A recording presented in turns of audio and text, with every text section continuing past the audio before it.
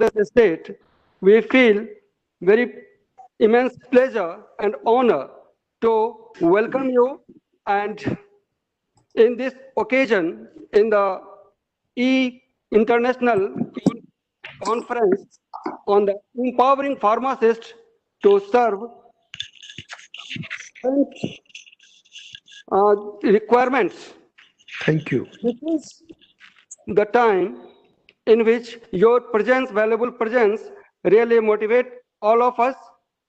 Sir, it is great honor for me that you are in our college life, my senior, and during your SRF, I was doing my graduation from that Sagar University, and that time we have learned and so many things as you were the senior, and whatever you have done after that one, really as a senior, an exemplary for us.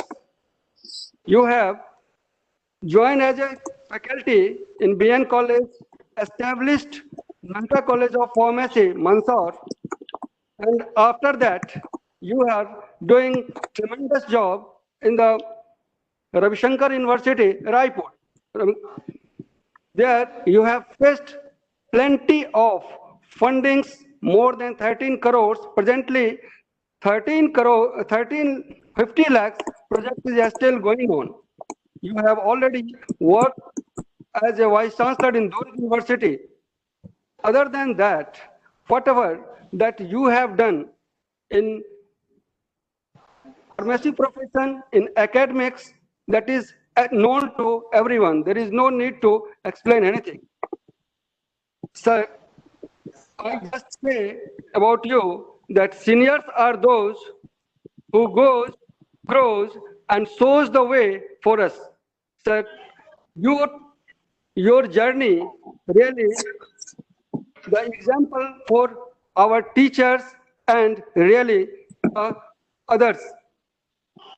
Your service for the pharmacy councils or that for the administration is such a way that your interest, your administrative power, your skills, that a special post has been created, Vice President, Pharmacy Council of India, and you are the first person from the Central India that you are really dynamize the working of that Pharmacy Council of India, in which so many amendments has been done, so many pupils are attached with you, and really the pharmacy are giving the maximum height. I heartily welcome you in this webinar, sir. Thank you, Dr. Rai. Thank you, Dr. Rai. Thank you. Our guest of honor, our Secretary cum Registrar, Dr. Archna Mudgal Madam. Really, it is a great honor for me to welcome you in your precious time, very unavailability of so many things you have given us the time.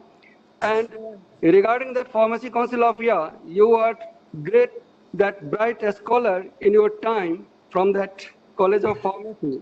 Then after, you have started and seen that administration and whatever the Pharmacy Council is there, that it is all your basic efforts.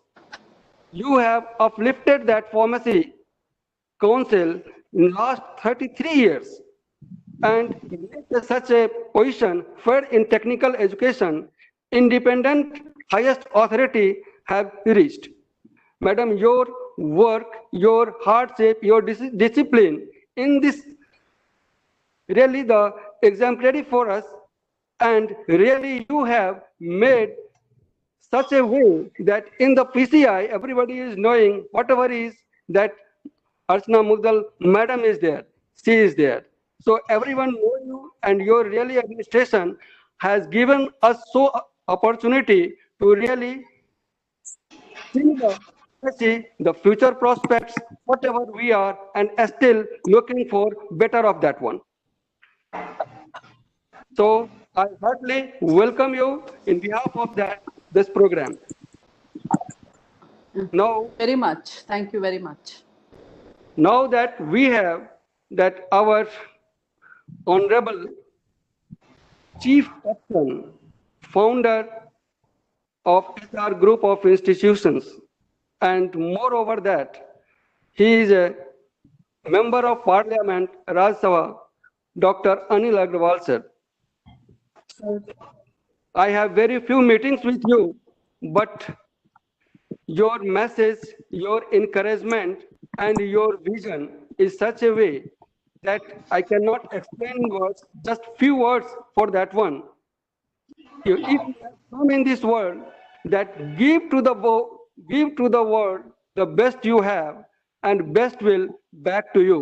Sir, your encouragements, your that guidance really forced this program to organize, and we are going to or thinking to that our profession, that everybody's that willingness, what we will do, what is the future, and what we can do the better. Sir, your guidance, your motivation, really hope that one we will integrate all that resources and give the best for our pharmacy profession, which may play the wonderful role in the health care systems. Now that we have the eminent speakers from India and abroad, that Ms. Seema Gupta, Madam Clinical Pharmacist in Australia, she has really giving our country's name in abroad. So I heartily welcome you in our program. Thank you. We have that other eminent speaker from Malaysia, Maha University, Dr. Muhammad Javed Qureshi. I welcome you to this program, sir.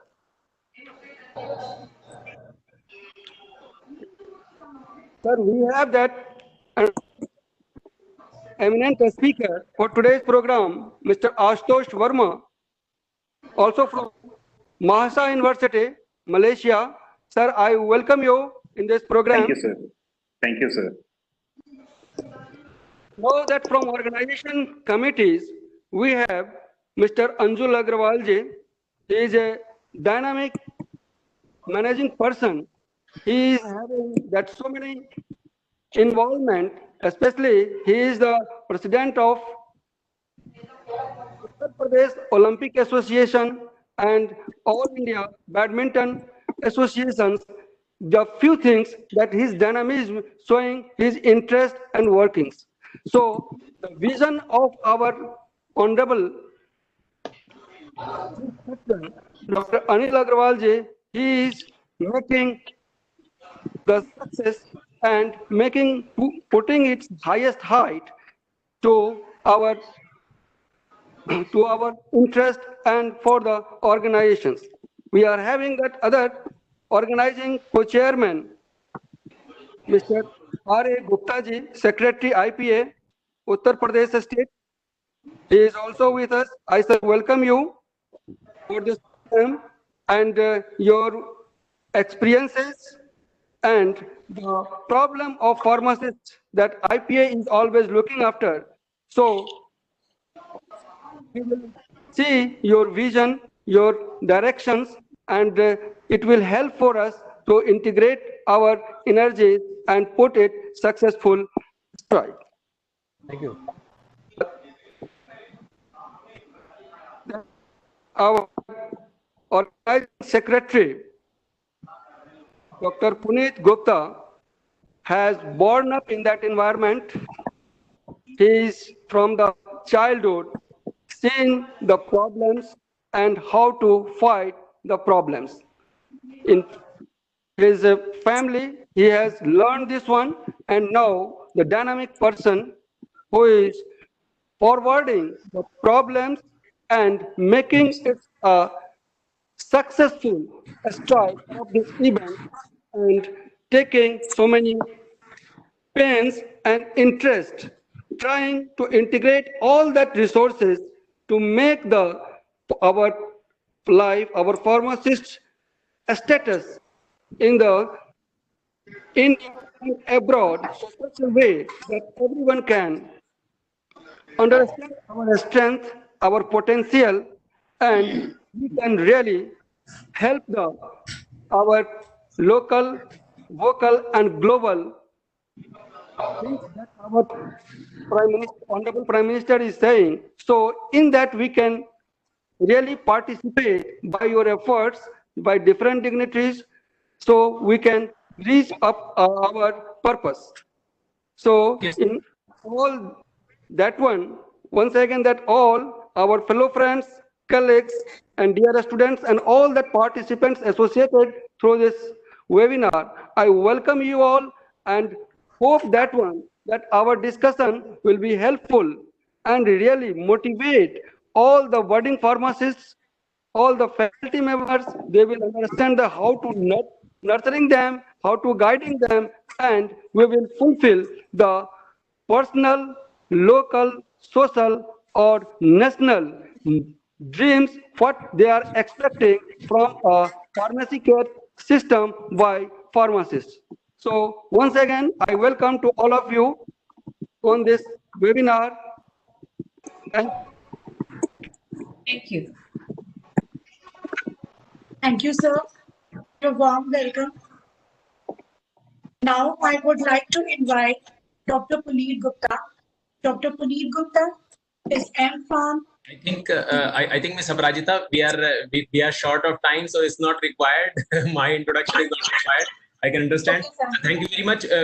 Just in 2 minutes, I'll just brief about the conference. We have thought of. In fact, I have discussed a few minutes back about this conference. Now again, I'm just for all the attendees which have joined and all the honorable guests, speakers. Our Chief Patron, sir, and again the esteemed panelists. See, just our conference, we have thought of that empowering pharmacists. This empowering pharmacists include not only empowering them through education. Definitely, the apex body of education is here. Honorable Vice President PCI and the Secretary Council of India, they're here. In terms of education, they are definitely implementing a lot of the current practices in the education. So this kind of empowering, but the students and the faculty must understand that we have to strengthen the pharmacists, the budding pharmacists, in such a manner so that they can equate themselves in the global level, global healthcare. Now this should be there in education, and for which we are thinking for empowering.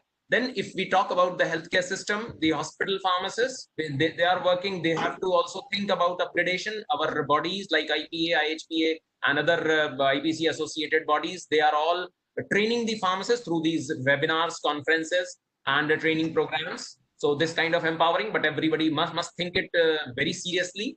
On a serious note, we have to empower ourselves. And finally, if we have our Honorable Member of Parliament, Shri Anil Agrawal ji, Dr. Anil Agrawal sir, you have ensured, he has ensured us, and this is something. See again, what I can say, because in such a cooperative manner, he has and he has assured he will support at his best. So this is we are really grateful to you, sir. And definitely we will take help from you for empowering the pharmacist in terms of the job opportunities, because our job opportunities are, if we talk about B Farms and PharmD students, they are still not in the service rules, in the state service rules in all the states. Diploma pharmacists are currently they are in the service rules. They can become the hospital pharmacist. But PharmD and B Farm, they cannot become a hospital pharmacist in all the states. So if possible, in consultation with the Pharmacy Council of India and yourself and the Indian Pharmaceutical Association, the senior members, Narayana, he is unable to join due to some reason, but with him also.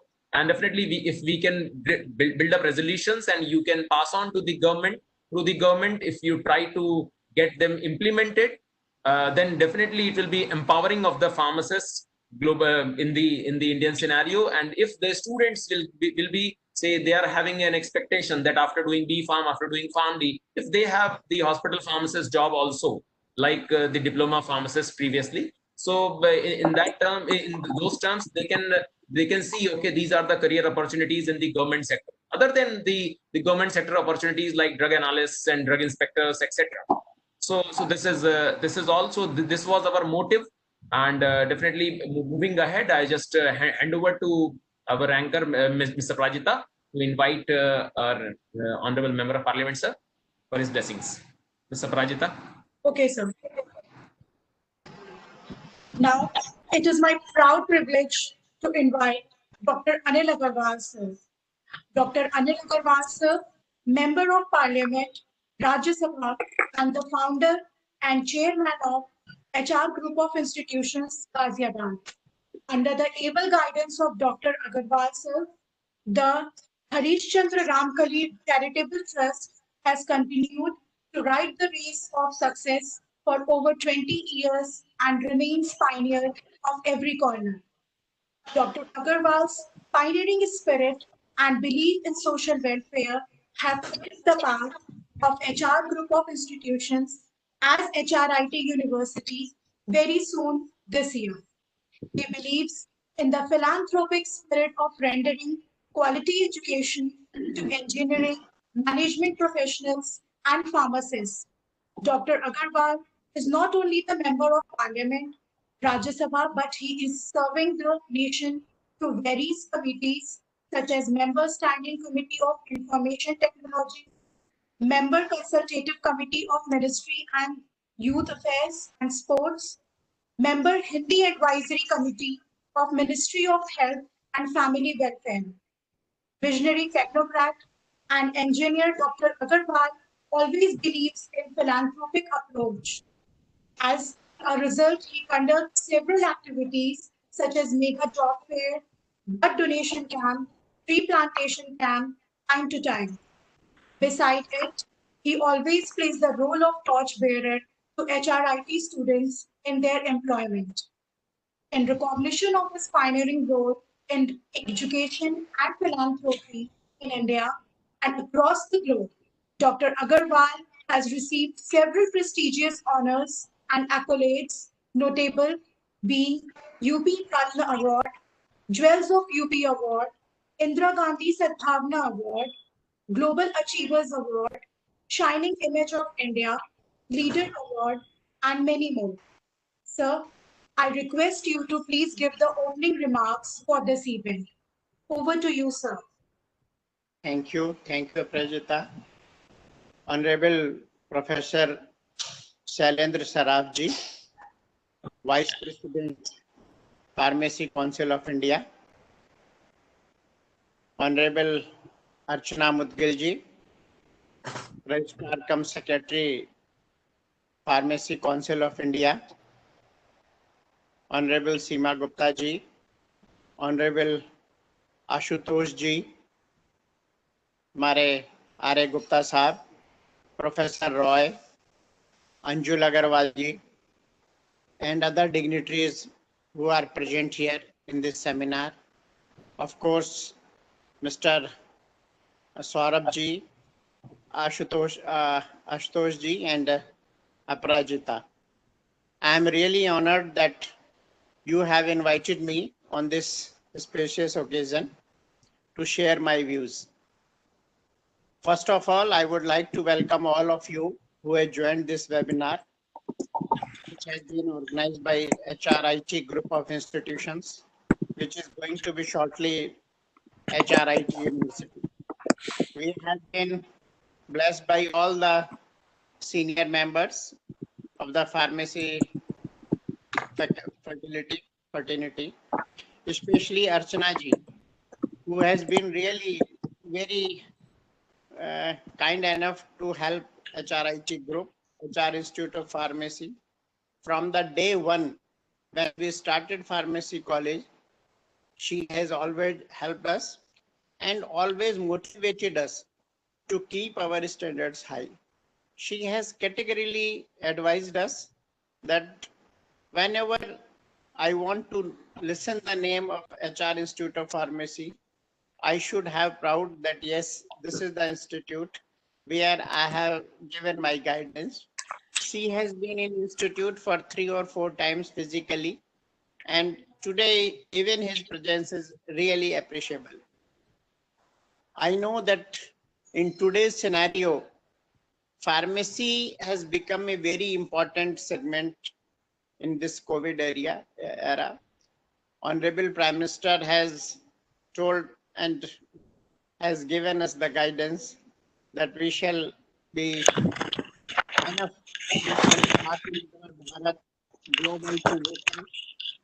And today the market of the pharmacy is really a big.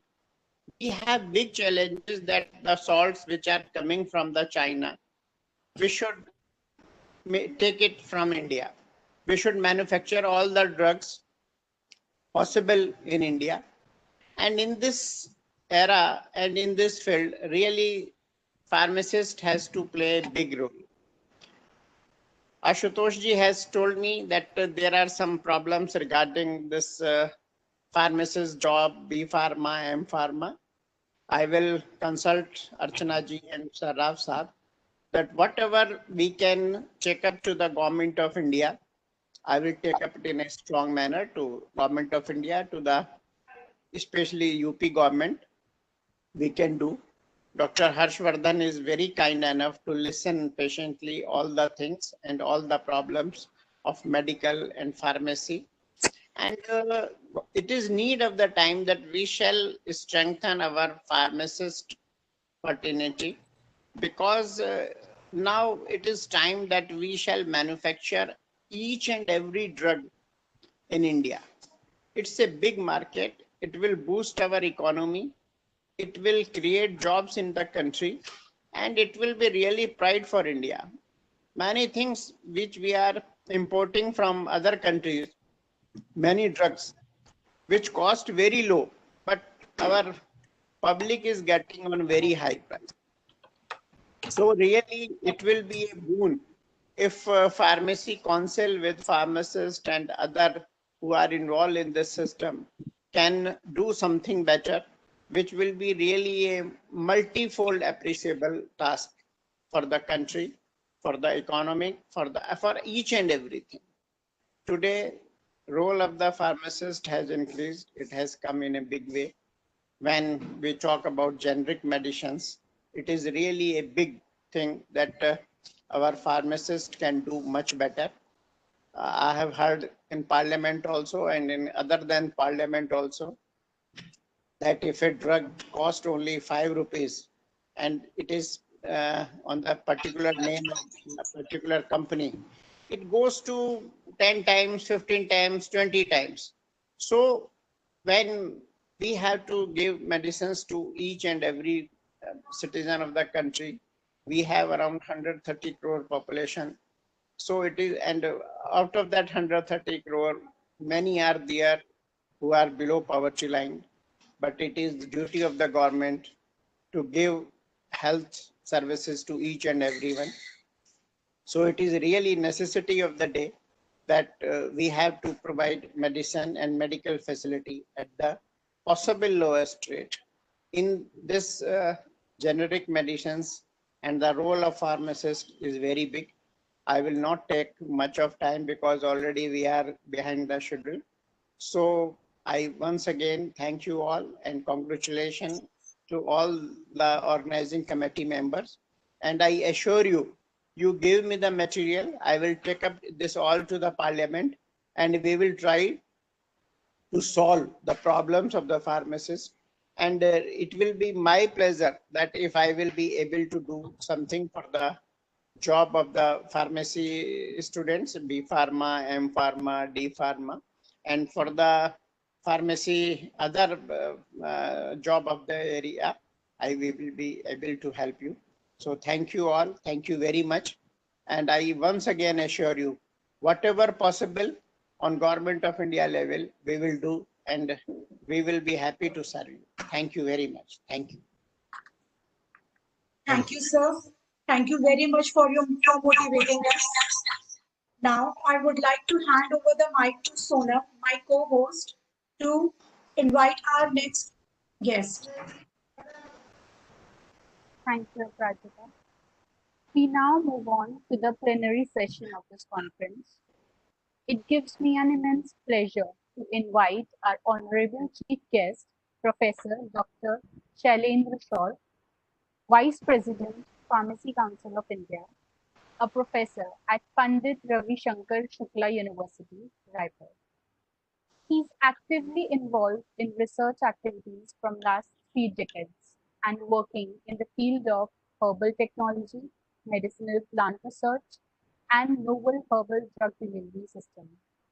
He has successfully completed several research projects supported by extramural research funding agencies like UGC, AICTE, MP COST, CG COST, DST, and Mentor. He has instrumental in establishing and implementing several institutional projects like UGC SAP, AICTE Modrock, DST Plus, and DST supported National Center for Research Resources. Sir has several awards and accolades to his credit, like Fellow of International Institute of Organizational Physiological Medicine, USA Australia 2019, Indian Science Congress, Platinum Jubilee Lecture Award, Pharma Ratna Award, and many more. I would request Sir to address us with his kind words. Thank you, Sonam, for a nice introduction, and I believe I am audible. मेरी आवाज आ रही है? जी sir. Audible, sir. Very much audible, sir. So good morning, Honorable Patron of HR Group in this webinar, Dr. Anil Agrawal ji, Shri Ashutosh Kumar Verma, the competent Secretary of Pharmacy Council of India, Dr. Archna Mudgal, the Principal of HR Group of Institute, Dr. Roy, my friends, Dr.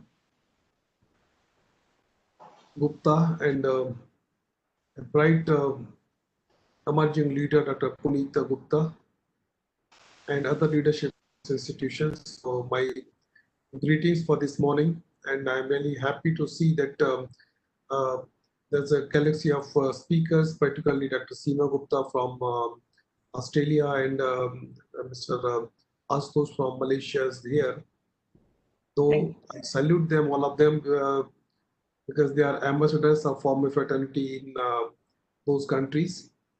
And before starting my this introductory, this opening remark about this webinar, I would like to say something about the role of pharmacists in Western world.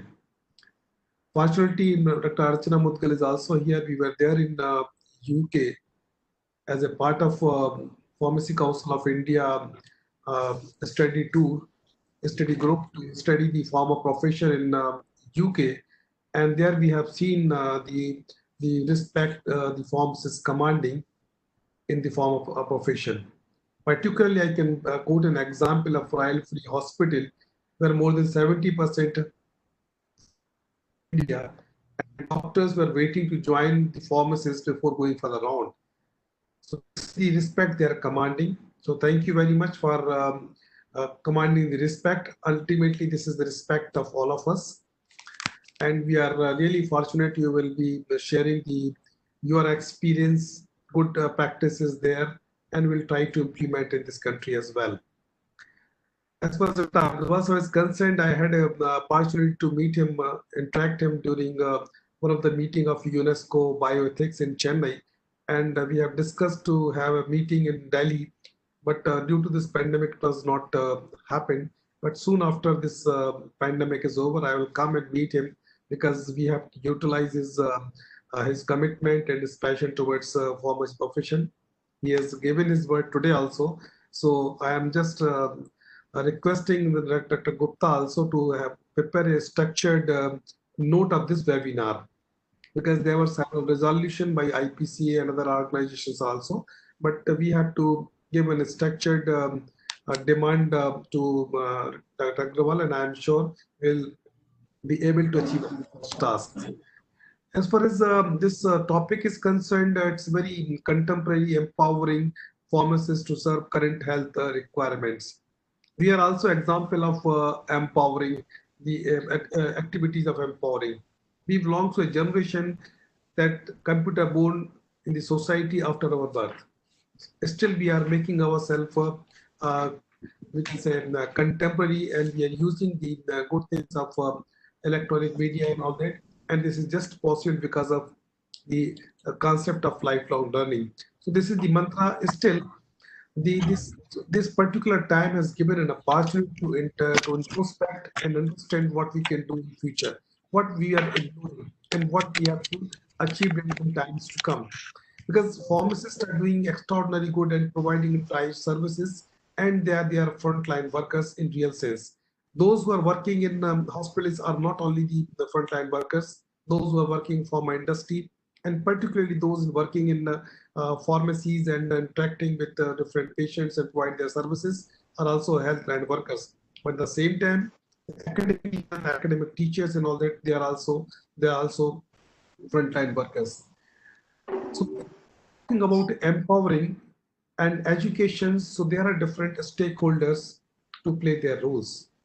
Normally, we look at the statutory bodies. Whatever I am saying, there is disclosure, and there is no conflict of interest, because whatever I am saying, this is my personal understanding. So based on this understanding, I can say we are talking about the statutory bodies always, but there are roles to play by different stakeholders: students, parents, state governments, and particularly universities, and then comes the role of the statutory bodies. When each and every stakeholder is playing the role, then only we can ensure that the delivery of teaching and learning and the ultimate aim of education is achieved. As far as this empowering of working professional is concerned, so there are multifaceted approach is required, because the world is totally changed. And this COVID has given us a opportunity how there is a digital divide and how things changed overnight, where even the phrases and age-old saying lost their relevance and meaning.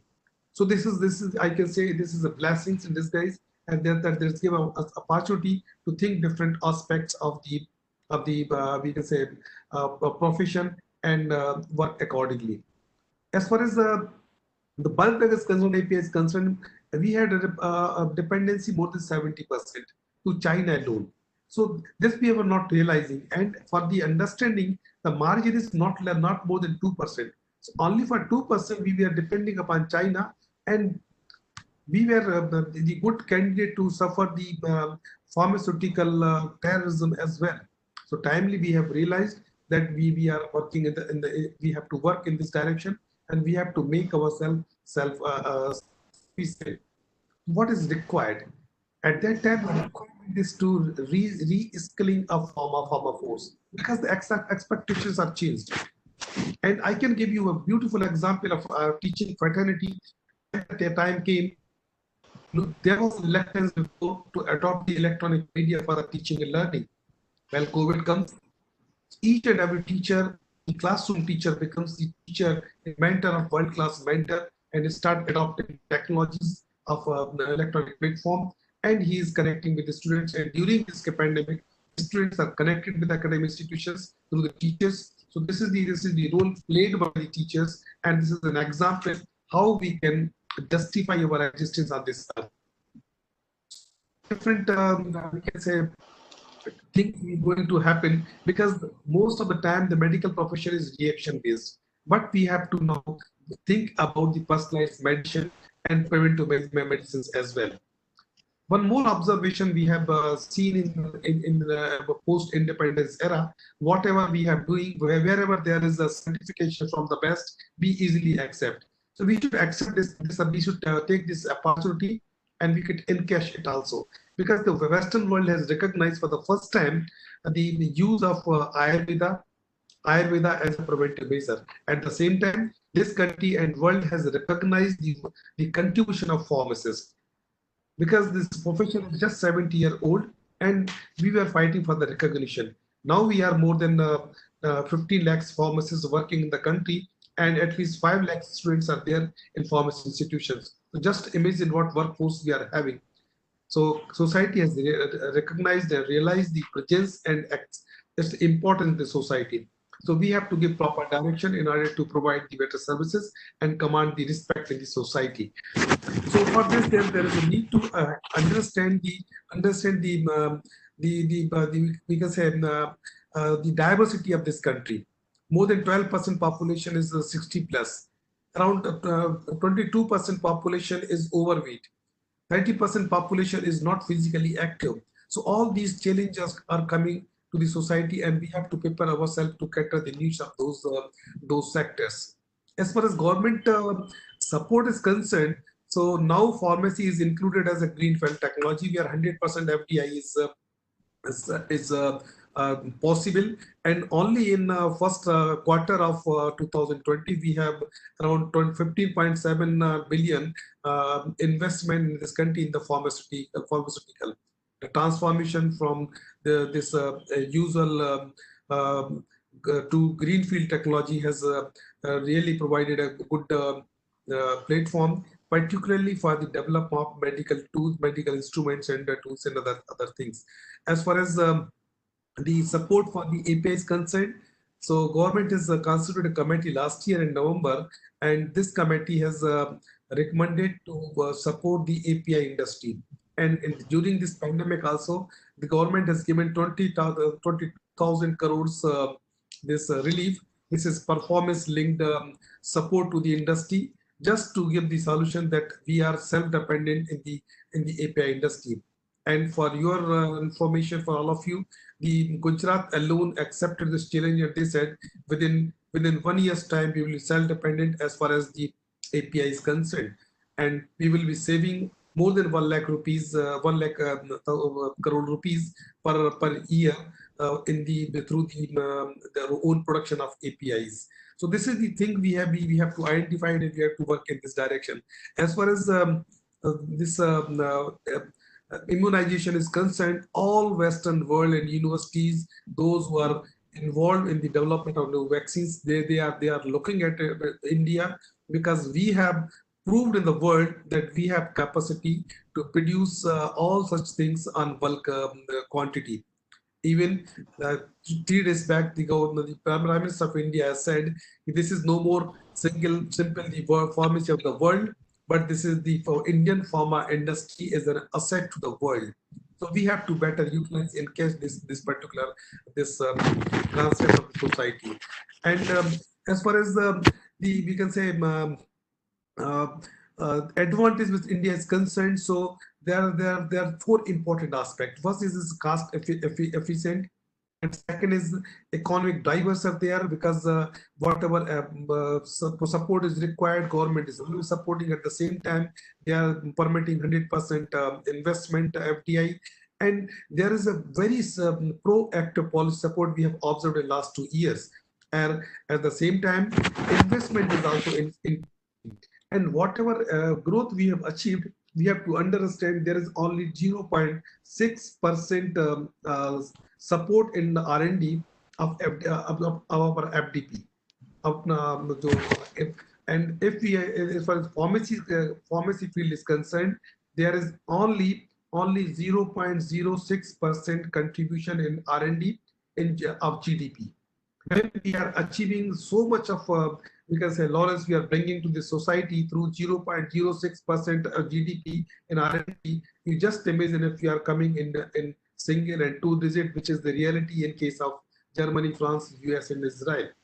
So we have to think about this also. But most important thing in this particular aspect is that the maximum R&D in India is through government only. So this is also one of the white paper published by Government of India, that there is a need to have proper investment in R&D through the state governments and private players as well. So I'm sure we must achieve a lot many, we can say, achievements in years to come to prove that we are really doing extraordinary good. As far as the solution is concerned, because the focus of this webinar is empowering the pharmacists. And for empowerment, there is we have to understand what is going on worldwide, and particularly India. Before the dawn of this particular century, people start talking about the knowledge society, and this knowledge society is just we can say एक दूसरे एक रूप में परोसा जा रहा था society को कि हमारे जो संस्कृति में ये माइंड ओवर मैटर का कॉन्सेप्ट पहले से रहा है, लेकिन ये जो नॉलेज सोसाइटी की बात कर रहे हैं तो उसमें डॉक्टर मशेलकर वन सेड कि this is in the knowledge society where even the wars will not be what we fought with the help of weapons, but with the help of the manipulation of the knowledge. And he urged upon the academia at that time, this is the responsibility of the academia to think about translating their own academic knowledge into financial gain, because this particular aspect we can understand about this knowledge society, because more than 100 years the wealthiest person was from the who was involved or doing the trading of the petrochemicals. Rockefeller or the Sultan of Brunei was supposed to be the wealthiest person on the earth, but this has changed in last 20 years. The biggest person is not having any industry. The biggest person is not running an aircraft business, or he is not a manufacturing hub, but he is a mind and knowledge manipulator. So this we have to understand. And why? What is the approach? What is the approach? If you ask about the approach, only one point approach is required to inculcate the concept of entrepreneurship in the workforce of this country, because the imaginative and the innovative graduate is byproduct of this industry, because we are not teaching in the school level or in the higher education about the concept of innovation and innovation. So this is high time to inculcate the concept of entrepreneurship, because it's not necessary only industry one can be an entrepreneur. Even a teacher and even a student and even a pharmacist wherever working, having an entrepreneurship this attitude, he must command the respect in the society. And there were a lot of initiative from the government of India, and I'm sure there must be a great workforce available in this country in years to come. What is required is right now we have to develop this ecosystem, because this ecosystem is required. Because if you're talking about US, for every solution, the US government is looking towards the pharma academia or universities. They are interacting with different university to give the solution to beat the pandemic. And this is we are looking forward to have in this country also, because in most of the groups worldwide, there is a significant representation of graduates from this country. But same thing is not happening in India. So this is the opportunity to churn upon our own limitations and try to convert this particular problem into an asset, and try to develop the concept of entrepreneurship and solution-oriented research in academic institution, because its institute is looking forward to provide solutions, but academia and industry, this because the linkage is missing. So we have to come out of our shell and we have to think about these solutions, and that there is need to have connect with different other sectors also. हमारे जो एक सुश्रुत संहिता में भी कहा है कि एकम शास्त्रमधीयानो न विद्या च निश्चयम् तस्मात् बहुश्रुतः शास्त्र विजानीय चिकित्सः। उसका मतलब ये है कि यदि आप केवल एक शास्त्र को जानते हैं तो आप अपने आयुर्वेद को भी नहीं जानते, और यदि आपको आयुर्वेद का इंटरप्रिटेशन करना है, आपको व्याख्या करना है, तो आपके दूसरे शास्त्रों को भी जानना जरूरी है। तो इसी के लिए जो फार्मेसी काउंसिल ऑफ इंडिया ने शुरू से एक जो सिलेबस बनाया हुआ है वह मल्टीफेसेटेड है, उसमें सब तरह का ओरिएंटेशन दिया जाता है, और साथ में अभी जो नया सिलेबस में कॉन्सेप्ट लेके आए कि उसमें एक आपका ऑप्शनल पेपर होगा, उसमें स्किल डेवलपमेंट के लिए उसको प्रैक्टिस स्कूल होगा, और साथ में एक इंडिपेंडेंट प्रोजेक्ट होगा. तो whenever the student is passing out from any academic institution with this country must have this much of a professional competence to lead the project independently. So we are looking forward to have a lot of good things through Pharmacy Council of India. And Pharmacy Council of India is nothing, but it's a true representation of all the pharmacists from working in different facets in this country. One more important thing I would like to mention here, because this is a common trend in the society. Whenever there's a problem, we held the institutions and teaching fraternity responsible for the mishaps. But this is not true, because the academic institutions and the teachers are also the reflection of the society. I can give you two examples for the understanding is what changes happened in the society, and we are being held responsible. I can give you example of Abraham Lincoln. When he sent his son for the studies, he wrote a letter to the principal. He mentioned, please make sure that he is not enjoying any privilege being the son of a president of the US. And if he is knowledgeable, whatever punishment you are offering, I will accept it. That was the concept of society at that time. But at present, I am also actively involved in the academic institutions. But teachers, I am talking about the society's change paradigm in the society. Parents are not visiting academic institution. If at all they are coming to the academic institution, they have only 3-point agenda. First, my ward will submit the fees but not attend the college. Second, somehow you have to make sure that he is clearing the examination. And third, you have to make sure that he is getting a job. So this is the change in the attitude of the society. So I urge upon the academic institution and teachers, while you are teaching the students, teach the society as well. Because earlier the concept of the academic institution was students are coming to the academic institution for the knowledge, and financial gains and assignments, or we can say recruitment, was the byproduct. But this total society is looking towards the byproduct, not only in education, everywhere. The society is driven by shortcut, and this shortcut is just focusing on byproduct, not product. So if you can ensure that the graduates are knowledgeable, so they will not have any demand for any support, but they must be able to lead their life successfully and respectfully. So when this is time, we have to educate the academic institution. We are in the academic institution, so we have to teach the students. We have to produce the competent manpower. At the same time, this is our responsibility to realize that we belong to a fraternity, a teaching fraternity. We should burn the pride, a spirit of pride in our hearts that we are teachers and we can lead this country to newer heights.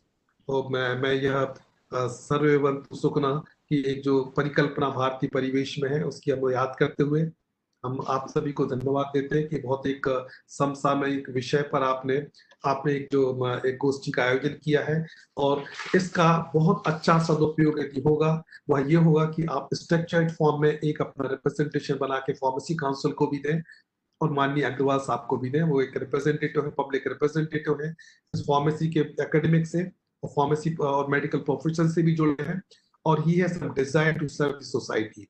और उसके लिए मैं अपेक्षा करूंगा mister Arya Gupta ji is also there, one of the organizers. हमारी जो 71st IPCA का जो रेजोल्यूशन था, इंडियन फार्मास्यूटिकल एसोसिएशन का 71st जो हमारा मीटिंग हुई थी, उस मीटिंग में हमने 5 रेजोल्यूशन हमने पास किए थे। इसका पहला है कि हम एक फार्मेसी का एक डायरेक्टरेट अलग से खोला जाए, हेल्थ एंड फैमिली वेलफेयर के साथ में काम करें। दूसरा रेजोल्यूशन था कि एक नए इसमें जो फार्मेसी की पोस्ट हेल्थ सेंटर्स में क्रिएट किए जाएं और क्लिनिकल फार्मासिस्ट की पोस्ट भी क्रिएट की जाए। और गवर्नमेंट ऑफ इंडिया को हम ये कहेंगे कि यूनिफॉर्म जो प्रमोशन चैनल को एस्टेब्लिश करें, और इस जो प्रॉब्लम सोसाइटी में फेस की जा रहा है just because of change in schedule के, उसको भी हम देख सकते हैं। और इसके बाद में जो फार्मेसी क्वालिफिकेशन को जो अदर लाइक जॉब्स के लिए भी इसको क्वालिफिकेशन को एलिजिबल बनाए। ऑल आर जस्ट एक routine we can say demands, they are not going to affect the policy of this country, but we were ignored just because of the number. But now government is realizing, this country is realizing we belong to a club of more than 1 million members, so we have to get the command respect. At the same time, I urge upon all the pharmacists, we have to command the respect through our contribution, not simply demand, because respect is always commanded. So now you have commanded the respect during this pandemic, and you have to keep on commanding the respect. And I urge upon all of you, whatever role is assigned to you, you consider yourself as a frontline warrior, and just discharge your duties so that this your society and this country can proud of your contributions, and it must help to get the recognition for this great profession in this country. I am thankful for giving me this opportunity to share this e-dash with Honorable Anil Agrawal ji and other dignitaries and speakers from abroad. And I wish all of you to have a great academic sessions in this seminar, and looking forward to receive the systematic, structured representation out of this particular channeling and discussions, so that we can further work upon all those ideas. So once again, thank you very much for giving this opportunity, and wishing all a very great day ahead. Thank you very much. Thank you, sir, for enlightening us with your enriching words. Now, I would like to hand over the mic to Aparajita to invite our next guest. It is a great privilege for me to welcome our next speaker, Co-Chairman, Mr. Arya Gupta, Secretary, Indian Pharmaceutical Association, UP State Branch. Mr. Arya Gupta has served as hospital pharmacist for more than 4 decades and as a member of Pharmacy Council of India from 1980 to 1992. He is a member of Core Committee of National Formulary of India and also associated with Indian Pharmacopoeia's Commission for strengthening PVPI in UP State. Apart from his extraordinary work experience, he is holding professional position like Life Member of Quality Circle Forum of India, Indian Red Cross Society, and National Nutrition Society. Mr. Arya Gupta is a member of CEC IPA and Vice President IHPA and recipient of prestigious ML Shroff Memorial National Award. Sir, we are eager to learn from you. Over to you, sir.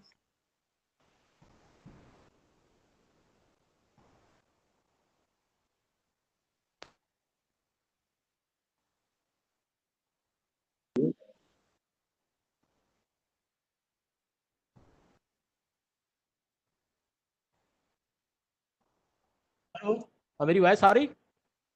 You are audible, sir. You are audible now. Okay. Yes, sir, you are audible. हाँ, thank you. इस संयुक्त तत्वावधान में आयोजित conference Empowering Pharmacists to Serve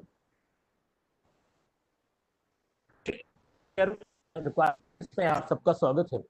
और मैं doctor Anil Agarwal साहब, माननीय संसद सदस्य, फार्मेसी काउंसिल ऑफ इंडिया के उपाध्यक्ष और देश के लब्ध प्रतिष्ठित फार्मेसी शिक्षाविद professor Shailendra Saraf sir, IPA के हमारे राष्ट्रीय अध्यक्ष प्रोफेसर टीवी नारायण साहब, फार्मेसी काउंसिल ऑफ इंडिया की रजिस्ट्रार सचिव सुश्री अर्चना मुदगल जी, एचआर ग्रुप ऑफ इंस्टीट्यूशंस के ओजस्वी उपाध्यक्ष अंजुल अग्रवाल जी, आप सबका, और हमारे जो ओवरसीज स्पीकर्स हैं वर्मा साहब, सीमा गुप्ता साहब, कुरैशी साहब, आप सबका स्वागत है। इसके साथ ही जो लोग पार्टिसिपेंट्स हैं मैं उनका भी आभारी हूँ। अब मैं मुखातिब हो रहा हूँ माननीय सांसद जी की ओर कि मैम आपके दिल से आभारी हैं कि आपने फार्मेसी समाज को सुनने व इस क्षेत्र को क्षमतानुसार सेवा का अवसर दिलाने की पहल की। श्रीमन, मैं अपनी चर्चा उत्तर प्रदेश से स्टार्ट करना चाहूँगा।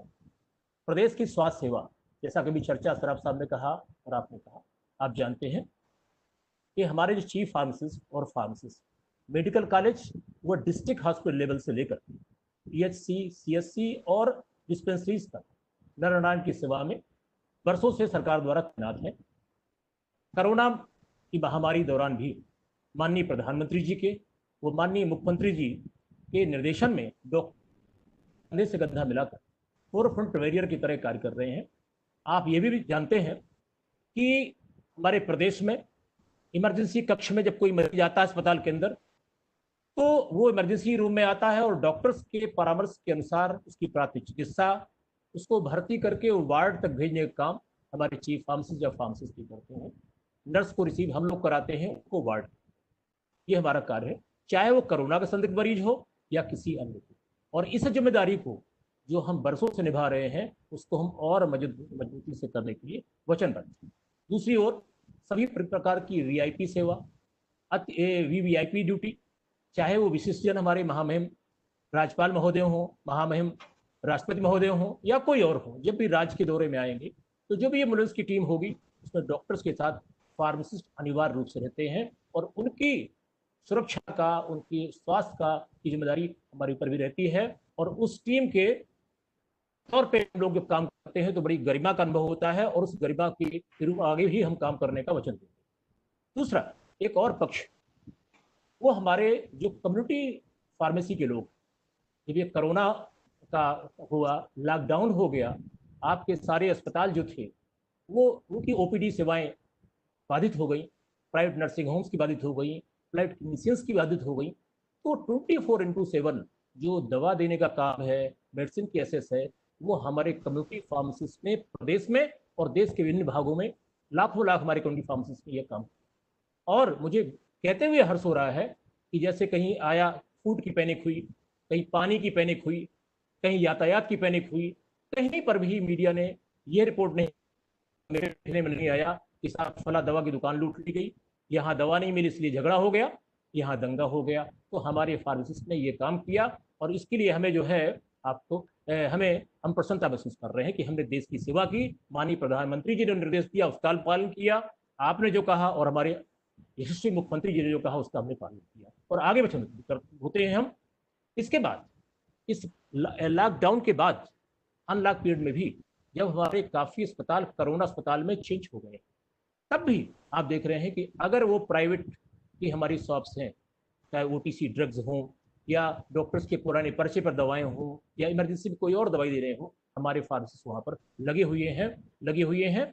और मैं उत्तर प्रदेश की बात करूँगा, जिस गरिमा में उत्तर प्रदेश की बात करूँगा कि ये हमारा जो फार्मेसी का है व्यवसाय, ये ऐसे नहीं हुआ है, ये बहुत सोच के साथ हुआ है। आज से 90 साल पहले पंडित मदन मालवीय जी ने जो बीएचयू की स्थापना की, तो तुरंत ही उन्होंने देश को औषध निर्माण व शोध क्षेत्र में आत्मनिर्भर बनाने हेतु कुशल फार्मासिस्ट तैयार करने के लिए बीएचयू में फार्मेसी डिग्री की स्थापना की और उन्होंने प्रोफेसर एमएल सराफ साहब को ढूंढा और उनको अध्यक्ष बना करके, जिन्हें हम लोग फादर ऑफ फार्मेसी एजुकेशन कहते हैं, ये इस योजना को आगे बढ़ी।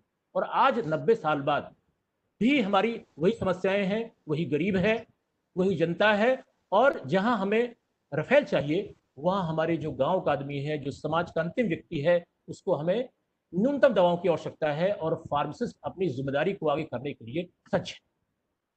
मैं ये भी कहना चाहूँगा कि हमारे प्रदेश, जो प्रदेश की समस्या हमारी है, प्रदेश में, उत्तर प्रदेश में हम आज भी दवा के लिए अपनी अंदर की आवश्यकता के लिए दूसरे प्रदेशों पर आश्रित हैं।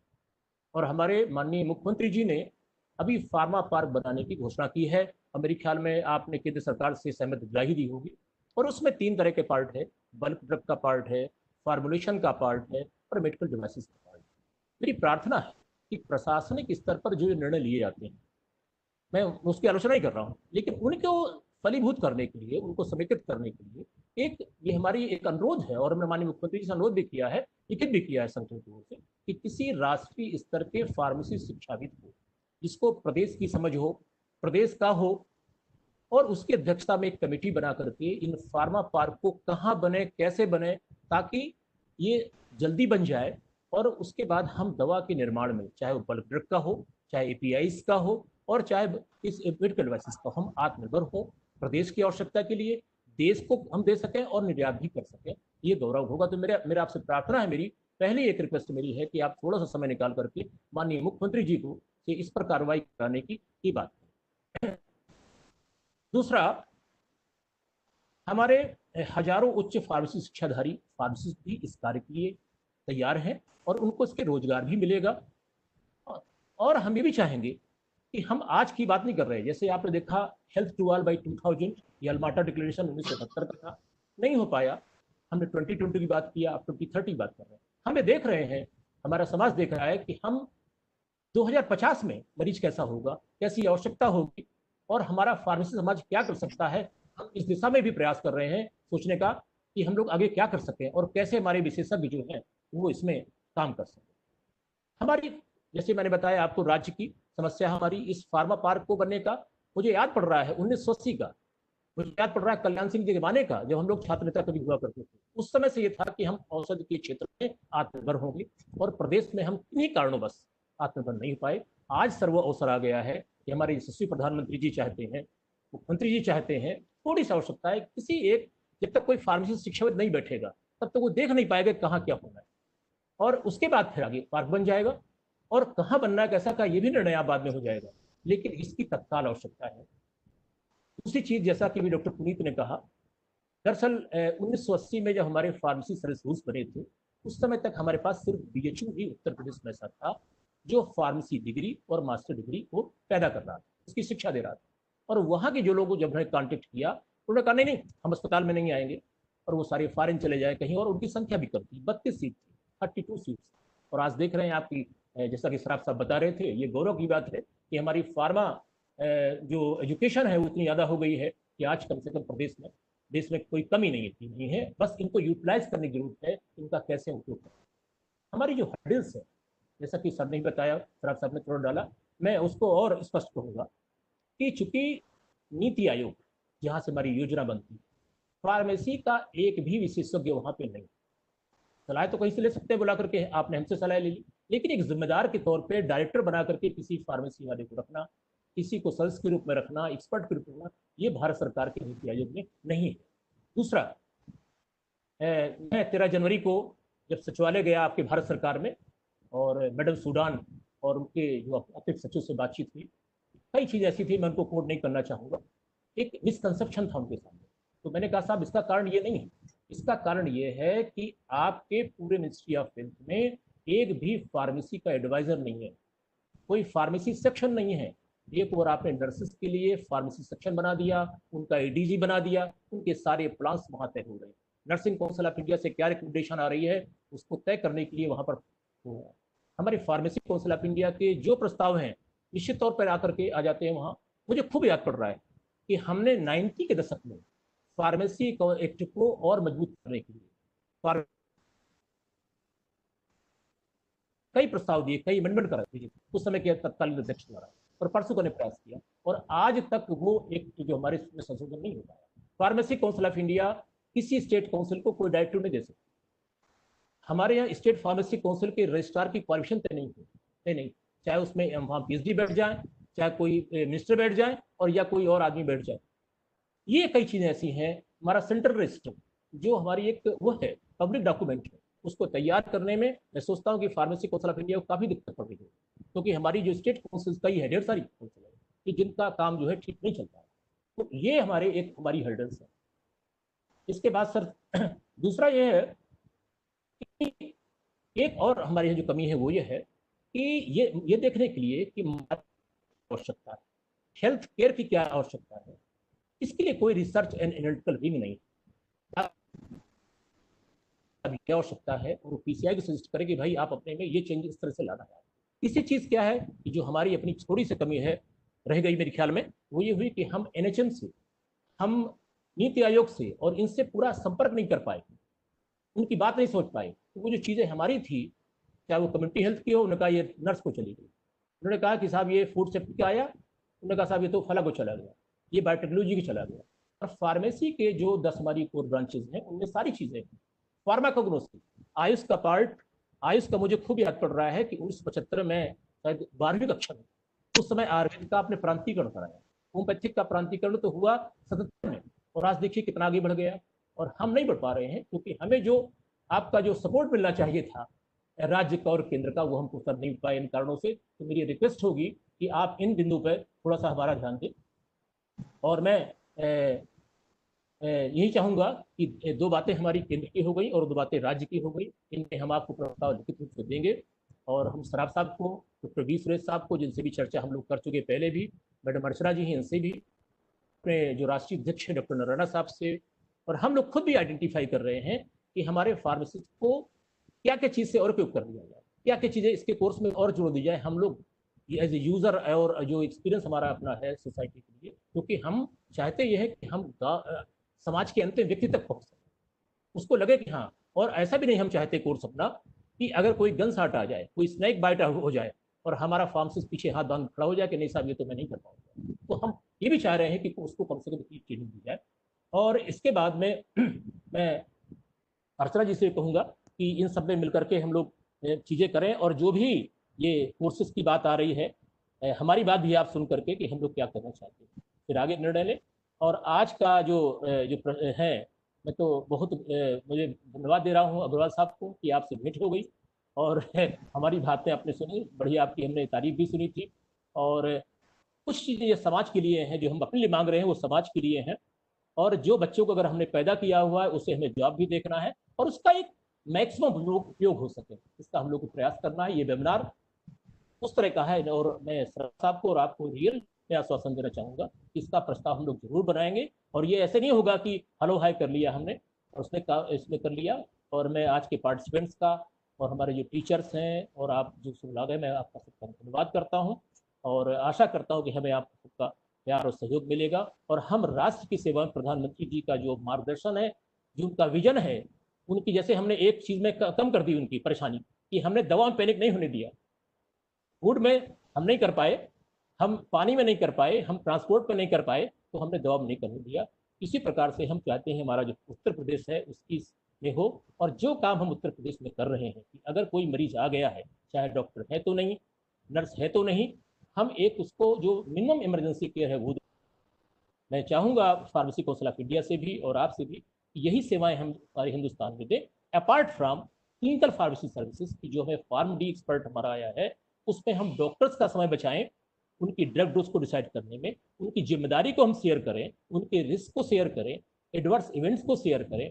हमें यही भी काम करना है, तो हम दोनों तरफ से काम करना चाह रहे हैं और उसके लिए हम सज्ज हैं। और आप सबका जो लोग आए हुए हैं, जितने मेहमान हमारे हैं देश के विदेश के, अकबर साहब आपका बहुत thank you sir. Thank you so much, sir. Now I would like to hand over the mic to Sonam to welcome our next guest. Thank you. I now take this opportunity to invite our next speaker for the day, Mrs. Archna Mudgal, Secretary from Registrar, Pharmacy Council of India. Ma'am has completed her Bachelor's of Pharmacy in 1984 and Master's in 1986 from College of Pharmacy, Delhi University, where she was awarded with a gold medal. She has completed her PhD in 2019 and also worked in Ranbaxy Laboratories for 1 year. She has been associated with Pharmacy Council of India since last 33 years. Her dedication and hard work in the field of pharmacy is well known.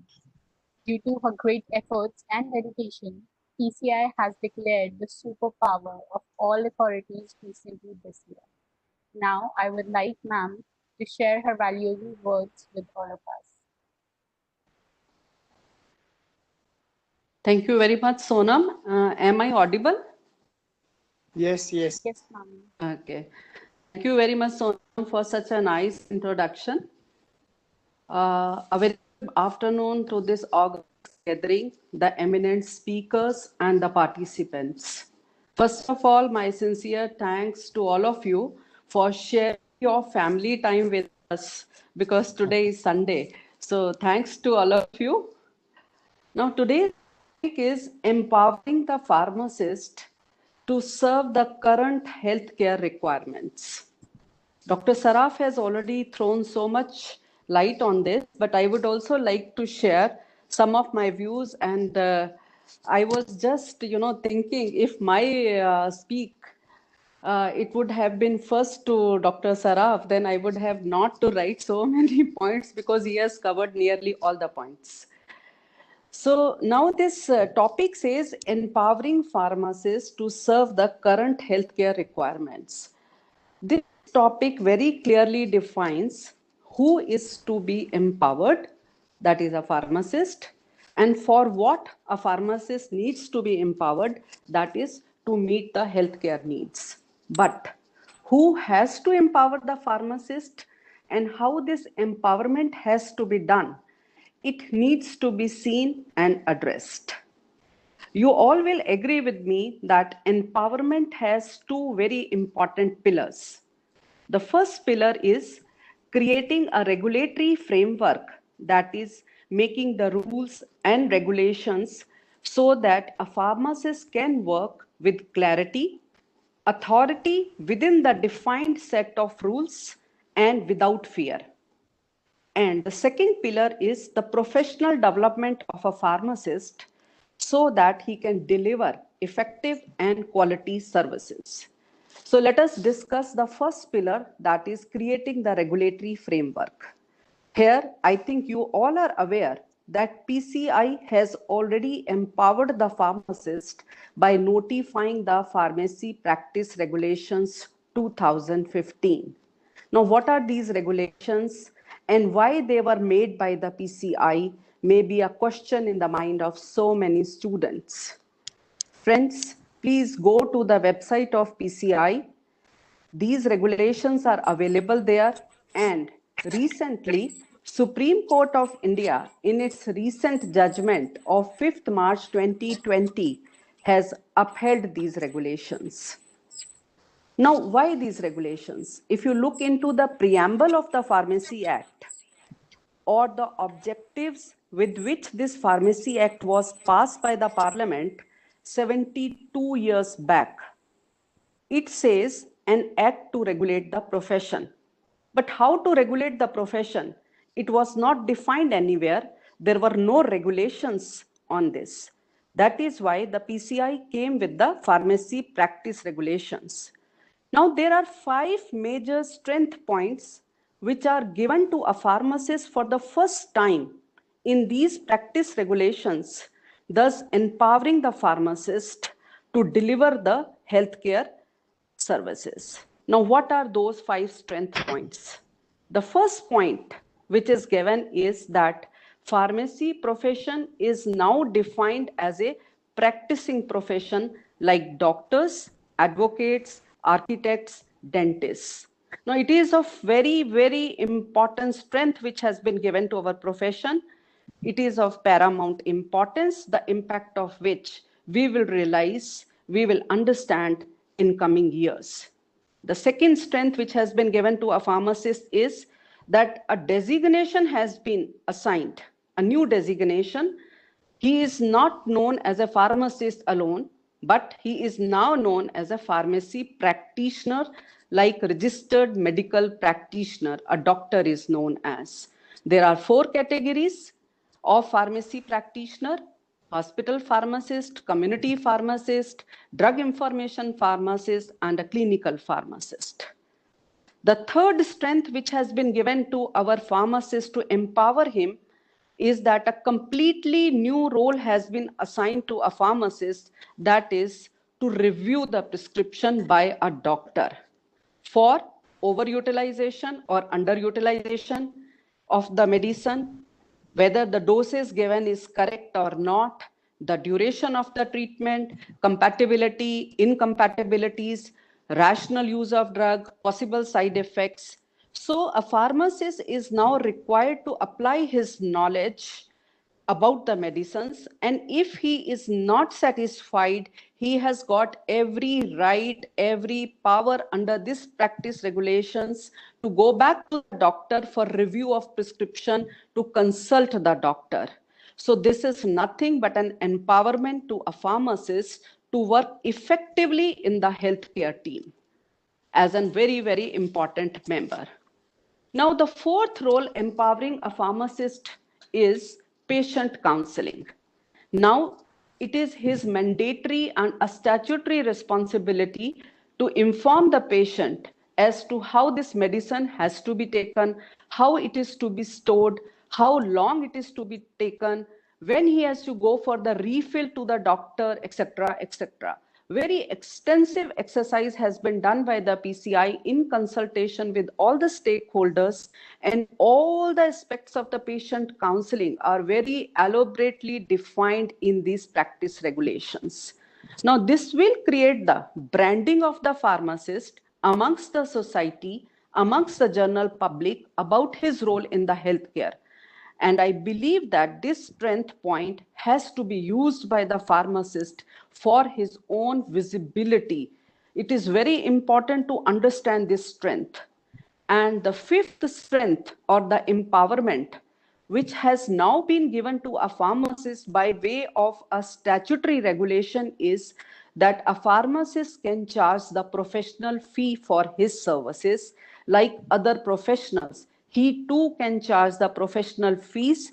It is a very, very crucial empowerment which is going to be used by the pharmacist for his own welfare in coming years. Maybe not today, but maybe after 10 years or after 5 years. And now it is up to us how to use this empowerment given to us by this practice regulation. Now let's talk about the second pillar for empowering the pharmacist, that is the professional development and what PCI is doing about it.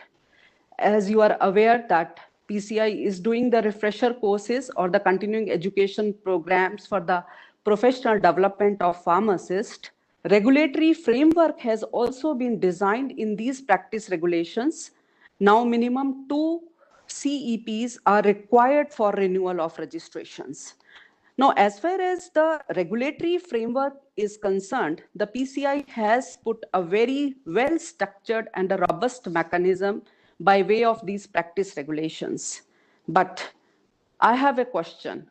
Is everything required to be done for the pharmacist empowerment is to be done by the PCI alone, or by the government alone, or by the institutions, or by the employer?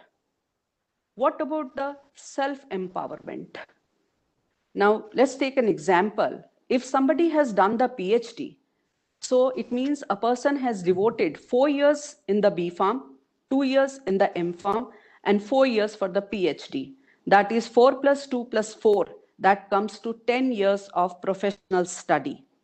Now, can I survive my 35 to 40 years of professional career? A career which is very dynamic, on the basis of simply 10 years of my professional study? Am I competent? Am I upgrading myself? Am I required to do something? Let's take another example. For harvesting a crop, a farmer has to sow new crop every time. Even in case of a fruit-bearing trees, if we see, a farmer has to nurture them, cut them, prune them, water them, give them the fertilizers for getting the best quality produce. Similarly, to empower ourselves, we have to commit our time, money, efforts, commitment, sincerity, discipline towards our professional development. And this will automatically empower us because the rules, the regulations, they are already in place. System is already working. Legal backing is already there from the PCI. So we have to now work on ourselves. So many pharmacists or many people will say, why should I spend money? Why should I spend my time? The answer is, if we are earning out of it, we have to continue to invest to improve our ROI, return on investment. And this is not only for continuing my career, but this is also required to mitigate the risk. Now you will ask me a question, what are the risks I am talking about?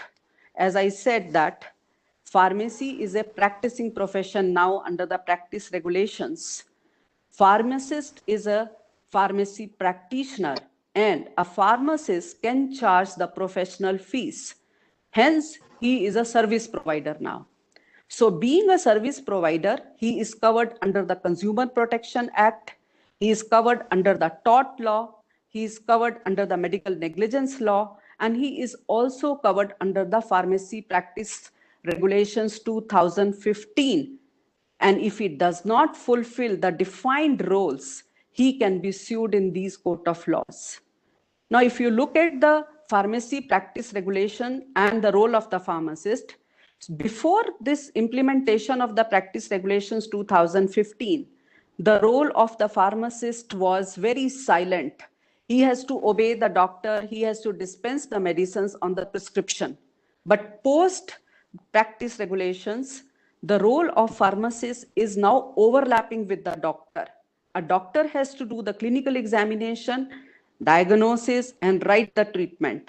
But The pharmacist has to review the prescription, as I said, maybe for overdose, rational use of drug, possible adverse drug reactions, compatibilities, etc. And if required, he has to refer back to the doctor. He has to again consult the doctor.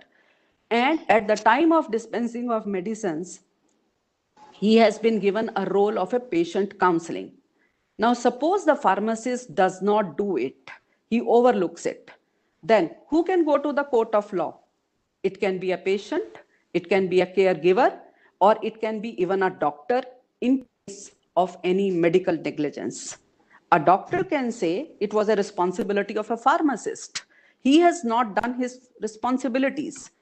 I think you might be aware that there was a news in the Times of India which stated that the doctors are now taking an insurance cover of +1 crore to save themselves from litigations because of this medical negligence, as the patients are going to the consumer courts and the consumer courts are giving them the financial relief. So such situation may arise for pharmacists also if we don't perform. So when a pharmacist is working with the other healthcare professionals, with the doctors, he has to be a competent person, knowledgeable person, skilled person. And just now, it has been pointed out that it's not only that the teachers or the institutions has to put emphasis on the quality assurance in the pharmacy education, equal contribution is required from the students and parents also.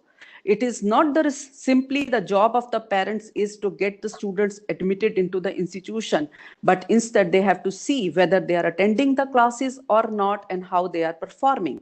So if we have to empower the pharmacist, empowerment does not mean the rights alone. It means lot of responsibilities. Empowerment is a continuous process. It is within ourselves.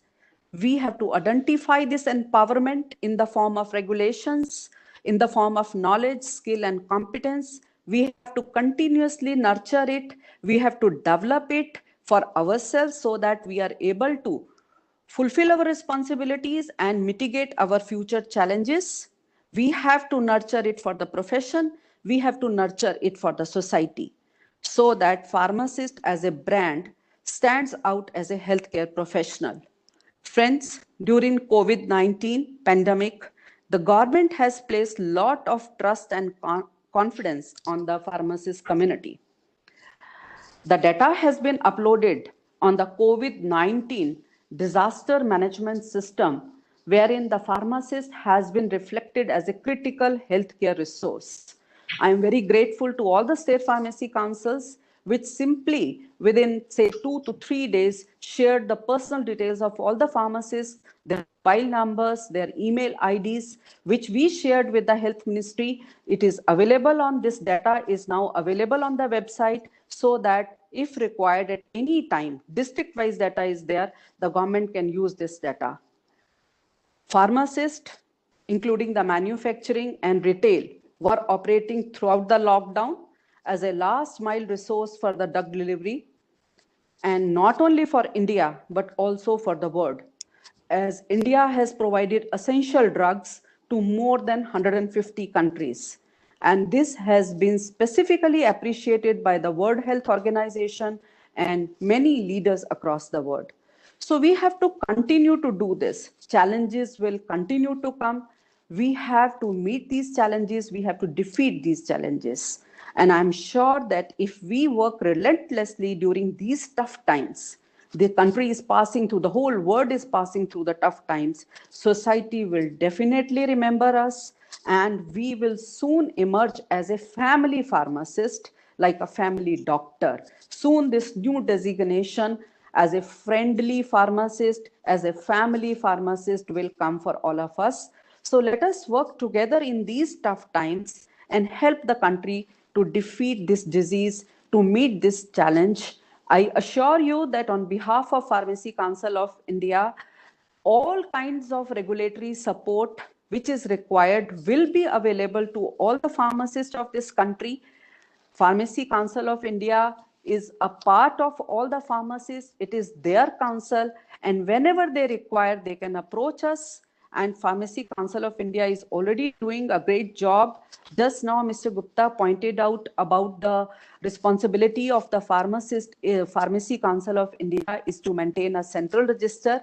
I would just like to update all present here that the Pharmacy Council of India has made a software called Pharmacist Registration Tracking System, wherein there will be a registration of a pharmacist in real time. The moment it is done by one state pharmacy council, that data will be reflected on the council's website. The second issue which Mr. Gupta has raised is about the qualification of the registrar. Yes, Pharmacy Council of India has already issued the circulars that the person should be pharmacy qualified. We have if the legal framework in the Pharmacy Act is not available, Pharmacy Council of India is using the other executive platforms available to the PCI. That is, we are holding meetings with the state pharmacy councils. Recently, we had a meeting wherein the presidents and registrars of all the state pharmacy councils, they come, they interact with the PCI. We work on the common platform for the welfare of the profession as well as the society. So, and another one question which came was that only diploma pharmacists are allowed to apply, but the Pharm D or the persons holding M.Pharm qualification or B.Pharm qualification are not allowed to apply for the post of the pharmacist.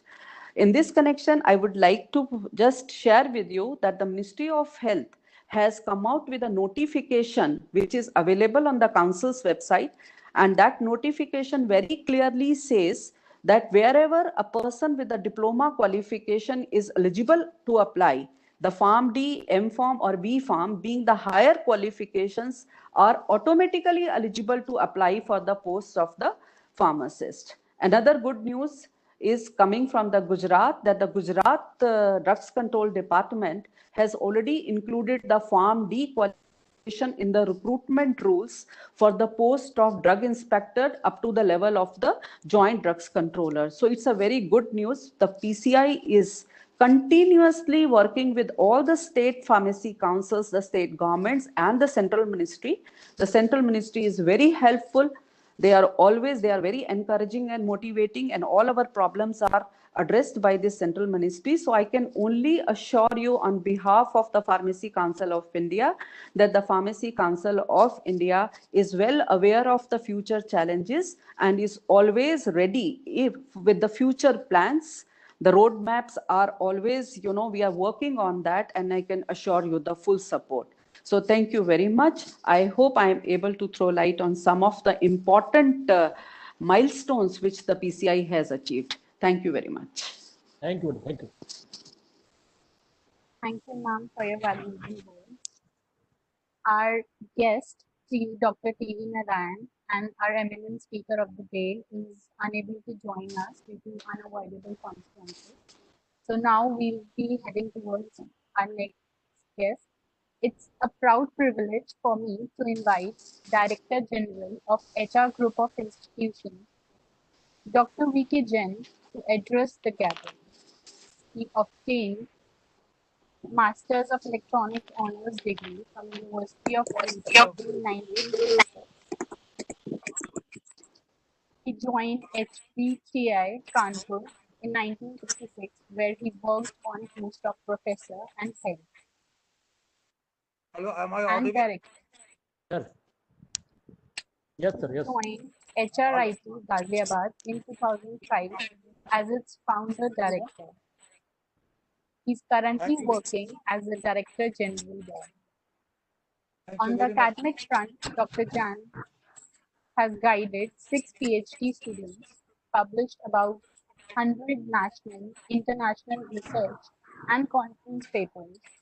He has authored 3 books and has held 4 patents on medical instruments.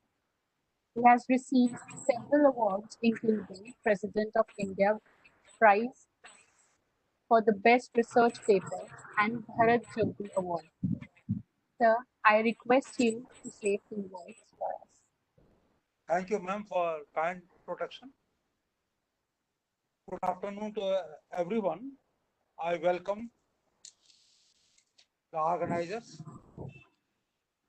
including Dr. Anil Agrawal, chairman of the group and chairman of so many organizations, chairman of this conference. Mrs. Mudgal, Archna Mudgal, Secretary of PCI, and other learned speakers from Indian Medical Council. Sir, Jain sir,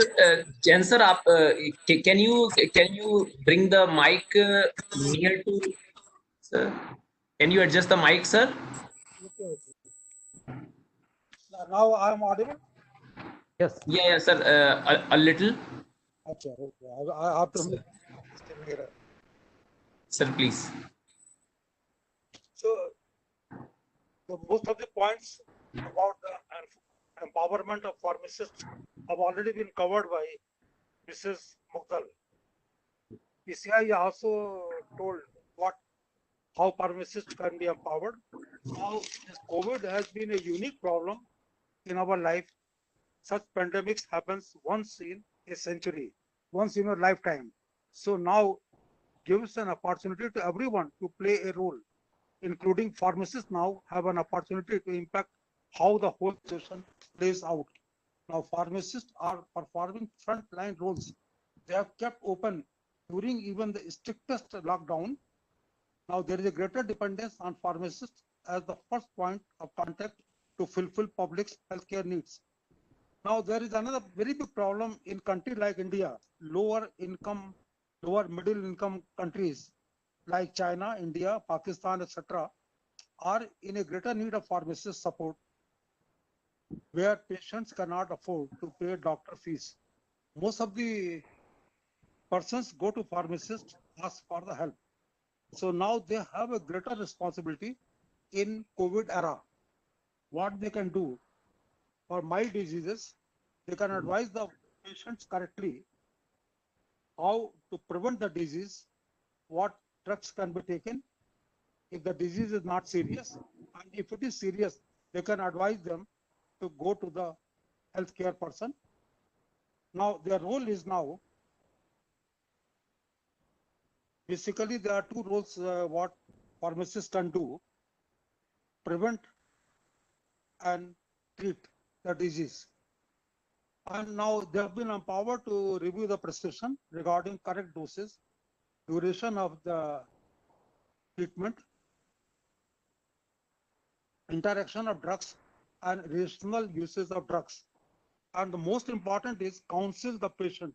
Now this has become very important in COVID era. Every person can't go to doctors. As told by experts, most of the hospitals are closed and only online consultation is available. It's very difficult for an ordinary person to have online consultation, pay the fees and go to the hospital. So it's now pharmacist is the first person who can be contacted. So he has now a big role to counsel the patient in two ways. If the disease is mild, he can treat. Cough, some infection in respiration, respiratory problems, gastric problems, and in serious cases, he can direct for test and to the healthcare center. Now, he can advise for proper treatment, and the big thing is education is very important because there is no treatment as of date, no proven treatment for corona. So it's the prevention is the best way to handle the disease. Now, how a pharmacist can play a role in prevention? He can be a role model, educate others, just like for following good hygiene, social distancing, no handshake, and offer infection control. Offer OTC, over-the-counter remedies for cough, nasal congestion, as I told, pain, fever, mild fever, throat pain, etc. Direct people with severe viral illness to healthcare professional for more advanced care. Direct people to reliable resources. A lot of material in, lot of myths about corona spreading in social media.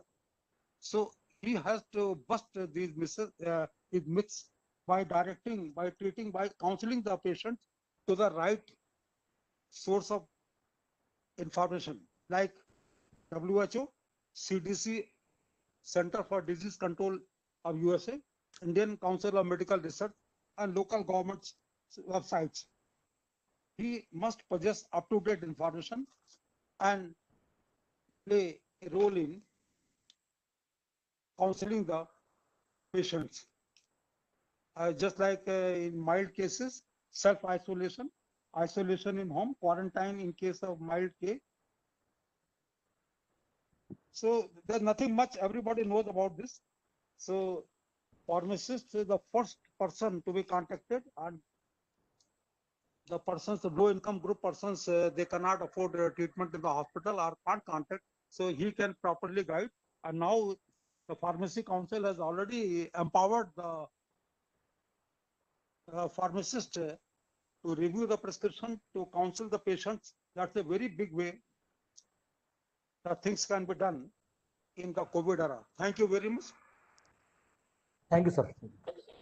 Thank you, sir.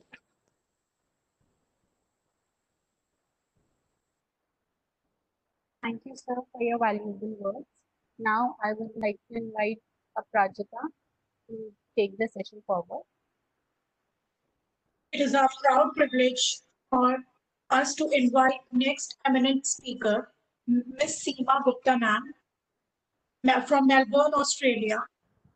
She is an accredited consultant pharmacist working in Australia. So we will be privileged to hear from her in our scientific session too. But still, I want, ma'am, please, you could say a few words. Thank you, ma'am. Good afternoon, everybody. Thank you for asking me to speak. In the interest of time, because I realize we're running a bit behind, I will keep this short and save most of my words for when I give the main session. A lot has been said, a lot of what I wasn't aware of, and I'm very happy to know that recognition has happened, regulatory bodies have recognized and started to empower, at least within the regulatory framework. And in my mind, what empowerment means is also the person themselves, and also to see how it actually works on the ground. It is one thing to have it in a document at an institution, but in a country as large as India, with so many people, how to translate that academics into practicality. Dr. Saraf and others have mentioned about all of these.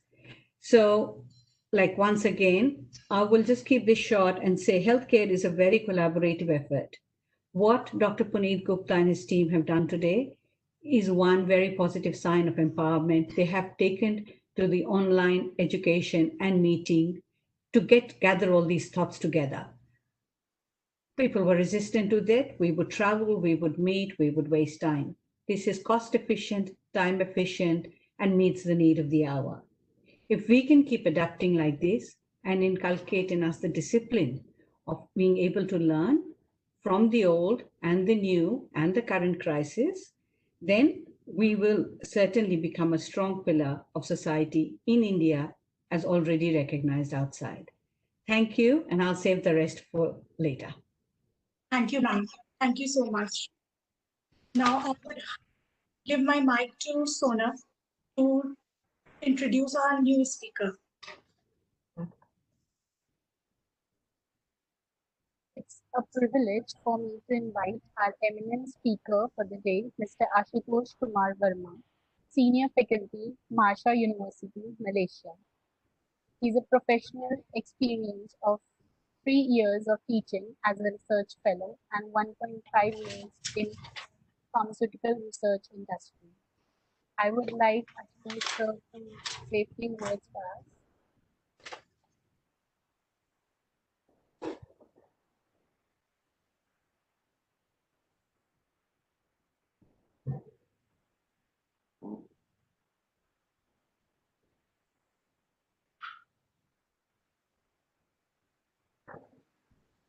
I think Mr. Ashutosh is just joining. Mr. Ashutosh, yeah, okay. Yeah, Mr. Ashutosh.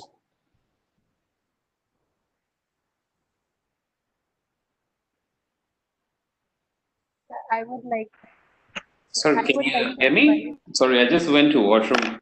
We can hear you, and it's again a short say again few words are required Yes, during the definitely. inauguration. Yeah. Yes, definitely. Later we'll be having full scientific session. Right. Okay. Good morning, everyone. By the way, here it's good afternoon already, and I'm like, I think good afternoon there as well. So good afternoon, everyone. I'm Ashutosh, born and brought up in India, of course. And from last around 8 years plus, I'm here in Malaysia and working between India and Malaysia at the same time. At present, I'm here an academician, as a researcher too, teaching pharmacy students. And definitely, because teaching, we need to play a pivotal role here in between the students who are budding, plus the practice outside, making them ready, nurturing them to be ready to get into the outside world and on the international standard as well. And being part of Malaysia, here the system, in a nutshell, I'm saying, because Malaysia plays a key role as an exchange and working between Australia, UK, and States, plus Europe altogether. So it's kind of like an international environment, and we try to make on the all standards here. So further in my lecture, when a scientific session we'll be sharing, I'll share more. So far, thank you so much for giving me this platform today to share with all of you. And I'll hand over back to Dr. Puneet. Thank you, sir.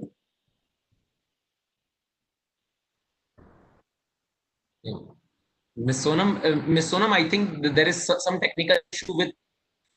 So again, we can move ahead for the vote of thanks. Yes, sir.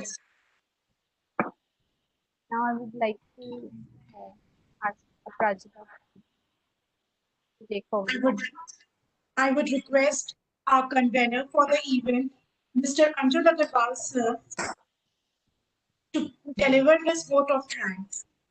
Mr. Anil Agrawal, sir, is heading the HRIT group of institution as vice chairman, which comprises HR Institute of Hotel Management, Pharmacy, Professional Studies, Engineering and Technology, DPS HRIT Campus, Ghaziabad.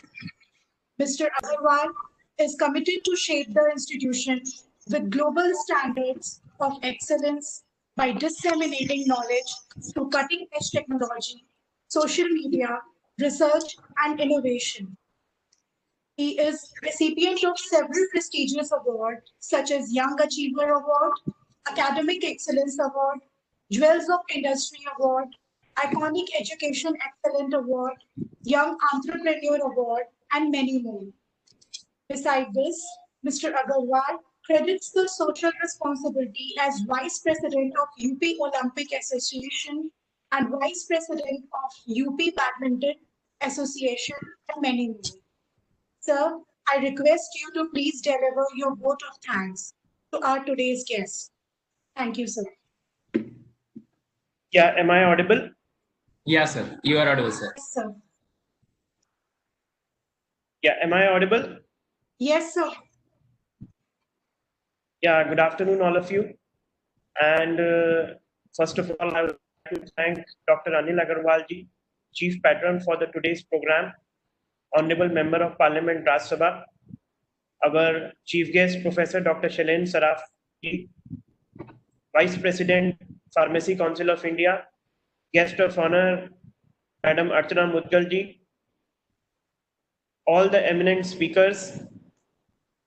Special thanks to Dr. Puneet Gupta ji, Organizing Chairman Dr. V.K. Jain Saab, Co-Convener R.K. Roy Saab, all the eminent faculties, all the eminent speakers who have shown their interest in their international e-conference, the topic which is named by Empowering Pharmacists to serve current healthcare and requirements. Just a week before, I was discussing HRGI is going to conduct an e-conference, and it's a huge privilege that all the eminent speakers and chief guest and guest of honor has agreed to do this program. Special thanks to Dr. Puneet Gupta ji, who has shown a keen interest in organizing such a program. I would like to thank all the faculties that during this COVID period, they have shown interest by throwing the light on the topic of pharmacy. I believe that HRGI believes the process of learning should never be stopped. And all the students who have participated in today's conference, I hope that you will gain some knowledge and idea that how you will be able to cope up such in any situation. Once of all, I congratulate all of you for conducting such a great program to listen to the speakers. Thank you. Thank you very much. Thank you, sir, for your kind words. Now I would like to hand over the mic to Sonam to progress for the scientific session 1. Thank you, Prof. Now we are heading towards our first scientific session. Our first scientific session is being delivered by Ms. Seema Gupta. Seema Gupta ma'am has more than 16 years of experience as a consultant clinical pharmacist. She looks after 10 aged care facilities, conducting medication reviews, ensuring quality use of medication, providing education to nursing staff and helping them to maintain standards and develop policies for accreditation. She also works in a medical clinic and conducts medication review for multiple doctors through a direct referral system. Before starting her own company, that's AAKS Private Limited, in 2007, she worked for 13 years for a diverse range of organizations, including SGS certification services, public hospitals, and large pharmacy groups. Drawing on many years of experience in Melbourne, Australia, as a consultant pharmacist, she is now focusing on increasing awareness and uptake of clinical pharmacy in India. Being passionate about clinical pharmacy and its possibilities, she provides education and upskilling training that will help prospective candidates and employers in incorporating clinical pharmacy into India healthcare scenario. I would request ma'am to deliver her lecture. Thank you. Thank you, Sonam, for that introduction. If at the outset I might say that, as we all know, things change, and that introduction is obviously from the last time I attended the university. So slight changes have been made. So without further ado, thank you for inviting me and giving me the opportunity to present today and discuss with you my thoughts and my experiences. On a Sunday afternoon, I will try and keep it as interesting as I can. The title of what I have talked, I'm just going to start my presentation. So I'll walk you through the presentation and then I will be able to share everything with you. Give me a minute.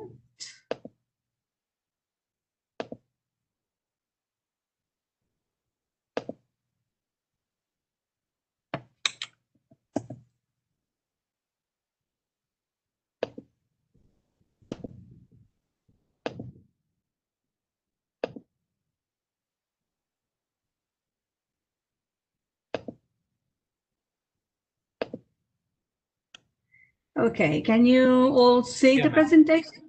Yeah, Okay. ma'am. We can see. Okay. We can see. Beautiful. So I have got the title, taken from the title of the conference, as 5 Steps to Empower the Indian Clinical Pharmacist. I thought these 5 steps are my thoughts, sharing my experiences, so that we can best amalgamate my experience and learnings from working in Australia and incorporate into the Indian pharmacy structure, so that we can help upskill and empower the Indian clinical pharmacist to deliver the best possible outcomes.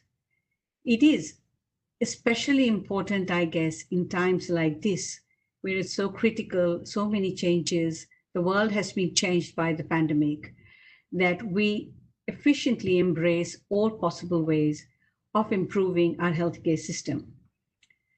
So, who am I? I have been in Australia since 1991 and have worked in clinical pharmacy for over 20 years. While I've been working in this, it has been a continuous and ongoing learning process.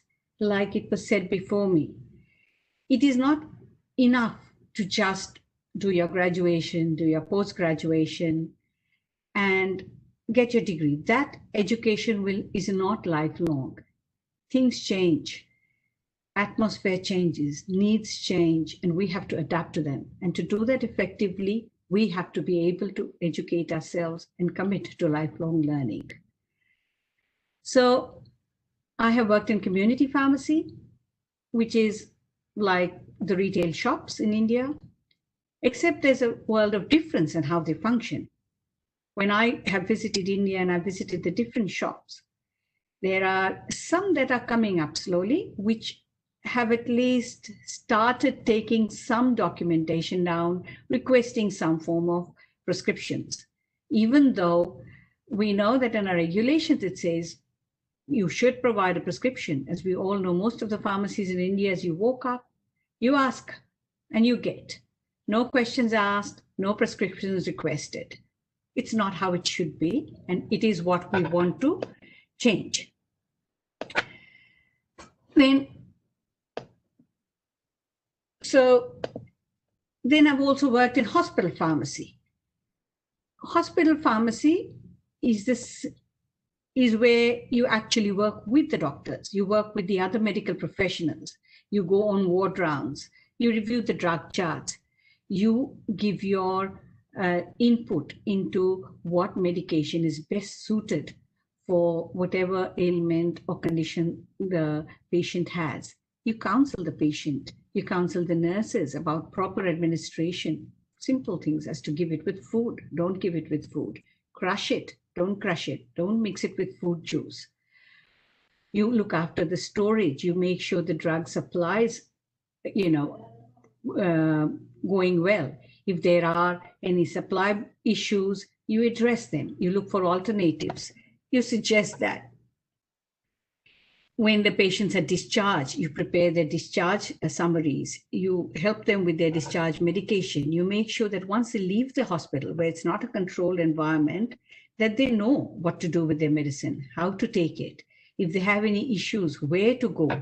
You liaise with their local doctors, if need be. I am and have been working as an independent clinical consultant for quite a few years now. I provide medication reviews, as was said, when doctors send me referrals. So I visit patients at home. I also visit aged care homes where I review medications for all the people who live there. Because life is also a changing environment. The situation changes, the needs change, the medicines change. What was good 20 years ago may not be good now. Then we need to reduce inappropriate pharmacy. We need to maintain quality standards. We need to make sure that we all work uniformly so that the outcome is uniform. So that's where I come from, and that's where I am hoping to share and contribute to that. So how can I help you? So working here in Australia as a clinical pharmacist, it's taught me a variety of skills that I felt I lacked with my training in India. The ability to communicate effectively and put forward my thoughts is one such skill. I did not have the confidence. I had the academic honors, I had the percentage, I had the degree, but I did not know how to talk effectively, how to adapt my language to talking to a healthcare professional, to talking to a layperson. They're different languages. If I am going to go to the person who comes up to me with a common cold and start talking rhinoviruses and antibiotics, they're not going to understand it. I need to be able to simplify it. I need to know what language to use where. I need to know how to put across my thoughts, how to put across my message. Then the other most important skill that I have learned, and I am sure a lot of us have, perhaps I was lacking, is the ability to listen to the other person. Because unless I listen to you, I cannot help you. I cannot, if I do not provide empathetic listening, I cannot provide you the solution that you're looking for. I cannot just go about talking myself without listening to you. Then the ability to hone into the clinical aspect of things and research the solutions independently, using a variety of diagnostic tools, clinical tools, without having to depend on someone else showing me the way or having to lean on someone else always for the answers. The ability to argue my point respectfully and have another person listen to that and consider its possible merits, that helps to develop the confidence and the clinical skills. It's not to say that I am always right. No, no one is always right. Not me, not the doctor, not the most learned person here. But the ability to admit that this is what I think and perhaps we should consider it. That is all. That is what helps the person. So these are the sentiments that I feel if I share with you and the upcoming clinical pharmacists, I can help them gain their rightful position within their healthcare team. I have the desire to share my knowledge and experience with all of them, the mentors, the actual pharmacists, the students, the medical fraternity, if that can help the awareness and development of clinical pharmacy. The framework has begun. The rules are being there, set in place, but how to translate this into reality and practice. So I have to have the confidence to be able to communicate clearly without being judged. That will come not, through targeting one particular profession or one particular side. We have to do that to all of them, the people who we work with, the people who we are working for. It is like it was said before, students come to the colleges, parents only come, they say, you have to make them pass, this is the fees, and they have to get a job. But they don't understand why. We have to help them understand why. That is also as part of our empowerment. Because if the consumer understands why we are doing a job, it automatically empowers us. It puts us in a position of trust. It gives them the actual confidence in us, in our jobs, in what we do, in what we are offering. And given the current environment, it's even more imperative to be able to learn from each other, to embrace any possible improvements to a healthcare system and methods of delivering education to offer the best outcomes we can. So where do we go from here? So Dr. Puneet asked me to speak about my roles and responsibilities as a clinical pharmacist. So because of the diverse places that I worked with, let me start with the community. So the community pharmacy. The community pharmacy is basically like a medicine shop. People come, they've got a prescription from the doctor. So I dispense the prescription, from the medicine from the prescription. But dispensing is not just simple dispensing. It means that I have to ensure that the prescription is safe, it is accurate. I have to make sure the correct dose for the correct person is being in the correct way at the correct time, and that the consumer understands all of these steps. These steps are not unique to any one pharmacy or any one pharmacist. They are uniform to all of the profession.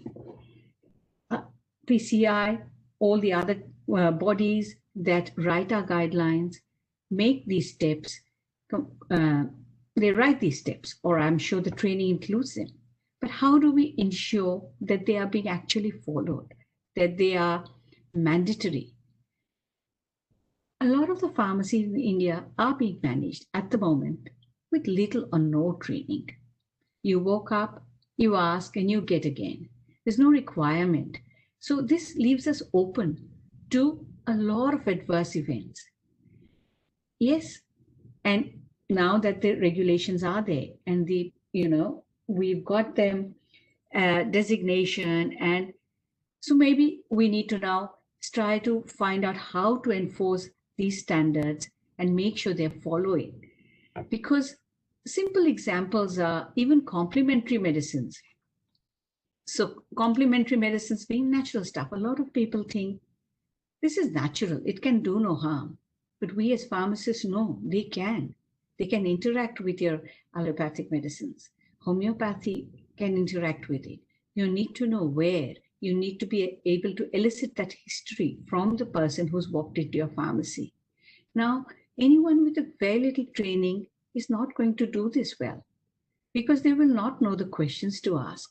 They will not know where to go, how to look at it. It's not just simple, I'm a lot of pain, manga hai de diya. There are lots of other steps to it.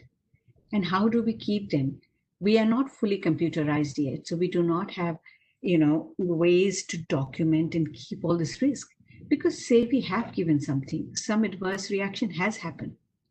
We have no way of tracing that customer. How do we trace it if we don't have somewhere to document it? A full prescription record of every single medicine, tablet, capsule, liquid that has left the pharmacy. So these are some of the things that we do here. I recommend treatment options for minor ailments, like someone said before me. You come up there for cough, cold, something which is not serious enough to warrant the doctor. I am able to help them. And I am able to ask them questions, take a history, and also know exactly when it is getting to the stage where it is beyond my help and they need to see a doctor. Home medication reviews. It basically means the doctor asks me to go and visit a patient of them at their house where I go. I check the medicines, but I also check the atmosphere, the environment, because it could simply be that the medicines are being placed near a hot stove or where it's a window where they are, their shelf life is being damaged. Maybe they're using out-of-date medicines. Maybe they're not using it because it's expensive, but the doctor thinks they are using it. But they're too worried to tell the doctor. What will the doctor think? The doctor is going to be upset that I'm not taking the medicine, so I just won't say anything to the doctor. So there's a lot of it. And why we do medication reviews in the Western world is they've seen that this actually adds value. It actually saves the government money, lots of money, because it keeps people out of hospital. It keeps people at home. It keeps people well. It keeps them off the healthcare system. The healthcare system in India is quite overburdened already. So to think of ways to manage that, to empower the pharmacists to be able to help the government is a very positive thing which needs to be done. Then, of course, there's managing staff. Oops, I've just gone ahead, I think, too much. I don't know how to go back. Let me see. Yeah, in hospital. So what do we do in hospital? We look after drug impressed. We ensure the correct drug supply for the patients. We check the drug charts. We go on medication rounds with the doctors, which helps us in actually having input at the time of diagnosis. We offer discharge counseling. We provide organizational help. We provide education. We do medication advisory meetings with all the doctors and clinical care staff, which means that we actually sit on a committee where it is discussed as to what medicines are. We decide to talk about drug resistance, antibiotic resistance, the best guidelines for care within that facility. So there is a lot of things to be done, which are done here. And I'm sure some are done there, perhaps not as much as is desired, or maybe some is. And then I work in aged care. So in aged care, meaning primarily looking at care homes, where again, I participate in medication advisory meetings. I perform medication audits, which means I audit if a medicine, say for example, a psychotropic medicine used to manage behavior, if it's being used appropriately, because there can be lots and lots of side effects to these medicines. We can end up doing more harm to our patients than benefit if we use medications inappropriately. Then we reduce inappropriate polypharmacy. What is polypharmacy? Polypharmacy is use of multiple medicines. Now, yes, multiple medicines happen because we know more these days. We have more medicines. And older people generally tend to have more illnesses or comorbidities. So, but why inappropriate? It's not to say that it was prescribed wrong. What it means is what is appropriate at one stage may not be appropriate later. What is good now may not be good later. We just relate that to our bodies. What I could eat and, digest properly at the age of 20, I may have difficulty at the age of 40 or more so at the age of 60. I need to tailor my diet to it. So why not medicines? They are not blanket proof. I send written reports to the doctors with all the summary of findings and recommendations that I have. I help to provide any organizational help in maintaining standards. Standards are also dynamic. Standards cannot be a once-off. It is like our education. If we just stick to something that we have learned and make no effort to change or adapt with the time, we will lag. We will not get anywhere. We will not do any good to anyone. And education is the crux of the matter. Education, ongoing education, lifelong education for nursing staff, for doctors, for pharmacists, for care staff, for families, for the community. Everything is imperative, and we provide that. So, understanding clinical pharmacy. Broad, I may not have the absolute correct things, and like from the previous sessions, I've learned that when I made these slides, some things have changed since then. So in Australia, we deal with various aspects of patient care, from dispensing of drugs to advising patients on the safe and rational use of drugs. The clinical pharmacist provides patient care that optimizes the use of medicine, promotes health, wellness, disease prevention. Practice drug control, practice effective application of the knowledge that I have. The professional skills and ethics assure optimal safety in the distribution and use of medicine, which brings me back to something that was said before about insurance. I personally carry $20 million personal liability insurance. I need to have that because what I advise you today, should you turn around tomorrow and say, I said it wrong, I need to cover myself. But that is the faith, that is the strength that I need to have that background to be able to provide that adequate advice. But if I don't, that confidence comes from that. It doesn't mean a pharmacist is someone who just knows GMP, how to prepare, distribute, procure drugs. A pharmacist has many hats, and clinical pharmacy is just one of them. I know mainly about clinical pharmacy, so I speak about clinical pharmacy. But it's not to say the other ones are not important. But at the moment, I think we are trying to lift up the halo of clinical pharmacy a bit more. So just like a little bit of, what do we call, interesting information, not clinical. In India, the most trusted profession is armed forces, followed by scientists and teachers. Pharmacists are nowhere on the radar. In Australia and the US, pharmacists are the second or the third most trusted profession. So generally, doctors, nurses, scientists, and pharmacists who are trustworthy. In India, we're nowhere even mentioned as one of the trustworthy. We need to build that up. We need to empower ourselves. We need to empower all the upcoming students to get there, so that when you speak to a layperson on the street and you say, who would you ask for health advice? Who do you have confidence in? Kaun hai jo sacha, honest, non-biased opinion dega? They should be able to say, my local pharmacist. So pharmacists are a go-to profession for customers in the Western world. They command respect for their knowledge and their ability to provide the accurate and helpful information. They are not diagnostic clinicians like the doctors, but they're specialized medication experts. We need to highlight this difference. We need to make this distinction in the minds of our colleagues of the medical fraternity, in the minds of the people. There's no confusion. We are not trying to be doctors. We are proud of who we are. We are clinical pharmacists. We do what we do best, and that is what we have to empower ourselves to be. In India, my experience, although I studied there, I have a background there, but I have not worked there.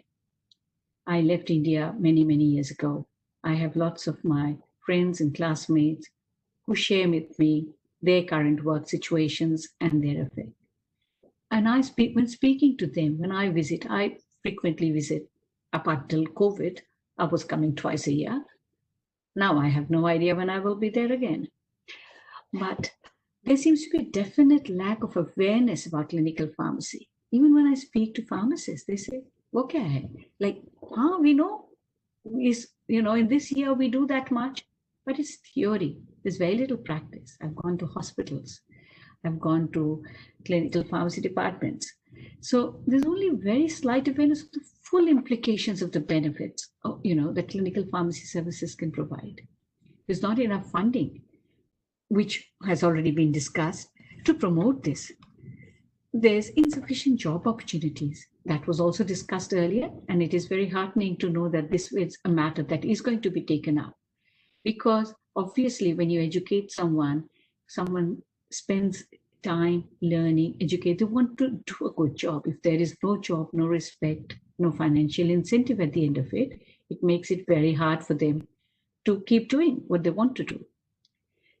The high cost of education and not enough return, like I said, pharmacovigilance is there, and there's a lot of that happening, but that is only one aspect. It is a very important aspect, but that is the one aspect that has seen, things happening in that area. But the other ones are still much to be desired. So from a patient perspective, in Australia, who is a pharmacist?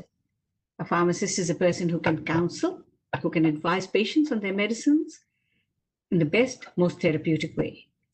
This includes providing up-to-date medication-related information about the clinical condition, education about the safe, appropriate use of these medications, resolving patient queries about their disease, prescribed drugs, lifestyle modifications, diet, duration of therapy, medical devices, correct use of metered dose inhalers, blood pressure monitors, etc. We go to India. In the layman, there's no real awareness. You speak to them, what is a pharmacist? A pharmacist is someone who makes medicines, who works in the industry, who works in the pharmaceutical industry. They're not recognized as an expert in medication management and an important part of the healthcare team. We know, but the consumer doesn't know. The consumer, when you go and see the patient, you ask them, किनसे बात करनी है दवाई के बारे में? Doctor साहब से बात करेंगे. But pharmacist से बात करनी है ना. Doctor साहब का काम है to diagnose, to provide a solution, to tell them what the illness is. The pharmacist is the one who knows about their medicines.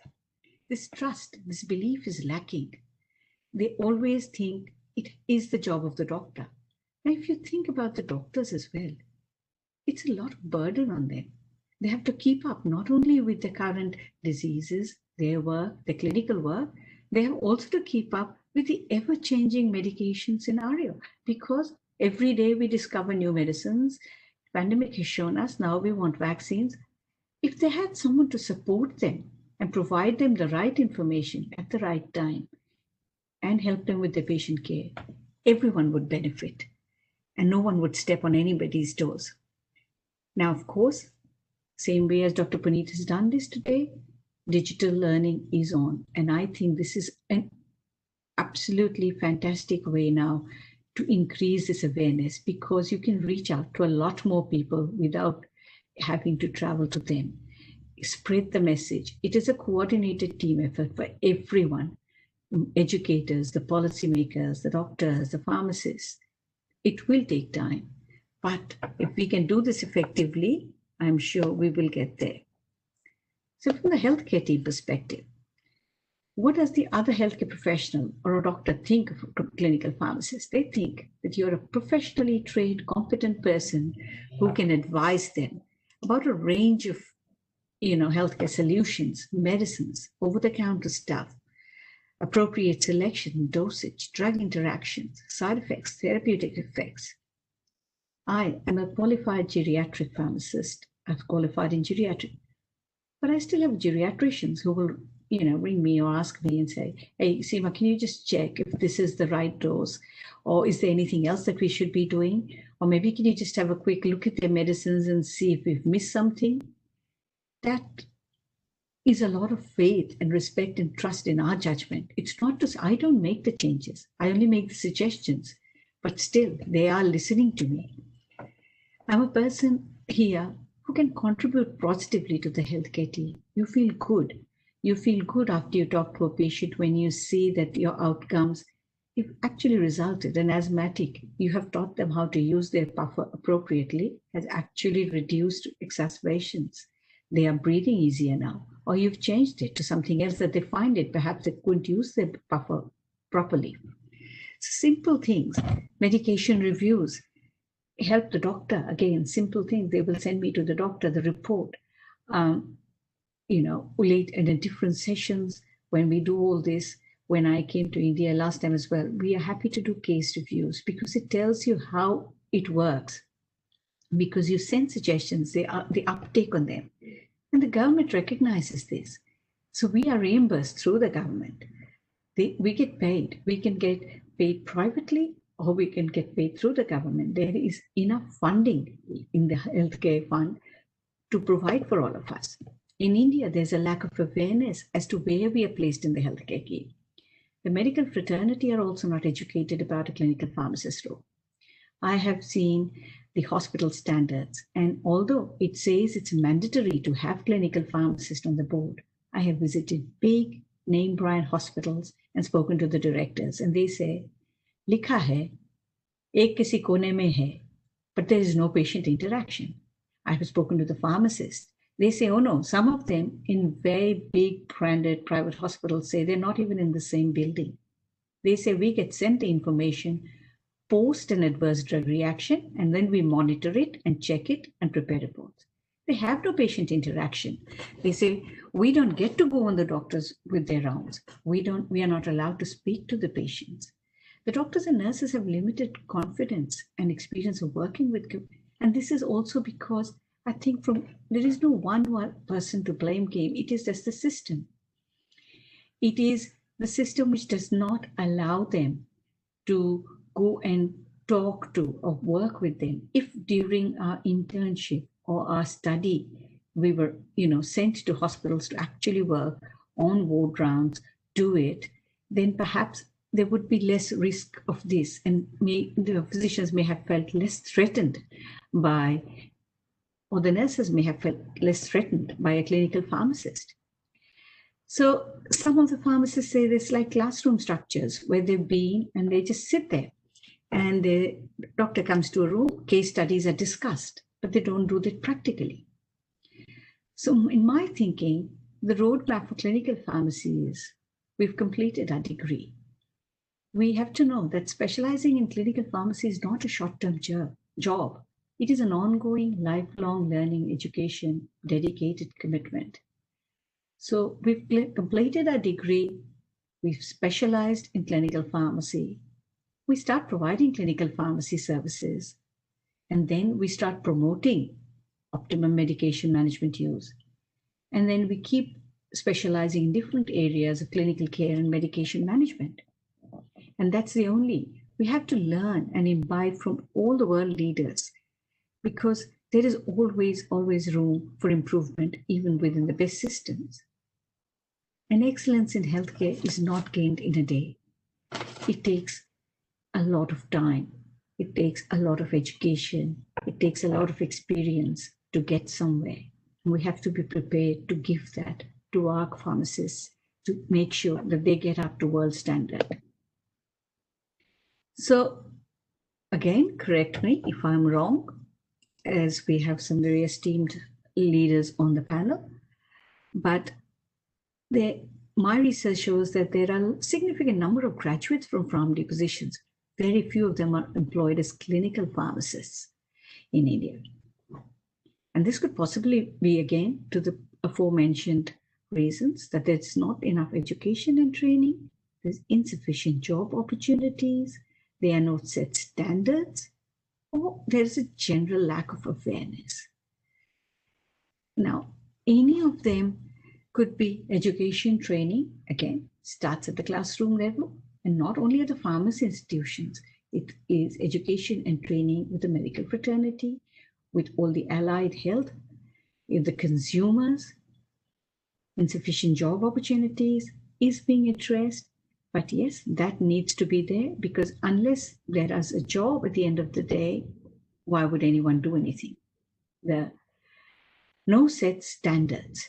The set standards meaning, as far as I know, there's no uniformity of any standards. We may have standards written down somewhere, but these may need to be revisited. We need to have them as part of our ongoing commitment, that when you have to re-register every year, maybe show that you have met the continuing education, that you're following the standards. You have to sign off. I know here, every year I have to demonstrate that I have done so many hours of education, that I am meeting the standards in my work, and I could be audited anytime and lose my registration if I'm not up to speed. So what are the responsibilities of a clinical pharmacist? The responsibilities of a clinical pharmacist are manifold. Patient assessment. Patient assessment includes history taking. Important history taking, correct history taking is mandatory to knowing how you're going to help a person. Because if you don't know the person, how will I help the person? If I don't know what that person has taken before, what has suited them, what did not suit them, I cannot help them. Because that is what leads me to my prescribing decision. A prescribing decision doesn't always mean that I prescribe the medicine. It means I choose to, if it is a non-prescription medicine, advise, or possibly offer my advice on what has been prescribed to make sure it is the best one and the dose is correct for that person. Then I document it, like I said, because if I don't have proper documentation, how do I trace back anything to anything? A good result, an adverse reaction. If documentation is imperative to anything that we do these days, how do I communicate? Written communication, spoken communication. I should be able to inspire confidence in the public. When I speak to the family of the patient, they should get that feeling of confidence by listening. They shouldn't feel that I am fumbling and guessing and just making assumptions. They should feel that I am offering them an informed opinion. The doctors should feel that whatever I have said, they can take that on board with trust. Then monitoring. Monitoring from basic monitoring how a drug works to monitoring parameters like renal function or to see if that works. All of these are the responsibilities of a clinical pharmacist, not just one. So the skills that are needed in a clinical pharmacist are disease knowledge.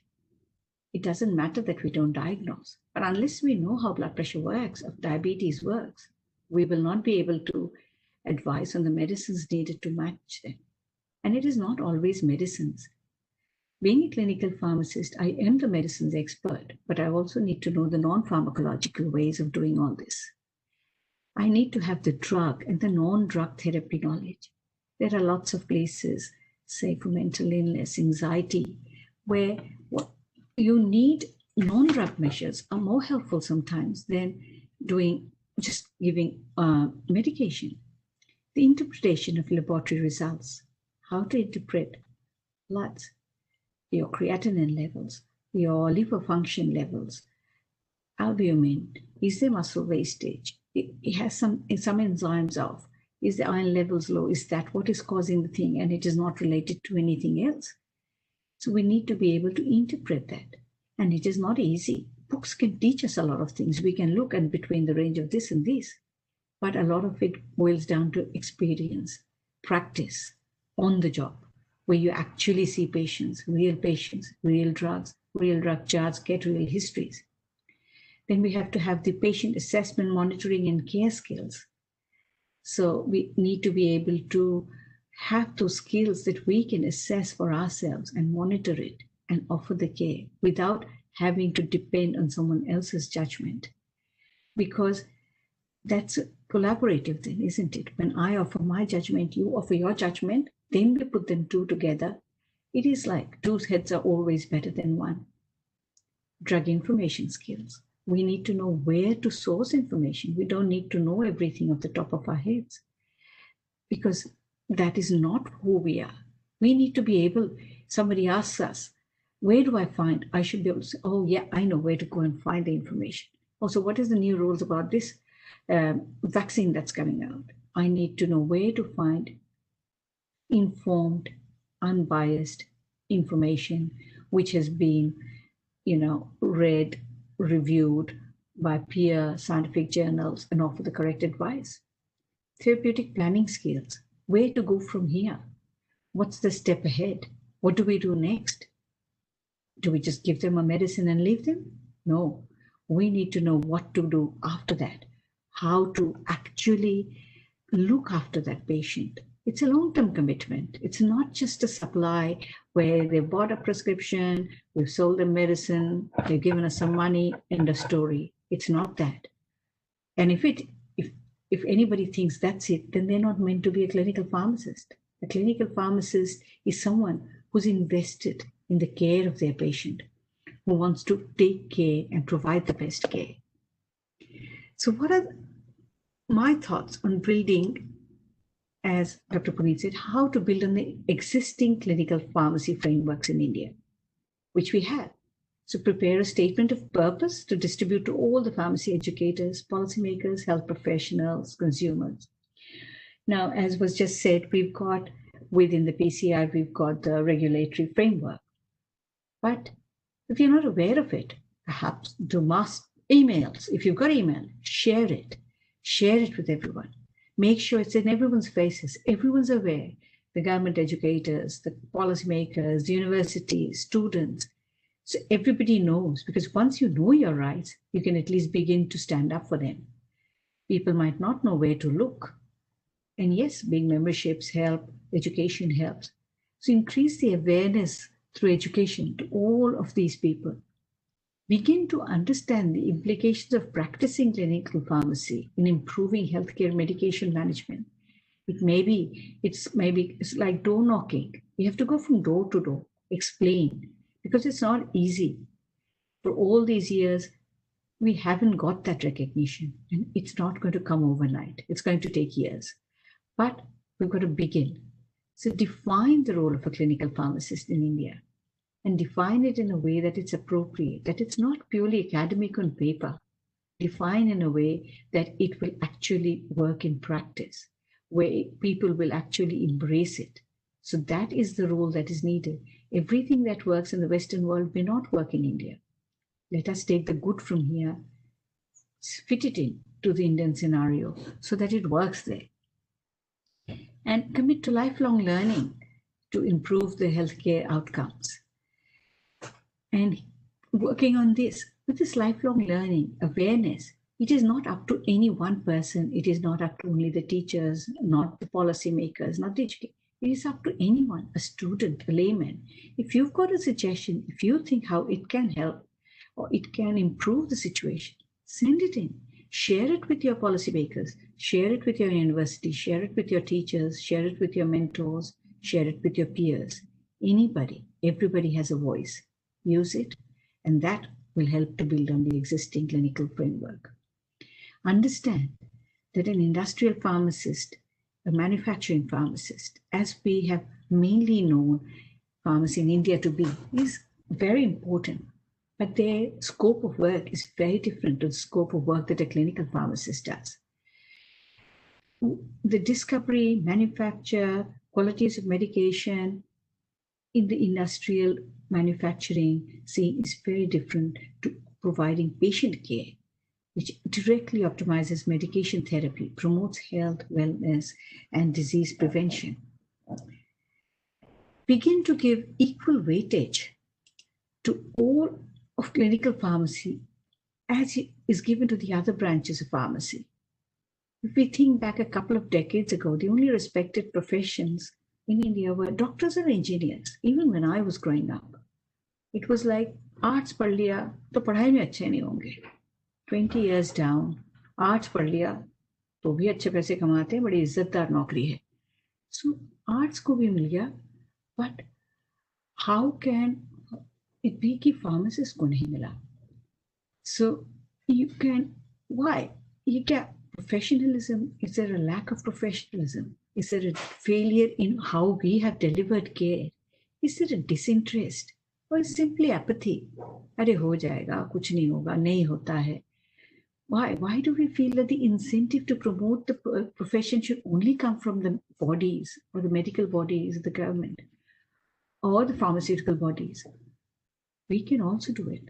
The individuals can, the pharmacists can. You speak to someone, you speak with pride, you promote what you do, you speak with empathy, and you hope that they will understand. In these years that I have been going and sharing my knowledge, I know I've merely made a dent, but thanks to all of this, I've met people like you, Dr. Gupta. I've met other people in other institutions who've taken time out to listen. And because it is just because I feel that unless you talk to other people, share your things, it is not going to, it just won't happen. It just needs to happen, everyone. So yeah, precisely, in order to provide solutions to any sort of a problem, we first got to recognize that there is a problem. Because if we don't think there is any problems, we're not even going to look at trying to provide solutions to it. So what the problem is, again, the problem is we have not been able to give ourselves the recognition, the empowerment, the, importance that we have deserved. People think these days there's a million ways to access information. People go to the internet more than they will go to the pharmacist. But how do we sort through what is the reliable, what is the unreliable information, what is appropriate, what is relevant? Only someone who's got the training can do that. Not everyone can. This was said by someone 200 years ago, still holds true, because it is an art of no little importance to administer medicines properly, but it is an art of much greater and more difficult acquisition to know when to suspend or altogether omit them. Because just providing medicine is not good enough. We have to know why we've given them, when to stop them, when to change them, when to adjust them. Because unless we do that, we haven't actually done. So what are the career options for whenever we're trying to create jobs in India? In hospitals and healthcare institutions, a clinical pharmacist can do multiple roles. So you could be a ward pharmacist, you could be in the drug information services, you could be providing medication reviews, you could be looking and forecasting the drug utilization patterns of hospital. You could be helping them rationalizing their costs by providing less expensive options than the more expensive. You could help the hospitals in planning safe drug policies. You could do environmental rounds. And you have pharmacovigilance, which, as I said, is already prevalent and happening. But again, with pharmacovigilance as well, it is efficacy of drugs after marketing. To be there, recording ADRs on the job, only very few of the hospitals are doing it in India at the moment. It is mainly collected information post an event. Then in the pharmacy, in the discharge department, to provide information and ongoing care to the patient to ensure continuity of supply of drugs, continuity of medication concordances, communication of special problems, monitoring of doses. So why, in a nutshell, do we see this? So clinical pharmacists are the need of the hour. We have developed the other academics. We have seen value added to healthcare outcomes globally. We have seen value added to hospitals. It has helped to improve branding for healthcare institutions with established clinical pharmacy services. It results in better customer satisfaction. It contributes to better continuity of care. It leads to reduction in healthcare costs. And if we incorporate clinical pharmacists in the healthcare team truly as they're supposed to be, we will bring India up to the international standards of healthcare. So, nearing the end of the presentation, thank you for being so patient. In summary, we need to define the goals for upskilling clinical pharmacy and promoting the education and awareness about them. With one aim in sight is strive to excellence. Then we have to provide job opportunities and competitive salaries commensurate to experience. It cannot be one salary fits all. It has to be as per your experience. You have to set realistic expectations. Mastery is never achieved overnight. Keep an eye on the goal. Revisit regularly to review the need for any changes. Ensure ongoing education is compulsory to maintaining registration to practice. Offer upskilling opportunities wherever possible to properly develop confidence with the clinical pharmacist. Never estimate education, never estimate ongoing education. The drivers to change include doctors, pharmacists, educational institutions, healthcare leaders in positions able to influence change and implement new policies and guidelines. And I believe out of all of these categories, Dr. Puneet and his team have managed to get most of them on this panel here today. So here's to a good start. A clinically trained pharmacist is an expert in medication management, specially trained to recognize and reduce harms from medication while optimizing therapeutic benefit, while working in close collaboration with doctors to manage increasingly complex patient care. So, what did we, at the beginning, we had said we were going to talk about the 5 steps. So, in conclusion, here are the 5 steps to enhance clinical pharmacy in India. Increase awareness of the role of a clinical pharmacist within a healthcare team. Increase awareness through campaigns and public education in the community about the role of the clinical pharmacist. Empower the clinical pharmacist and build confidence in the consumer by extensive training and education to deliver the best medication management outcomes. Embark on a journey of lifelong learning. Create the provision of rewarding career opportunities within the healthcare field for the expert clinical pharmacist. So here's where we want to be, in a collaborative team. We are not alone. We can't deliver alone. We can't work alone. It is work done to complement a doctor's work and recognizes the role of other health allied professionals, dietitians, speech pathologists, physiotherapists. They're all integral to working, excuse me, to providing a holistic healthcare approach. What is our end point? That we have healthy, independent, well-managed people who are at low risk of medicine-related adverse events and enjoying a better quality of life.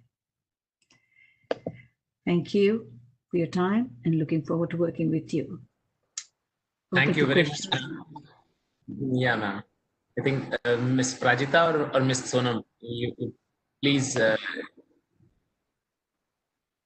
go for the question answers. And I think it will be something if we have on board Mr. Arya Gupta, since he has worked for more than 4 decades in hospital pharmacy. I think if he can give a few, maybe say in a minute, in 1 to 2 minutes, if he can give few comments, concluding remarks, because you have compared beautifully the Indian system, and I'm just assume that whether you have worked in Indian system, I think you have represented this in this manner. I have not worked in the Indian system, but I have visited many hospitals and all. But undoubtedly, Arya Gupta has worked for 40 years, and like he says, BHU, I would love next time I'm in India, if I can get an invitation to come and actually work or spend some time with you at the hospital so that I can get even a better understanding of the work being done there. Yeah. No, definitely. I think as as I'm expecting that if we can get a panel or some kind of committee made in India by the help of again the government authorities, Pharmacy Council of India, and Honorable Member of Parliament Dr. Anil Agrawal sir also. So if we can get a committee made, so in terms of say for building a clinical pharmacy environment in India, we can include you in the committee so that your valuable suggestions can impact the implementation of clinical pharmacy in India. Am I audible? Yes, you are. I was going to say I would be most privileged to have that opportunity if I could. Definitely, ma'am. I think Mr. Arya Gupta, can you please say again, give concluding remarks, and then we can go for question answers. We're short of time. We are going for lunch also, 20-25 minutes hardly. Yeah, Mr. Gupta. Mr. Arya Gupta.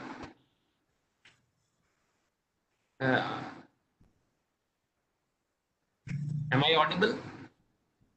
Yes, we can hear you. Yeah, Mr. Gupta, are you able to unmute yourself, sir? No, I think he's still mute. Okay, Mr. Gupta, I have unmuted you, sir. Okay. So I'm audible? Yes. Yeah, sure. Ma'am, thank you very much for your very impressive speech and lecture here.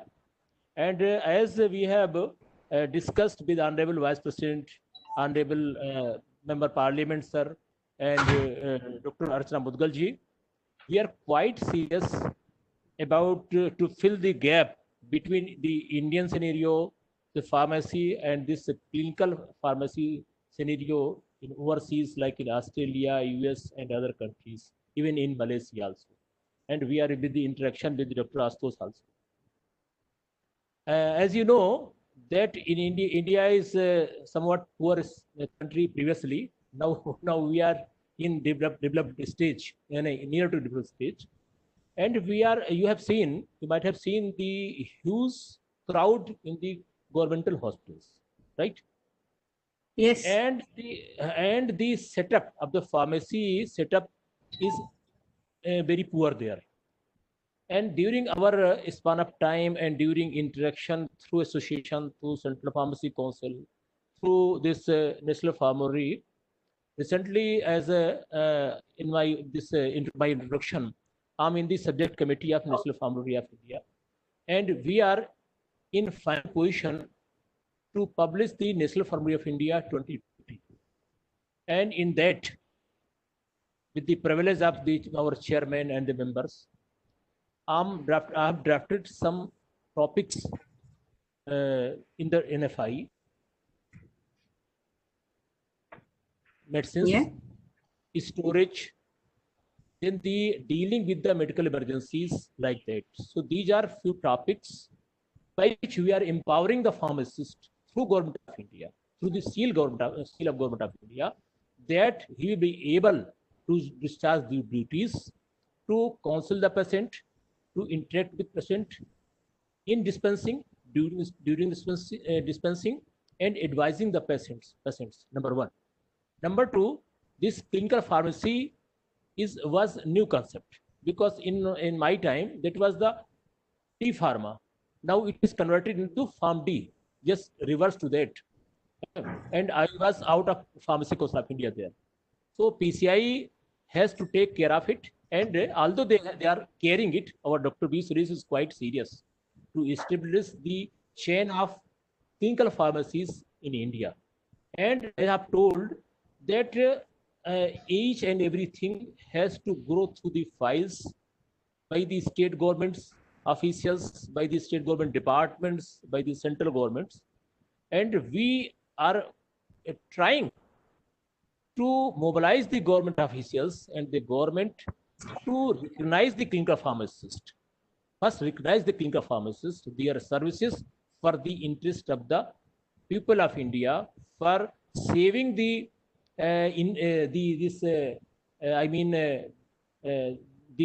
saving the doctors also their risk also while during the prescribing the drugs, and we are quite hopeful that in coming ages, means coming years, we will able to have clinical pharmacy in our government setup.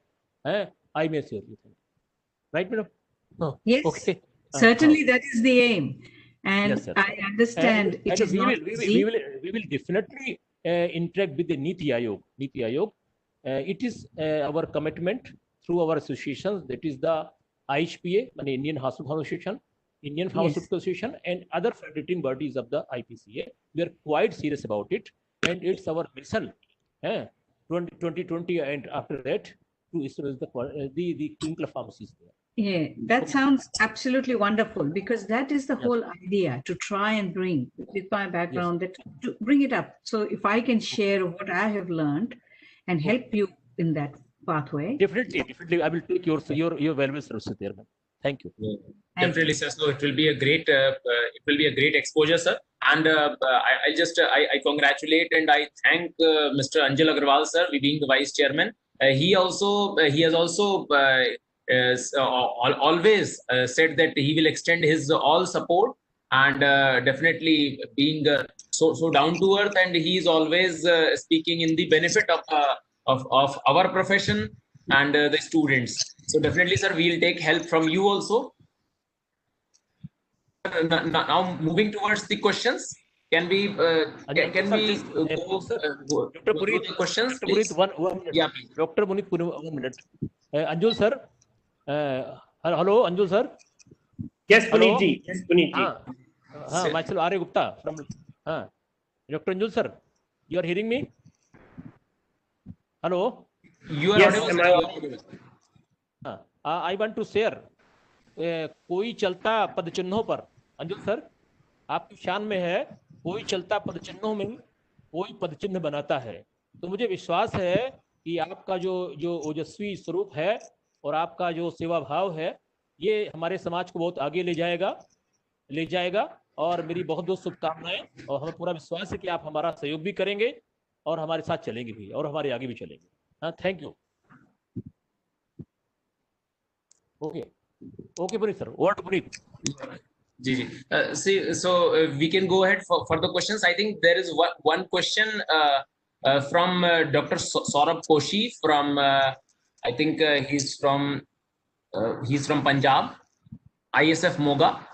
He has a question that in India, NABH accredited hospitals as per JCI 5th edition are having quality department in which clinical pharmacists are working.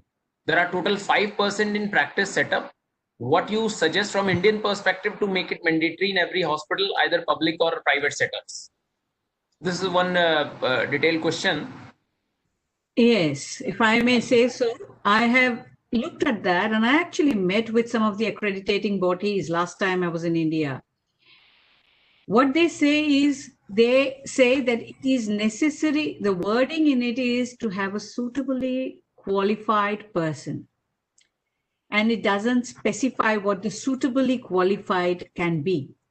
So then it is up to the employing hospital as to what suitably qualified they think. So they do not always have a clinical pharmacist. If they have a clinical pharmacist, they do not always have the job portfolio. I have been to big private hospitals where they have the clinical pharmacist to keep their accreditation up. But that clinical pharmacist, in their words, was, "Hey, एक छोटा सा कमरा उधर रहते हैं, कभी मिले नहीं, वो standards के लिए हैं. So एक salary है, वहाँ रहते हैं."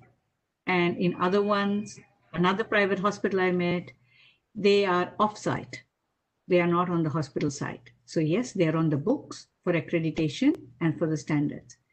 So to make it mandatory, it is, I suppose, the bodies and these accrediting bodies going in there further, like to change that suitably qualified to a clinical pharmacist with such and such experience who does define their jobs and say, this is what they can do, and then make it mandatory. Make sure the inspectors or whatever their audits or accreditation happens, that they're actually checked for that. And that they're providing that. That is It's not going to be easy, as usual.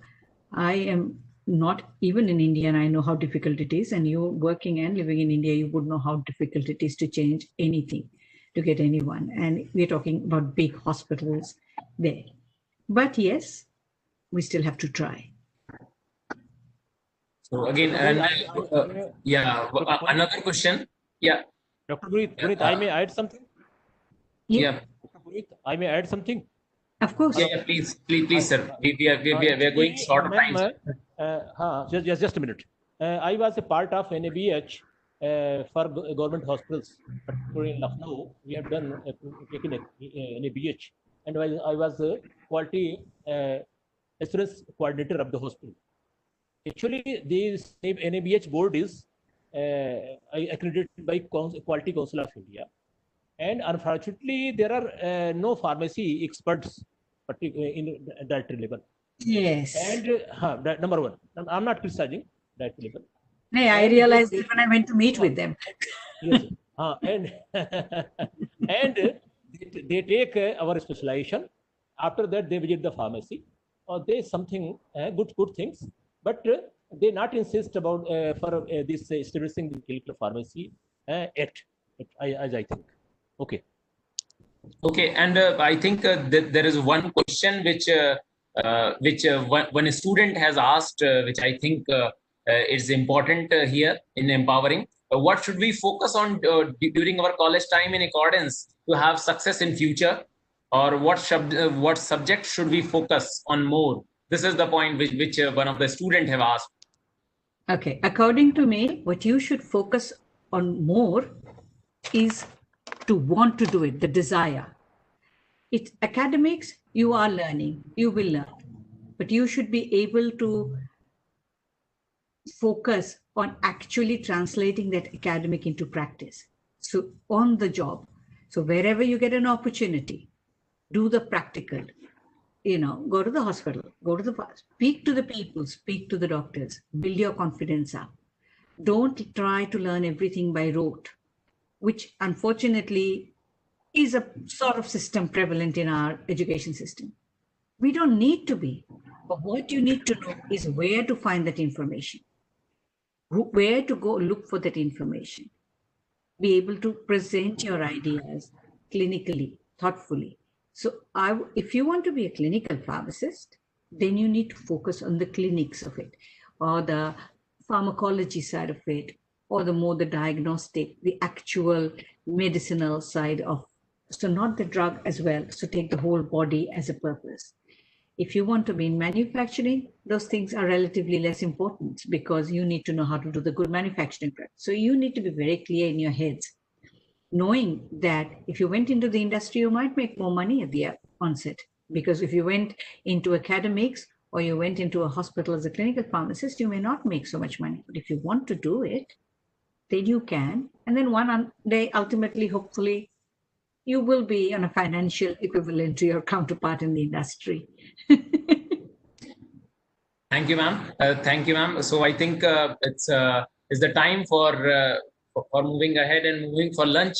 I think we have exceeded our time limits also, but it was a great discussion, and definitely we will have a great outcome, as I have said in the morning also. I request Mr. Anil Agrawal sir, so you can thank our honorable speaker from Australia, Mr. Anil Agrawal sir. Thank you, Puneet. Thank you very much. And I was listening to Madam Seema Gupta ji, and it is a huge privilege that you have spared your valuable time for HRGI. And I hope that after this COVID period, we will meet soon, and your esteemed presence will be there in the HRIT campus. And once again, I thank you very much, ma'am, for sparing your valuable time. Looking forward to meeting you someday at HRIT campus. And I hope all the students and all the faculties and director of pharmacy will keep in touch with all the esteemed eminent speakers, as well as I invite you, ma'am, personally. Thank you very much for sparing your valuable time. Thank you very much for that.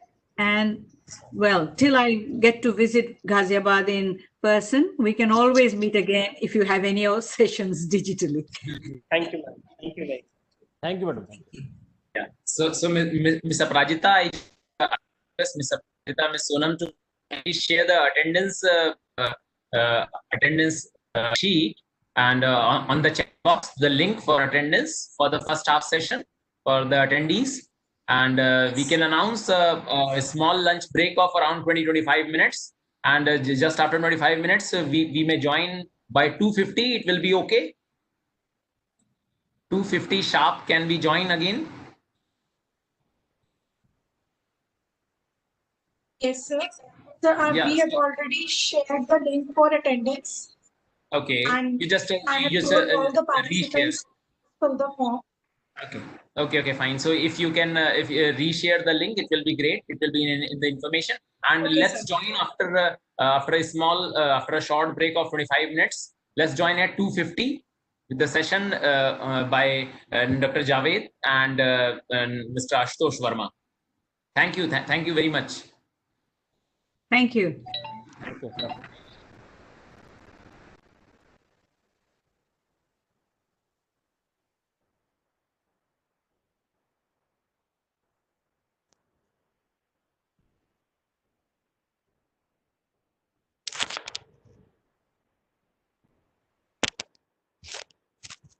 मोहित, क्या करना है? Mute करना है इसको, video करना है, start video. Lunch break में क्या करूँ? म्यूट कर दो, कीबोर्ड स्टार्ट वीडियो करो। ठीक है?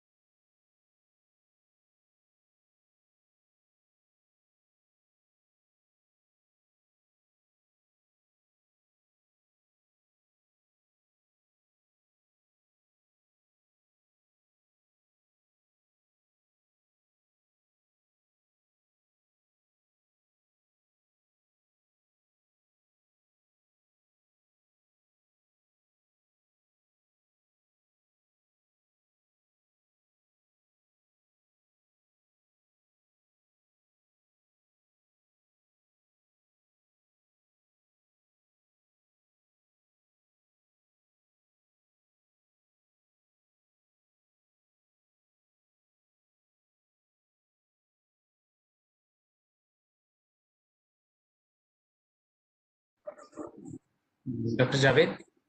Dr. Javed?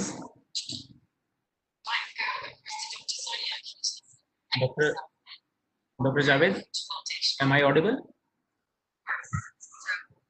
I have changed you to presenter, sir. Yeah, sir. Dr. Javed, I have converted your status to a presenter. You can share the slides. Okay. We're just going to resume. We're just going to resume in around 7 minutes, as we have announced. So within 7 minutes, we are going to resume. Okay. In the meantime, if you want to test the slides, then that will be okay. Okay. Nice. Easy. It's just the third option where you can share the slides. Yeah, sure. Just give me 1 minute, please.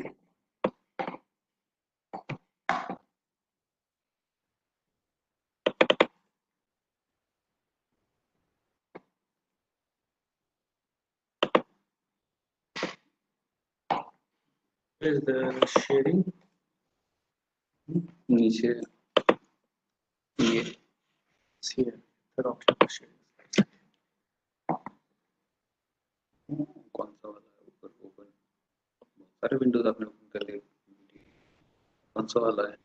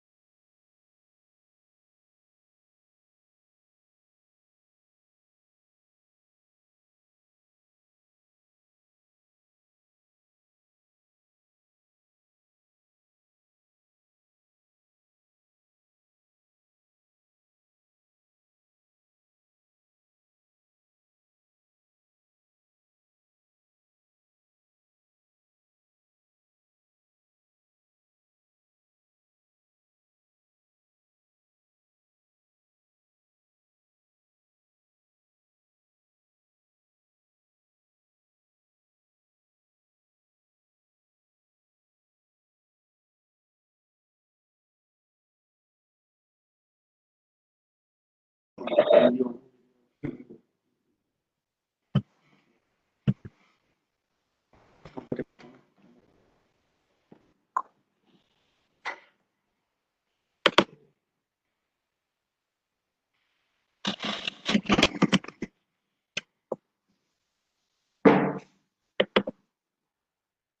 good afternoon.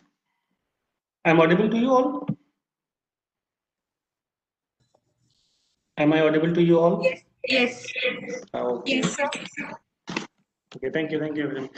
Okay, first of all, I would like to welcome and thanks for inviting me.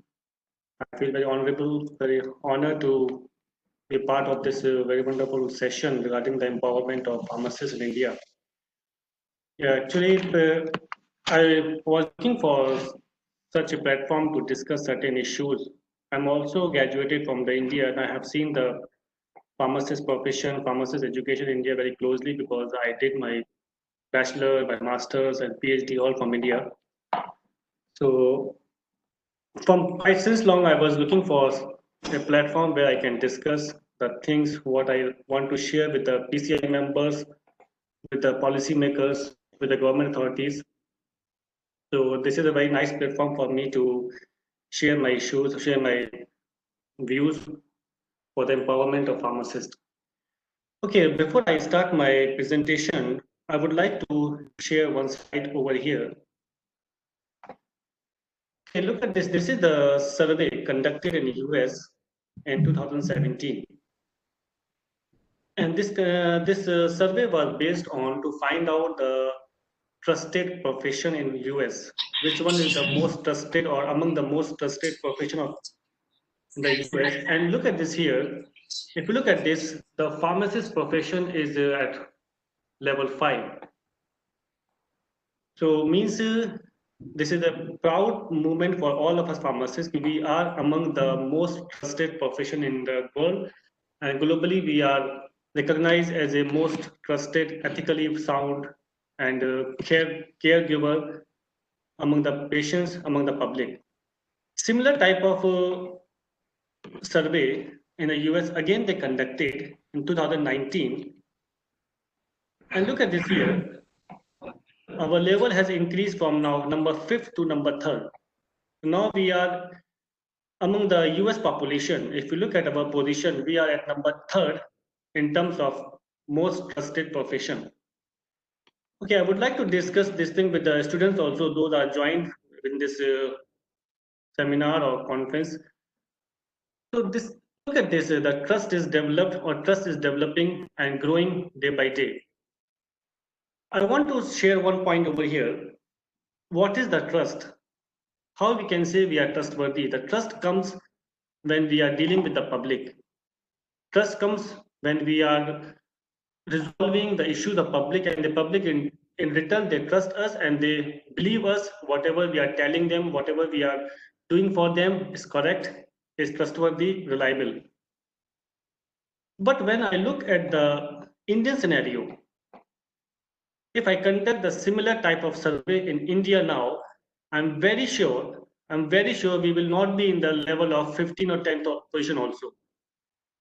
Issue is because in India, the public is not known about a pharmacist.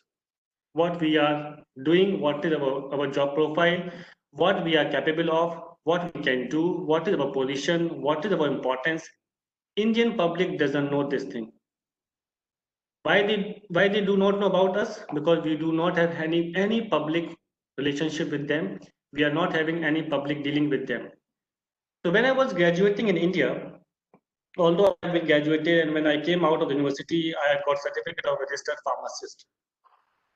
But when I came here in Malaysia, and I'm working here for the last 12 years, then I realized, am I really a pharmacist? What we studied there in India, what exposure I have got in India, and what exposure the students of graduate or B Pharm they're getting over here. Have I got the same exposure? Can I say I'm a pharmacist? So then I realized the thing, no. Actually, I got a certificate as a pharmacist, but in real terms, I'm not a pharmacist. Maybe, okay, my views, maybe you guys may feel that what I'm talking. But this is the reality. When I came out of India, when I entered Malaysia, when I look at the hospital system over here, when I look at the curriculum over here, when I look at the exposure we are providing to our students here in Malaysia, and when I compare with the exposure to the Indian student, we are very, very far behind. Indian students they are not having any exposure to the clinical aspect. Dr. Seema Gupta has very nicely defined the role of community pharmacy, the role of pharmacist, what pharmacist is capable of, what we can do it, where is our position, and we are the main pillar of, or among the main pillar of healthcare system. Are we doing same in India? We are not doing same in India. Okay, so if I talk to the pharmacy graduate now, those are connected with this webinar, if I talk to them, what you will do after the pharmacy, after the B.Pharm, what you will do? I'm very sure nobody, or very rarely I will get the answer, I want to be a hospital pharmacist, I want to be a clinical pharmacist. It's not that they do not have interest. Problem is we have not given them ample exposure, we have not given them the proper exposure to what is your responsibility as a pharmacist. In real terms, we are not producing pharmacists. Maybe these words are quite harsh, but I want to discuss this thing with the panel members here, especially PCI members over here. Are we producing pharmacists? In my views, we are not producing pharmacists. Theoretically, we are producing pharmacists. On paper, we are producing pharmacists. But when the thing comes to the profession, we are producing pharmaceutical technologists. Our pharmacy graduates, they do not want to join the hospital. If I ask the pharmacy graduate what you will do after B.Pharm, some of them they will say they want to go for master in pharmacy, PhD in pharmacy. It's very nice, good, you can go for that. But if somebody wants to stop the education at B.Pharmacy, what are the options he has? Now he will answer me, I want to join the medical representative to certain company like Dr. Reddy's or Ranbaxy or Sun Pharma, and etc. etc. So they are looking at their career after spending extensive 4 years after studying the pharmacology, anatomy, physiology, biochemistry, pharmacognosy, and there's a list of modules, a list of subjects they are studying. And after having extensive 4 years of study, a lot of practicals, a lot of hands-on, and what they're trying to become, they're trying to become medical representative, which is not their core field of work. This is one of the options for B.Pharm graduate, they can join it, but that is not the core responsibility you should do. Because that profession is requiring not only you, that profession requiring, if you look at the graduate of pharmacy over there, if they are listening me, if you look at the criteria to become a medical rep, the companies, what they say, any science graduate can join, not even science graduate, any art graduate also can join as a medical rep. So you are diluting yourself, you are devaluing yourself. The pharmacy graduates here, they are devaluing their own position, they are devaluing. We need to empower the pharmacist. But this topic for today's seminar is to empower the pharmacist. Okay, what I understand, empowerment is not just providing education. If you are giving a degree to certain people, you are not empowering them. The empowerment comes from the leadership quality. Empowerment comes with the communication ability. Empowerment comes to develop the skills so they can lead the profession later on. In our curriculum, whole 4 years, if somebody graduates from pharmacy, we are not having any component in pharmacy curriculum in India to have or to provide them leadership component, or to develop their leadership quality, or to develop their communication. So when we are not providing this type of education to our graduates, we cannot look forward that our pharmacy society will get empowerment. In order to get empowerment for any society, any community, we must have to produce the leaders from there. So these are some certain lacking points in our pharmacy curriculum, which we need to revise. Here also in Malaysia, we are having similar type of graduation degree. We have diploma, we have degree, we have pharmacy, masters in pharmacy, we have PhD programs and postdoc and so on. But there is a huge difference. Here we have defined roles and responsibility. The person who has done the diploma, this is his responsibilities. The person who has degree, this is his responsibility. The person who has master, his responsibility beyond that point. So we have a complete and clear boundaries of responsibilities. Until unless we will not have the boundaries of the profession, we cannot develop the profession. Everybody should know where his limit starts and where his limits finish. In Indian pharmacy, Indian profession, what's happening, if I look at the Indian scenario, there is no boundary. There is no boundary of profession. The doctors, they do not know what is their foundation. From where the pharmacist work starts, pharmacist even himself doesn't know what is my work and what I have to do. Pharmacist work is being done by the nurses. Doctors are also involved with the pharmacist work. The doctors are dispensing the drugs. Nurses are counseling the patients. Nurses are advising the patients. But this work comes under the responsibility of pharmacist. Reason why the pharmacist is not doing that work in India, in my opinion, if you look at the hospital scenario in India, the minimum requirement to become a pharmacist is diploma in pharmacy. So when a diploma pharmacy student, you will put him in a role of pharmacist, he cannot do it because the role of pharmacist is beyond the level of diploma pharmacy. In diploma pharmacy, we are not giving them ample of exposure. We are not giving them proper exposure to be a pharmacist, to be a hospital pharmacist, to be a clinical pharmacist. So when they go to the profession, when they go to the hospital, they feel like they are not confident. They are not confident to do the things what they should do. So what they are doing, they are lagging behind. They are standing behind the doctors or behind the nurses even. So this thing we have to change.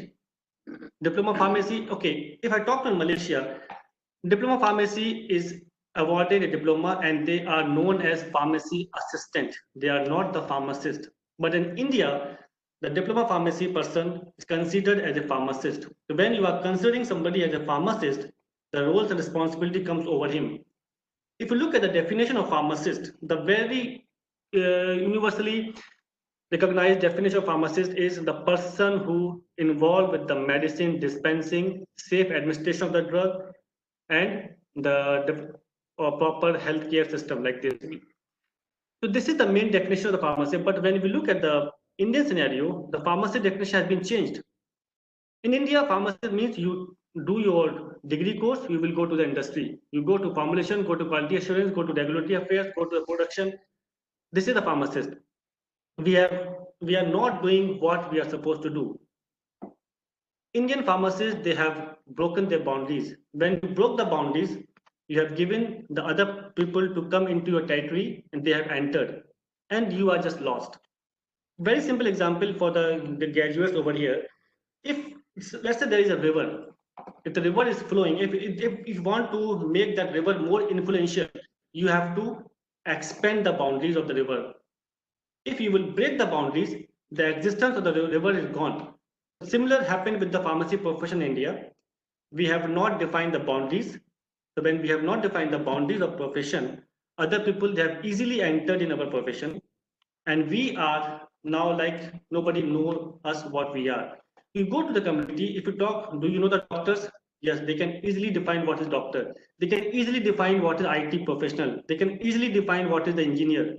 They can easily define anything about any profession. But when you ask, do you know what is pharmacist? They really don't know what a pharmacist, because pharmacist himself, they are confused what is my job. This is my personal opinion, what I have seen. Okay, when I come to the curriculum of pharmacists, look at the diploma pharmacy curriculum. Okay, no issue if you are giving diploma pharmacy as a status of pharmacist. Okay, no issue, good. But look at the curriculum, what we are doing. The diploma pharmacy curriculum was revised in 1991. And since then till now, the same diploma curriculum is going on in every institution. Whosoever is giving diploma certificate, they are using the same curriculum. And that curriculum, look and go through the curriculum. There is a one subject known as dispensing pharmacy or pharmacist 1. In that subject, what we are studying is still what we are studying. We are studying how to prepare aromatic waters, how to prepare iodine tincture, how to prepare kaolin poultice, how to make the emulsion. So do we really need these things to spend our 100 hours for this? But this pharmacist is one dispensing pharmacy module or subject having almost 100 of practicals like this, when the students are spending their time, which is definitely they are not going to use later on. When they will go to the profession, they will not use this thing anymore. So why not we should take the step to revise the curriculum. That 100 hours, what we are doing for them, we are doing for them to learn how to make aromatic water. Why not we can use those 100 hours to generate or to develop some other skills. Give them problem-based learning. Give them case-based learning. Develop the communication skills. Develop the presentation skills.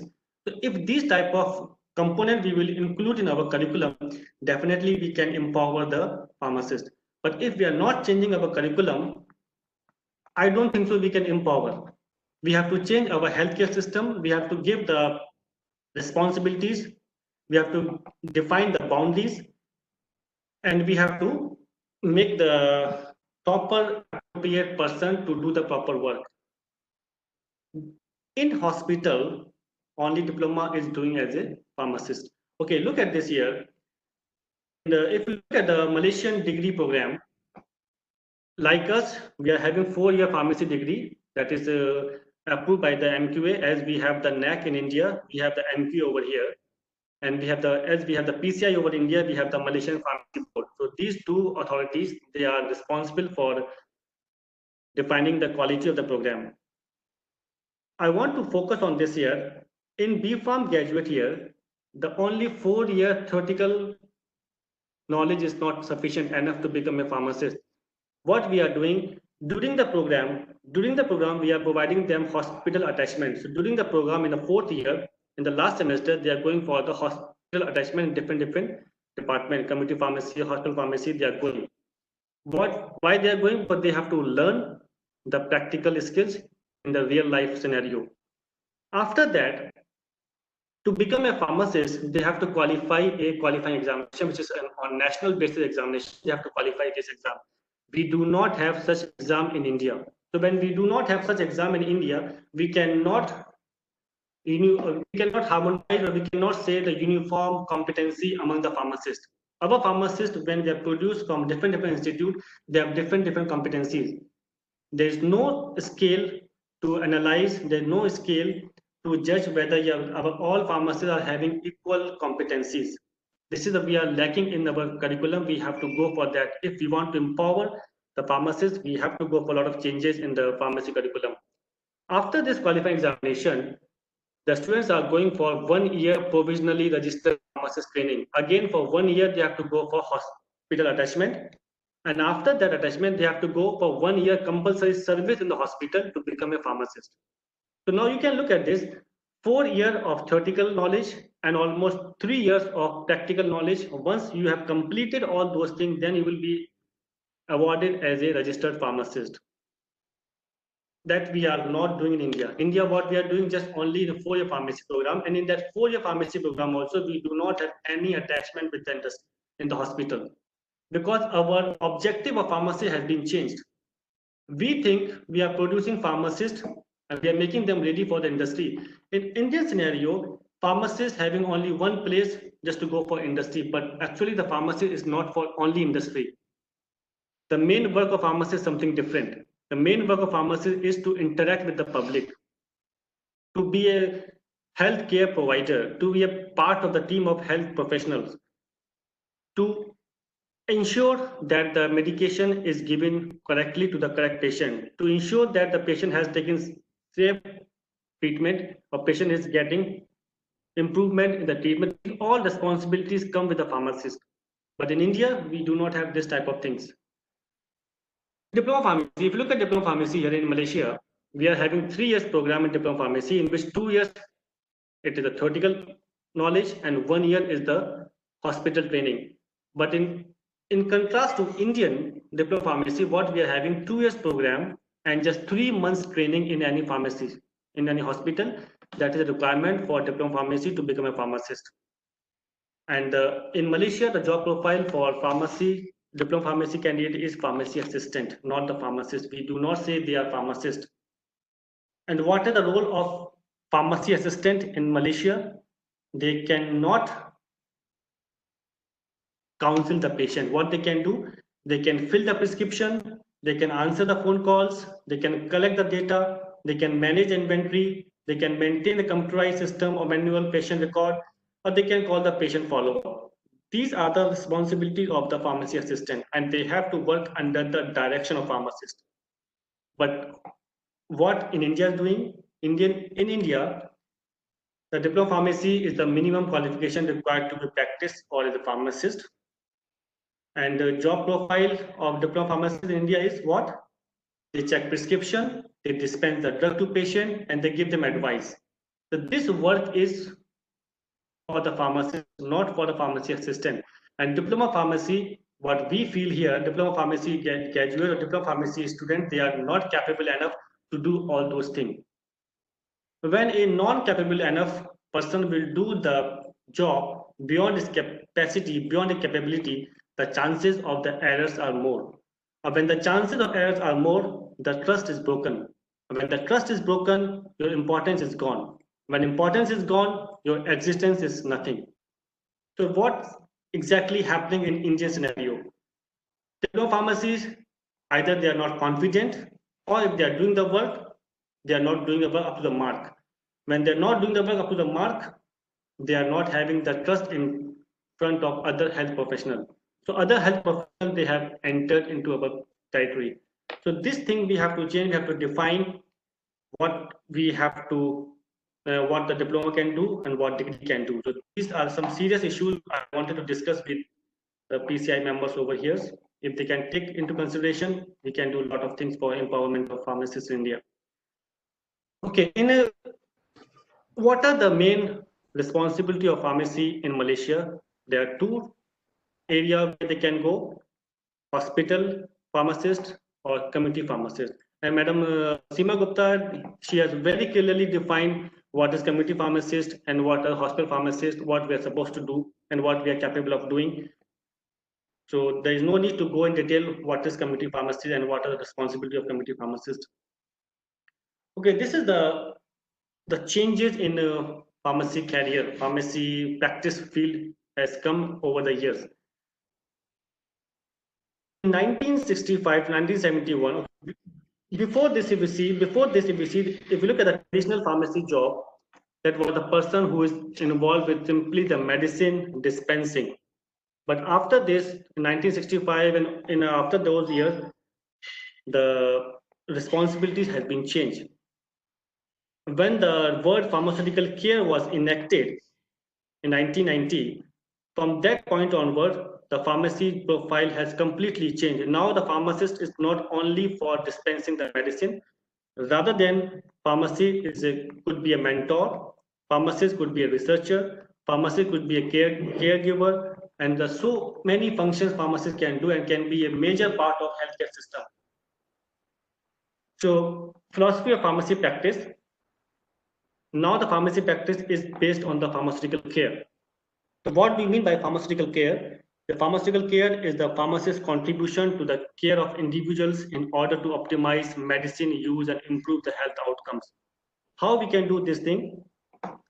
In order to have a proper pharmaceutical care, the pharmacist has to interact with the public, interact with the patient, take the follow-up, take the history of the patient, make a report, find out if any drug-related problems are there, find out those problems, find the solution for them, teach the doctors. As Madam Seema Gupta has very clearly said, I think that the doctors are they are already overloaded with a lot of work. They have to go for clinical work, but the pharmacy roles comes to update them. We are the responsible person to update the doctors. We are the person who should have the knowledge about the drugs. But all this thing is not in the Indian pharmacy culture. Indian pharmacists, after graduation, they are just looking either for medical rep or they're looking for industry. So that we have to change, because Indian system, they do not have place for the pharmacy graduate. One more thing I want to discuss over here about the PharmD program. We are not having place for diploma pharmacy. We are not having place for the beef farm in hospital. And now we have created one more course, which is called PharmD. After PharmD, the person who is spending 6 years in the PharmD program, he is not having any place to go. He cannot go to industry and he cannot go to the hospital also. Because the hospital, after doing the 6 years, the diploma pharmacy and the PharmD both are standing at same level. So when we do not have the proper place, why we are introducing new courses, why we are creating the workforce which is having no worth later on. Look at the institute what we have opened among the, if you look at the 10 years, 20 years period, we have tremendous increase in the numbers of pharmacy institute. Are we maintaining the quality? Are we ensuring that all the pharmacists those are coming from the institute, different institutes, they are having similar type of competencies? Are we ensuring that what we are producing, almost 4 lakh students, we are coming out as a pharmacist every year? This is not my word, this is the data which is collected from the Pharmacy Council of India website, as well as mentioned in the newspaper also, Indian newspaper, the leading Indian newspaper, the Times of India and this Hindustan Times. I have the cutting from them. We are producing almost 4 lakh pharmacists per year, 4 lakh pharmacy students per year coming out from the different institute. Are we having job for them? If we do not have job for them, and we are keep on opening lot of institutes we keep on opening, where they will go? We are producing the force which is useless. And in that scenario, can we empower them? If we want to empower them, we have to change the system. So if the people are listening to me over here, because I have this pain because I came from the same profession. So I feel very sad when I look at my fraternity people, they are just useless and jobless. They're not having proper job. Mr. R.D. Gupta, when he was discussing about the things, he has clearly mentioned the pharmacy graduates are not having jobs. And there is a saturation in the field. Why? Because we have not created a space for them. We have not created a space for them. That's why they are not having job. And they are just, either they are going for medical representative or they are going for other type of job which are not belongs to. So we have to think about this thing. Okay, this is a simple thing, pharmaceutical care. What is pharmaceutical care? Where the pharmacy can do, because I think all other panel members, they have very much have discussed on this, what pharmacy can do, what is assessment, a care plan, evaluation. So I don't want to go in that detail again, the same repetition of the things. But this is the work of pharmacist. The clinical pharmacist is involved in the pharmaceutical care. Okay, this is what I wanted to show, one of the form in pharmaceutical care. What are the things the pharmacist can do? The pharmacist job comes in Malaysia. What they're doing, the first step is the gathering relevant information on the patient. It's the job of pharmacist. Then second thing, they are doing the systemic analysis of medicine prescribed during the hospital stay. What doctor has prescribed, what dose have doctor prescribed, is there any interaction, is there any contraindication? These all are the things which pharmacist has to find out. If he finds any DRP, then he has to report to the doctors, physicians, and he has to advise the doctors, provide the clinical training to doctors that these are the things, because pharmacist is the person who is most capable person who can do all those things. After that, intervention to optimize the prescribing. In the discussion with the doctors, they come up with the optimized prescription. Then information at discharge. When the patient is discharging, they collect the information, everything, and they follow up the patient whether after discharge, if he needs the medication later on, if he's doing or not. So these are the job of pharmacists, hospital pharmacists in Malaysia. These are the steps they are following. But if I look at the Indian scenario, even though we say pharmacist, diploma pharmacy also, they are not doing all those things. They are just sitting in a pharmacist and just sticking themselves to a register, just making entries. So if we are devaluing our profession by ourselves, we cannot empower them. To empower them, create a job for them, and to create the job for them, we have to define the responsibility and roles of each and everybody. Until unless we are not having the defined responsibilities, so we cannot rule our community, we cannot rule our own territory. So like this, now in pharmacy profession, everybody else, simple science graduate, they are entering in the pharmacy profession. So this I think the panel members will take it note and how we can empower the. Okay, this is the comparison of pharmacists of 1960 to pharmacy of now today. If you look at the 1960 or earlier than that, pharmacy profession was product based. They were the persons, those are involved only with dispensing of medicine, or they were the expert in medicine only. They were working solo, but nowadays the pharmacy is a part of a team, a part of healthcare system. They were a dispenser earlier, but now the role has been changed to caregiver, not only dispensing medication, but they have to be a part of caregiving. They have to follow up, they have to ensure that the patient is taking medicine at right time and they're getting better treatment. Previously, it was based on only knowledge, but now it is not just knowledge, but information provider also. Do we have to provide information to other healthcare professionals? Knowledge as ordered, information as best prescribed. Okay. Earlier, the pharmacist was just working in a pharmacy office, making the formulation, making the emulsion, suspension, all those kind of things. But nowadays, the pharmacist has to stand beside with the doctors to discuss with the health issues of the patient and to ensure that patient is getting proper treatment and proper care. Committee pharmacist, which is we do not have this type of work in India. In India, committee pharmacists never existed. Committee pharmacists, in name of committee pharmacists, we are having retail pharmacists. Okay, I would like to discuss this thing also. Retail pharmacists. If you go to an Indian street, in one street you may find 15 or 16 pharmacy shops. Are they all shops are run by the pharmacist? No. If it is no, then where is the fault? Whether pharmacy rules and regulations are properly implemented? No. In most of the pharmacists, if you go to a street, the one person will be sitting over there who doesn't have any knowledge of drugs, but he has taken a certificate of pharmacy and hanging on the wall and running a pharmacy shop. So these all things are, if we will keep on doing this thing, we cannot empower. I really look at this clinical committee pharmacy in India. Okay, let's say if you go in a street, there is one shop, two shops side by side. One shop is having, the kirana store where we sell the spices and rice, and one person sitting over there. And beside this, there's one shop, which is the pharmacist, and one person sitting over there. If you go to the kirana store and if you ask him about the product in kirana, if you ask him, very layman example I'm giving to you all, if you ask him which rice is more better for biryani, he can give you the 3 or 4 options. Take this, take this, take this, take this.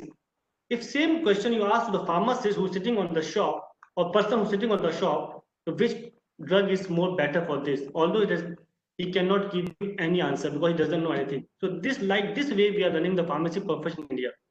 If we will keep on running pharmacy profession like this in India, empowerment is very far behind. To empower the pharmacists in India, we have to go for the grassroots level. We have to change a lot of things in pharmacy profession first, then we can talk about empowerment. We have to implement our rules, regulation. Strictly, pharmacist means pharmacist, and nobody else will do that job. If we are doing that thing, then we can talk about empowerment.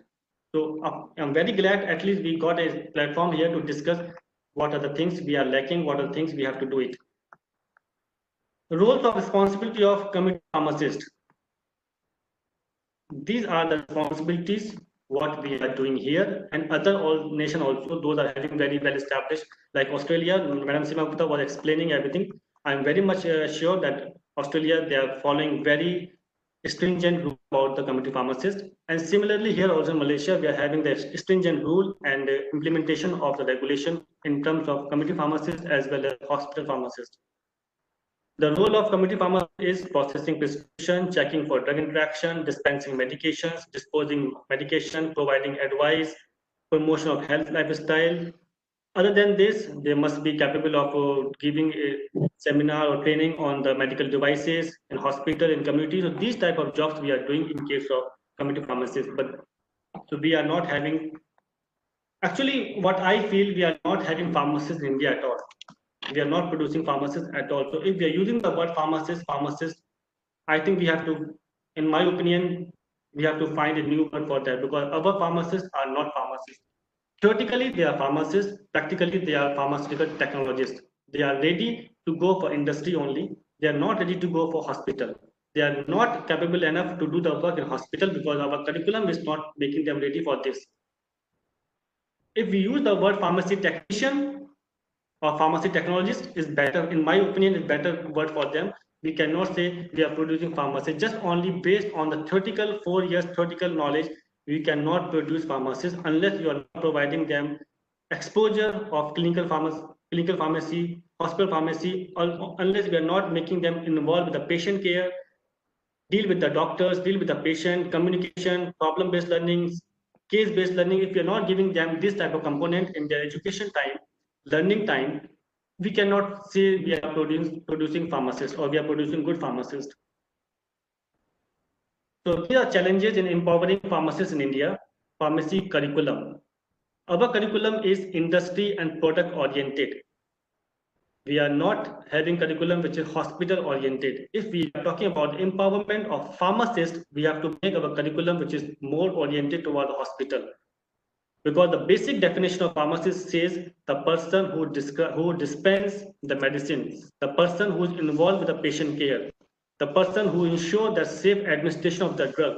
That is the basic definition of pharmacist. And we are in India, we have distracted from the basic definition of pharmacist, and we are producing production manager, we are producing regulatory affairs, we are producing quality control assurance. Okay, that also part of pharmacy field, but not that only is the part of pharmacy field.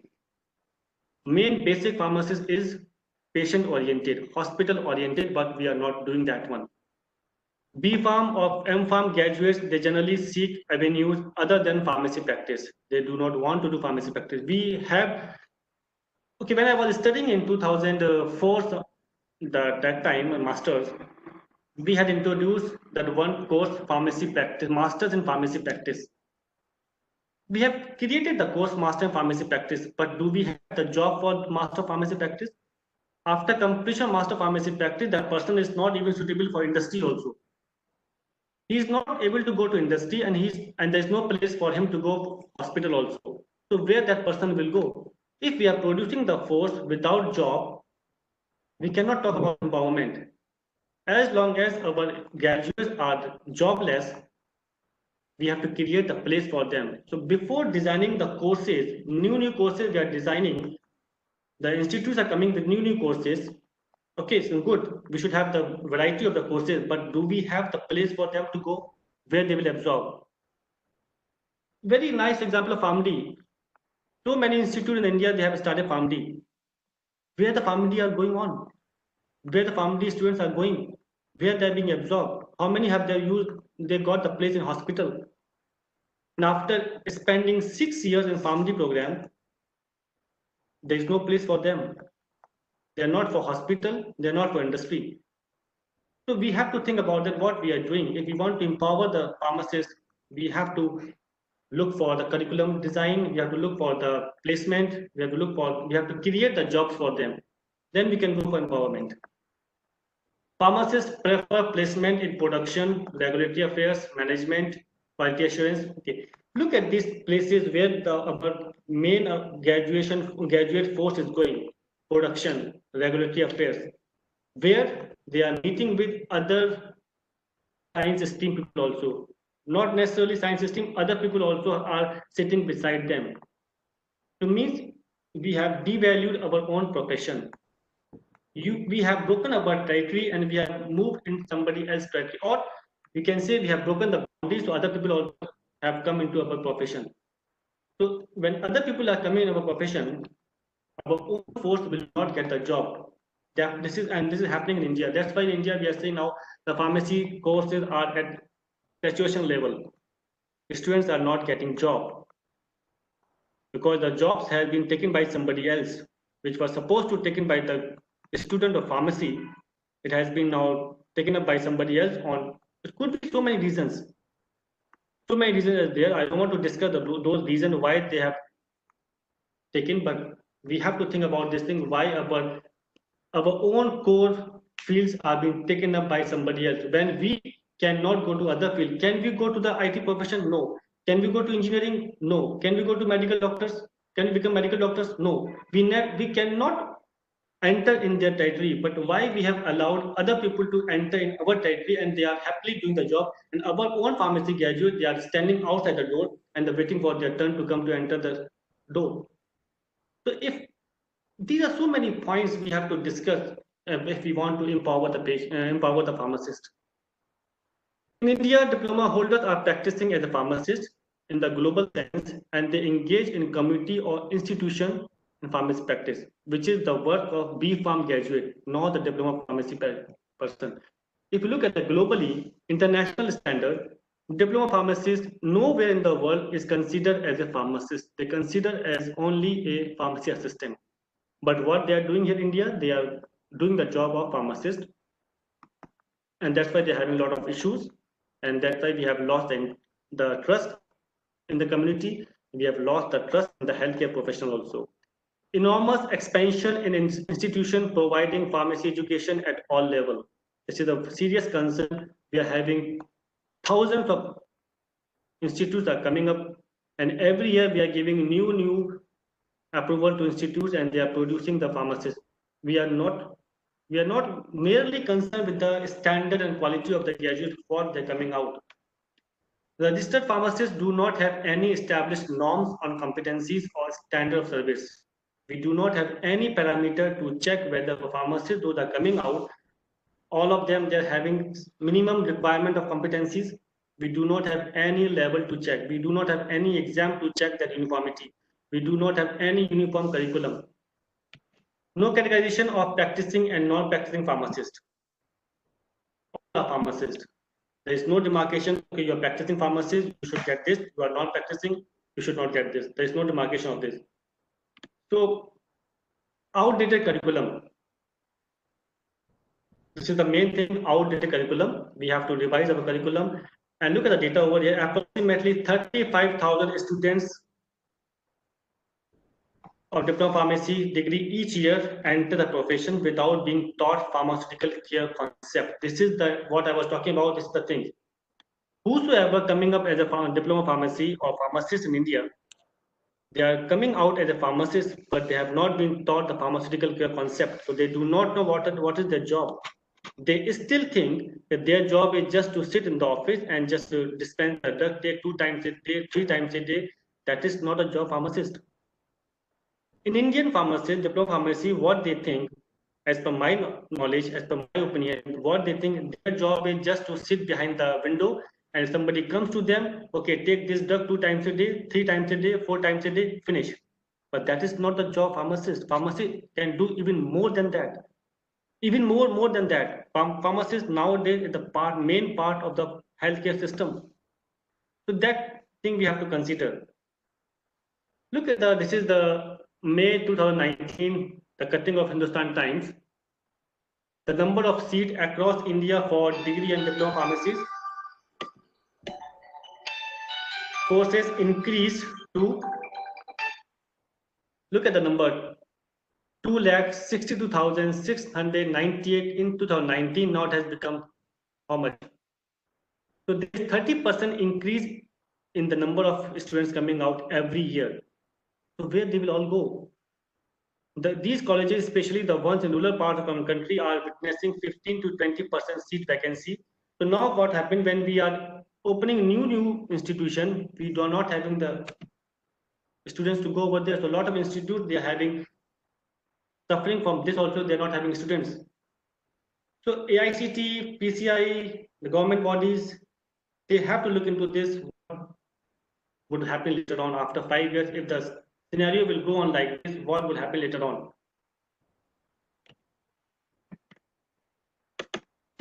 Okay, there's one more cutting of Times of India. 4 lakh pharma students graduate every year. They must get job. There's concern. So this is I think my last slide here. So with all these views, what I presented here, my concern is from the PCI members over here, sitting over here, the government authorities sitting over here, and all the other dignitaries sitting over here, those are high positions. They can take the step, they can take the decision. Please look into this. if we want to empower our pharmacist community, we have to look after so many things. It's not just only producing the pharmacist. We can talk very nicely. We have this, we have this, we have this, but are those things are implemented? We have a lot of rules regulation on the papers, but are those things are implemented? So when we terms come to empowerment, we have to look at our curriculum, look our practical training, look at the leadership quality, look at the communication quality, provide students all those type of components. So when tomorrow, when they will come out into the field, they can lead the profession. We can have our own leaders, those can lead our pharmacy profession to the next level. So this is what my own concern, and thanks for giving me opportunity to share my views over here. Maybe my words a bit rough and harsh, but this was the reality what I faced, so I just discussed with you all guys. So, yeah, thank you very much. Thank you, Dr. Javed. I think it's more than expected, but it was true. And it was more than expected when we have not even introduced you also. So I think your voice and your energy has introduced yourself. Although our anchor and Ms. Aparajita was asking through WhatsApp to me that sir, his introduction is skipped. So I said no, I will call upon when his energy goes down. At that point, I will call you and to introduce him. But you have not allowed us to. Yeah, actually, I was facing some issues, some problem with my connection. So I thought the session started already. So I just started talking. So again, I think Miss Aparajita, are you there? Yes, sir. Yeah. So I think Miss Aparajita or Miss Sonam kindly give a small introduction of Dr. Javed, although he has introduced himself very well by giving a very clear picture of India, and I think he has he spent again many years in India also.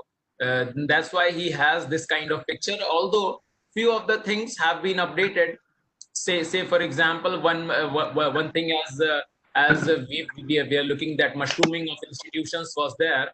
So Pharmacy Council of India has given a kind of moratorium, or they have stopped giving approval to pharmacy institutions for 5 years. So yeah, that's nice step, because I'm out almost 12 years. I'm out of this our nation. So I may not have the exact picture what Pharmacy Council of India are doing over there. But when I was there, in my time, a lot of institutes got open, because I was studying in India, in Delhi, and around the Delhi Noida sector. When I was seeing at that time, every year I was seeing from my eyes 2 new institute, 5 new institute, 10 new institute. No, sir. Definitely. And I think this moratorium has started, say around in 2019 itself only. So for 5 years, PCI is not going to give approval to any institution, and definitely this the case of the diploma institutions and the crisis of pharmacists because of the section 42, the implementation of section 42. Although it is a part of the act, so it is supposed to be implemented, it is mandatory, but as the vigilance is moving ahead, the governments and the authorities are more vigilant. They are checking, and they are checking whether the medical store is having a pharmacist or whether they are doing it on their own. So as the time is moving and the strictness is coming, so more and more pharmacists are involved in the medical store. So now there's a crisis of pharmacists. That's why a lot of diploma institutions have been started. Now, I agree with you. I agree with your view, because of course the Pharmacy Council has taken a lot of new steps to restrict the things, but still we have to define the responsibilities. We have to define the responsibility of it. What diploma can do, what degree can do. We should have a complete demarcation. We should have demarcation boundaries. We should not just boundaries each other. I do agree with that. Yeah, there should be a role and a responsibility. Yeah, so I think we have if I think Dr. H.S. Lamba sir, Dr. H.S. Lamba sir, are you able to listen, sir? Can you hear us? You are a panelist, sir. Dr. H.S. Lamba sir, he's a very senior professor and He's the Director General to the HR Institute of Pharmacy, and he's serving, I think, more than a decade. I'm seeing Dr. H.S. Lamba, sir, was there in HRIP. Are you there, sir? Are you able to speak? Okay, fine. So I think there is some connectivity issues. So I think if we can have some of the concluding remarks and a thanks from the organizers. Mr. Gupta, can you conclude Dr. Javed Qureshi's say again brilliant speech? You are smiling. That means you have few points. Dr. Ashutosh, you are hearing me? No, Dr. Javed has given. Dr. Javed has given. First, Dr. Ashutosh. Dr. Ashutosh's lecture is there. No, he is going to deliver the lecture just after Dr. Javed. I see. So he's hearing me. Yeah. No, he may hear me. Dr. Ashutosh, come in, sir. हाँ, hello. आप तो Mick का version थे और आपने Mick का rewind version भेज दिया डॉक्टर जावेद को. तो doctor Dr. Javed, your presentation was quite relevant and on facts, and I do agree with your views. It is a long journey and long way. So all things I can't I means answer the things, but I want to say that as you told for 60, okay. So this Pharmacy Act was enacted in 1948. Pharmacy Council of India first constituted in 1949, and almost first diploma course was started in Goa and in Uttar Pradesh in 1961. Okay, so in 60 there were no diploma course in India. B Pharm was only in BHU, and maybe afterwards Sagar University. So there were no B Pharm in India to serve the health sector or work as pharmacists. That's why the diploma was enacted in India to make a stopgap arrangement until the B Pharm are not produced in enough number.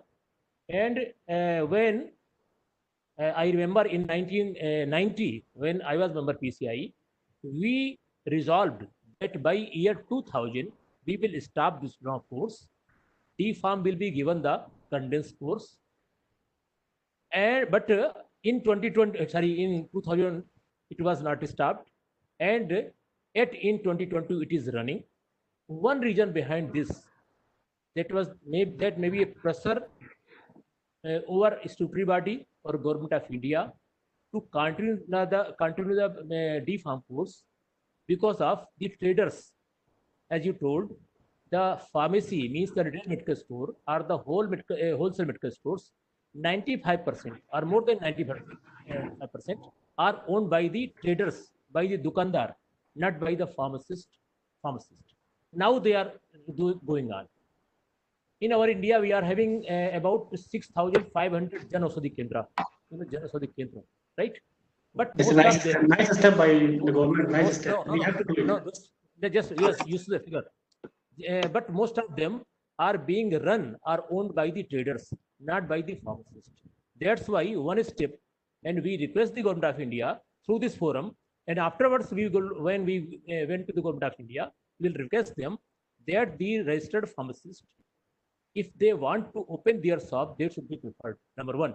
Number two, we are trying it from last 15 years, since 2005, that now it's a ripe time that new licenses, either the wholesale or retail, they should be granted, new licenses should be granted only to the qualified pharmacists, not on the basis that you have appointed a pharmacist either symbolically or really as a qualified person in that pharmacy. That's why you find many of the stores, particularly in our northern states, they are running without the physical presence of the pharmacist, as in Australia like that. So this position, and we have given in the notice of government of India, they are trying it, and it's duty of our drug authorities also to come ahead and see this. But the traders lobby, it is known as the Chemist and Druggist Organization, we are facing it from 1980, when our section 42 was to enforce from 31st August 1981. They given a notice to Government of India that we will shut our shops if this section is enforced. So due to that force in 1981, the PCI extended it for 3 years, and 84 came. At that time, we became the mature, and they again given the notice to shut their doors, their shops. So we, as counter, proposed to Government of India that if the chemists or the shopkeepers or the traders will go on strike, we will open our governmental stores, either the railway or the Delhi stores or the supermarkets or the ESI, the states, 24/7 until there is strike. So at that time, I remember the personality that Mr. Basant Sathe, he was the chemical fertilizer minister belonging to Maharashtra. And I was in delegation with the President PCI, then Mr. B.C. Shane, he was the MPA Commissioner of Maharashtra and President PCI. So we went to Mr. Sathe and give this proposal, or he agreed, do it, go ahead, Mr. Sani. Then this section 42 was enforced. So I, along with Dr. Puneet, requesting you to set a mind that section 42 is enforced with effect from 31st August 1984 in all states, no any formalities, and it's a public right. It's a public right of India to go a shop and call for a pharmacist. Where is your pharmacist? It's a public right, people's right. Otherwise, you may suit value, right? So it's on the implementation, not on the statutory position. The statutory position is quite right and strong. Okay, sir. So I've given a partial answer to it because the time is but I suggest to Dr. Puneet to take the email and phone number of our revised version of MiG-29, Dr. Javed, sir. Thank you very much. In future, we will Mr. Gupta, thank you very much for your detailed explanation about this. But still, what I feel, we need to revise. If the people over there, they have started to revise the curriculum, it's a very nice step. But we need to revise curriculum because our pharmacy graduates they're not getting what they should get. I noted it for future. Okay. Definitely, sir. I think if I compare the international curriculum of pharmacist, I'm talking about pharmacist, B-Pharm pharmacist, the word we use, the pharmacist. If we compare that curriculum with our curriculum, theoretically we are very nice. Whatever we are having theoretically, all the international curriculum having same thing. We are in comparable position with the theoretical knowledge. But I want to convey this message: our practical exposure is less. Dr. Javed, I'm intervening. Definitely, I think. Just a minute. On morning session, I have clearly told that we are lacking jobs to degree holders because Food Safety and Standard Act came, and they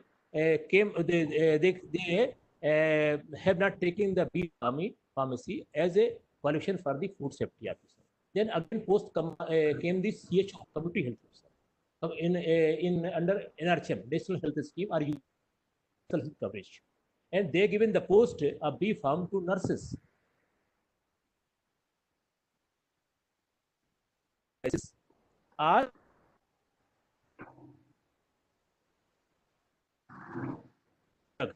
That's why we have to enhance and equip our deal with the biomedical sciences and medical device sciences.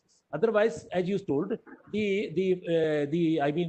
foreign particles will come again, and they will say that we are manufacturing it, and B-Pharma don't know anything about the medical devices engineering or biomedical engineering. That's why we should operate, and we should be recognized for it.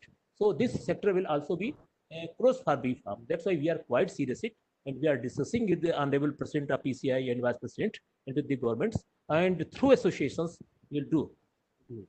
Okay.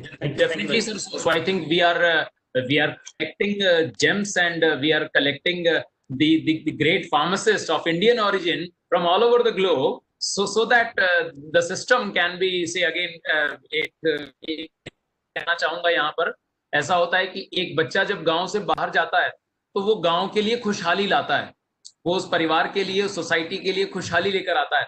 तो with this kind of attitude, I can say that we are collecting gems, we are recontacting just like we say alumni meet in our institutions. So we are just trying to connect with all the Indian origin pharmacists who are there practicing globally, and then definitely we'll have a committee. I'm pretty sure that we will build up a committee and let it get say authorized by the government also and the governing bodies of pharma practice in India, so that we can get a better outcome from this from these things, and let's have a better job opportunities for our pharma graduates and PharmDs and other pharmacy professionals in India itself. So and that is all, as Dr. Shailendra Saraf sir has also said, that 22,000 crores has been sanctioned and we are going to become self-reliant. So within a year, in terms of API and pharmaceuticals, we'll be self-reliant in a year. So it will be something great. It's going to happen, and definitely job opportunities will be increased. And for the students, we can say that they have to increase their expertise. If they are not going to increase their expertise, definitely this will not help. So this is all required. The effort is required from everybody, wherever we are. So thanks Dr. Javed. So I think now is the time, Mr. Prajita or Ms. Sonam, I think kindly introduce our next speaker. Otherwise, his introduction will also be skipped. I've told Vic 29. Thank you very much, Prof. Thank you very much for inviting me and giving me a platform to share my views. So thank you so much, sir, for your informative session. It was really very informative. Okay, we will now invite our next eminent speaker, Mr. Ashutosh Kumar Verma. He has a professional experience of 3 years of teaching as research fellow and 1.5 years in pharmaceutical research industry. He has published many research publications. He is a life member of IHPA, Association of Community Pharmacists of India, and many other communities. He has been awarded appreciation by Vice Chancellor of USM for his commitment and contribution, and many more. Sir, I request you to please deliver your lecture. Thank you, sir. Thank you so much. Well, I must say it's been an informative session, and the whole day since morning I'm just gathering information. And yeah, well, sir said mid 29. I think this time I should be another version of F35. That's the new version, needed to upgrade. I'm Ashutosh, and yeah, few of the facts again, just like Dr. Seema Gupta this morning said, need to upgrade. I think it's again, few of the facts are already upgraded. So no worries. Those are theoretical things. Information or introduction and all are like, it plays really small role, specifically in our world. Okay. In our world, few of the questions asked during Dr. Javed's session, I was answering because I thought that those questions I can answer and I can save the time for future. The first ever question again came about the job things. Since morning, one thing is the crux of whole talk was skills. The first talk, I had a very slides and all other things, but now I think I'm tailoring my slide. I already tailored my slide actually, just to fill up the gaps where I feel like that should be discussed too. Dr. Seema, she had been very humble talking about the skills.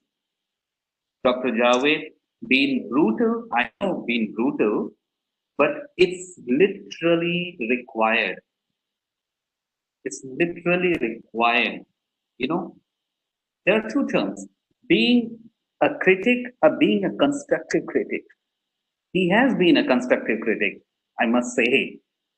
He picked up few points, like a whistleblower, of course. Few of our viewers, listeners, they commented like, whistleblower. Okay, then what next?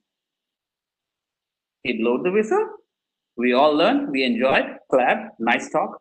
What next? The question remains the same. What next? Okay, I'm reloading to F-35 this time, sir. All right, I share my slide. Possibly you'll find it a bit interesting. I always try to make it interesting. And one more thing, during my lecture, I won't be able to take questions because I can't see, I don't know how WebEx works, but I can't see the chat box. So, yeah, now chat box is running. I can see now, sir. I can see now. I got the option. I think it will be better that if you first you complete your lecture, then only you take questions. Otherwise, it will interrupt. All right, no problem. That will be fine too. That will be one important question is already there by Dr. Saurabh Koshi. I think you are the right person to answer that because it's related to the clinical side. So okay. Definitely skip that. But you'll be answering that. No worries, sir. I'll take all the questions. I love my question answer sessions are bigger than my lecture sessions, mostly. It's mostly like that. So a quick introduction from myself. All those things are theoretical again. What's been introduced. The practical is about knowing a person in person. That's what clinical and pharmacy practice is about. Okay. As Dr. Seema has said in the morning, it's all about person in person. What we are talking about, what we are doing. Master's pharmacy practice, that's my MS is my expertise that so far. Worked with the clinical industry, worked as an academician, as a researcher. Again, we'll start as please do not, like the first criticism I'm bringing in, a constructive criticism. I had few chats since the beginning. An academician outside India is above industry. They teach, they train, like me, we train about research topics and how to do and all everything. No industries, we standardize things. This thing, the primary thing that is the crux where we need to be, like in India, need to bring change in that. That is very, very primary. Why academics? Why teaching? From where all the experts are being made? It's seen below the level, under the table. Why? If I will pick a few more things, I think Gupta sir will be like, again, you reloaded your gun. But I think this is a question, a big question. Since beginning, it's being raised up, but again, blowing a whistle and clapping for a question, but what about the solutions? All right. So, this is me, a registered pharmacist in India. That was from there, MS from University of Science Malaysia. It's a top 100 QS ranking university where we try to demonstrate everything, and we definitely make pharmacists there. We produce pharmacists, but pharmacists who explore outside and serve. What they serve, how they serve, without criticism, I will try to give you the insight. You compare self. Compare self in the sense of not looking down. Compare in the sense, where are the lacunae? Where are the voids where you can fill in? All right? Okay, I start with a disclaimer. That's a requirement. All right? Well, all the opinions are mine. All the slides, wherever it is, it's duly cited. Where it is not as well, the citation is required. No copying, nothing is allowed. In case you need it, you need a permission, okay? And a due citation, all right? That's the research world, that's how it works. Okay, this question has been asked and discussed dozens of times since morning. What is pharmacy? Science and practice, science and technique of preparing, dispensing medication. That's very simple, right? Sounds very cool, very simple, concise, short term. But a single question to my students specifically. Do you even know what actually dispensing means? Since morning roll, it's not picking a medicine from the shelf and giving to the patient, that's it after reading it. Okay? Pharmacy is throughout a journey. It's a journey. study of biology and chemistry to ensure safe consumption of medication and drugs includes in there. Pharmacists give advice to the best and most suitable medication to you. That's pharmacy practice, and clinical comes in the role. Okay, this is how just a general pharmacy look like. A pharmacist look like. All right, just hold a sec. I'll take a shot this one.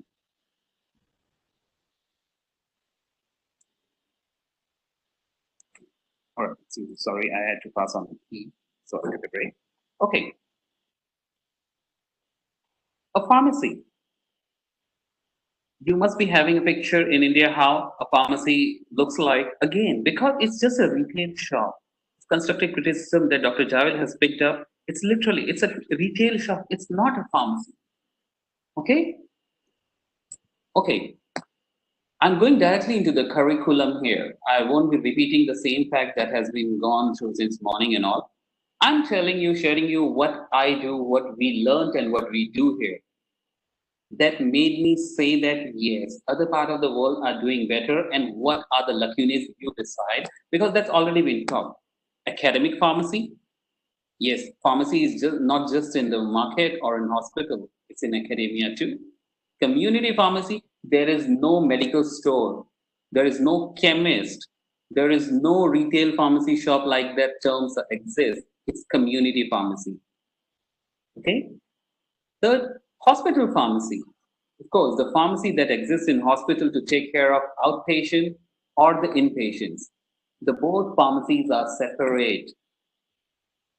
They mention, they develop their own SOPs, and they maintain their level depending on the wards as well. The ward level pharmacy, satellite pharmacies, extended pharmacy services. These all are the things that are reality. And in India, we are lacking even getting a pharmacy. I'm sorry, but that's true. Hence comes the industrial pharmacy. That's the primary role. Maybe we are leading industrial pharmacy throughout the world as we are producing the highest number of generics. But how about others? The patient care, the role of pharmacists. Okay, so this is what we are doing here. We are segmenting, and that is how we are nurturing them, equipping them for outside world. Okay, what is it all about? Academic pharmacy often teach in addition to conducting research. Okay, an academic pharmacy is that standardized procedures, SOPs, everything, evaluating findings, clinical studies, going through all the guidelines, either it's a nice guideline or gold standards, okay, or any other guidelines, COPD guidelines, asthma guidelines, okay, either it's a CPG of the hospital or CPG of the country, like here in Malaysia, we have CPGs, clinical practice guidelines, either, again, if we talk about antimicrobial stewardship programs, again, it's an academic project. We conduct research. We tell what should be the crux of matter, what methodology should be used, what should be the outcome, what could be the analysis type, okay, what should be the objective. Okay. Second goes to community pharmacy, are in charge of the dispensing medication. Yeah, retail stores such as Watson, Guardian in India is like Apollo pharmacies and all are there. Okay, so these are community pharmacies. Okay, hospital pharmacy. In addition to dispensing, hospital pharmacies also do other roles. TDN, therapeutic drug monitoring. It's a part of clinical pharmacist, a hospital clinical pharmacist, you can say. TPN, total parenteral nutrition preparation, IV admixtures. Okay, diploma pharmacy's role is to assist in all these things. Here, no comments on India. You decide yourself, and our seniors are there to decide. Okay, so a diploma pharmacy, when he is done with diploma, 2 years of theory education and 1 year, 10 months of full hospital training as pharmacy technician, he becomes a pharmacy assistant or a pharmacy technician in hospital. He assists the pharmacist or a graduate pharmacist, at least registered pharmacist, to do all these things. All these things what? TPN preparations, total parental nutrition, either in pediatrics or in geriatrics or in normal ICU wards, onco wards, anywhere. Okay, what kind of hospital it is, it depends on that. A pharmacist is responsible, hospital pharmacist is responsible for the TGM and other clinical aspects, go on rounds with the doctor, the registered medical practitioner, that's it, the ward doctor, tailoring the prescription, screening the prescription, counseling the patient, these all things we teach and they follow here. That's the norm here. Industrial pharmacists, drug production, more towards the pharmaceutical technology part and the chemical part, chemistry part. Okay. Okay. What are the education pathways? This is from Malaysia. I'm saying SPM O level IGCSE is like high school in India, 10th level matriculation. Pre-U or foundation here is pre-university, or in India it's called +2. You can say even with pre-U we have A level here, and Australian matriculation. These all are like the, requirements degree to enter a pharmacy degree. 4 years Bachelor of Pharmacy course. 4 years of Bachelor of Pharmacy course will give the student degree, a certificate called Bachelor of Pharmacy, followed by the student need to sit for forensic exam that Dr. Javed mentioned. I think he forgot the name. That's called Forensic Science Exam. That's a government body, Pharmaceutical Control Bureau, exactly. Malaysian Pharmaceutical Control Bureau. Okay, it's an open book exam, but that is required to get the completion of the degree. Followed by, it's called PRP, Provisionally Registered Pharmacist. Means you do not get your registered pharmacist license yet. You will go through an interview, go to a hospital when you are selected with your theoretical knowledge up to the mark or not. Go through your PRP training, 1 year. Your assessment is submitted by your assessor, the chief pharmacist assessor at that hospital. Then the student gets FRP, fully registered pharmacist license, that we call a registered pharmacist license there, that we get just after 4 years. So in 5 years' time, they get it. That too when a chief pharmacist approved it. Followed by 1 year of compulsory service. Okay, that's 6. Just like the previous program, we have rural service or other service mandatory. Here, the 1 year compulsory service is there as FRP. So totally in 6 years, a student get free. Definitely the student will be so sharp and honed. It's not like they are from some other teacher, but something that they are repeating, doing one after another, that holds the skill. All right? Why pharmacy? A question to all of you who ask about jobs and other things and all. The primary question, again, I'm going to Dr. Seema.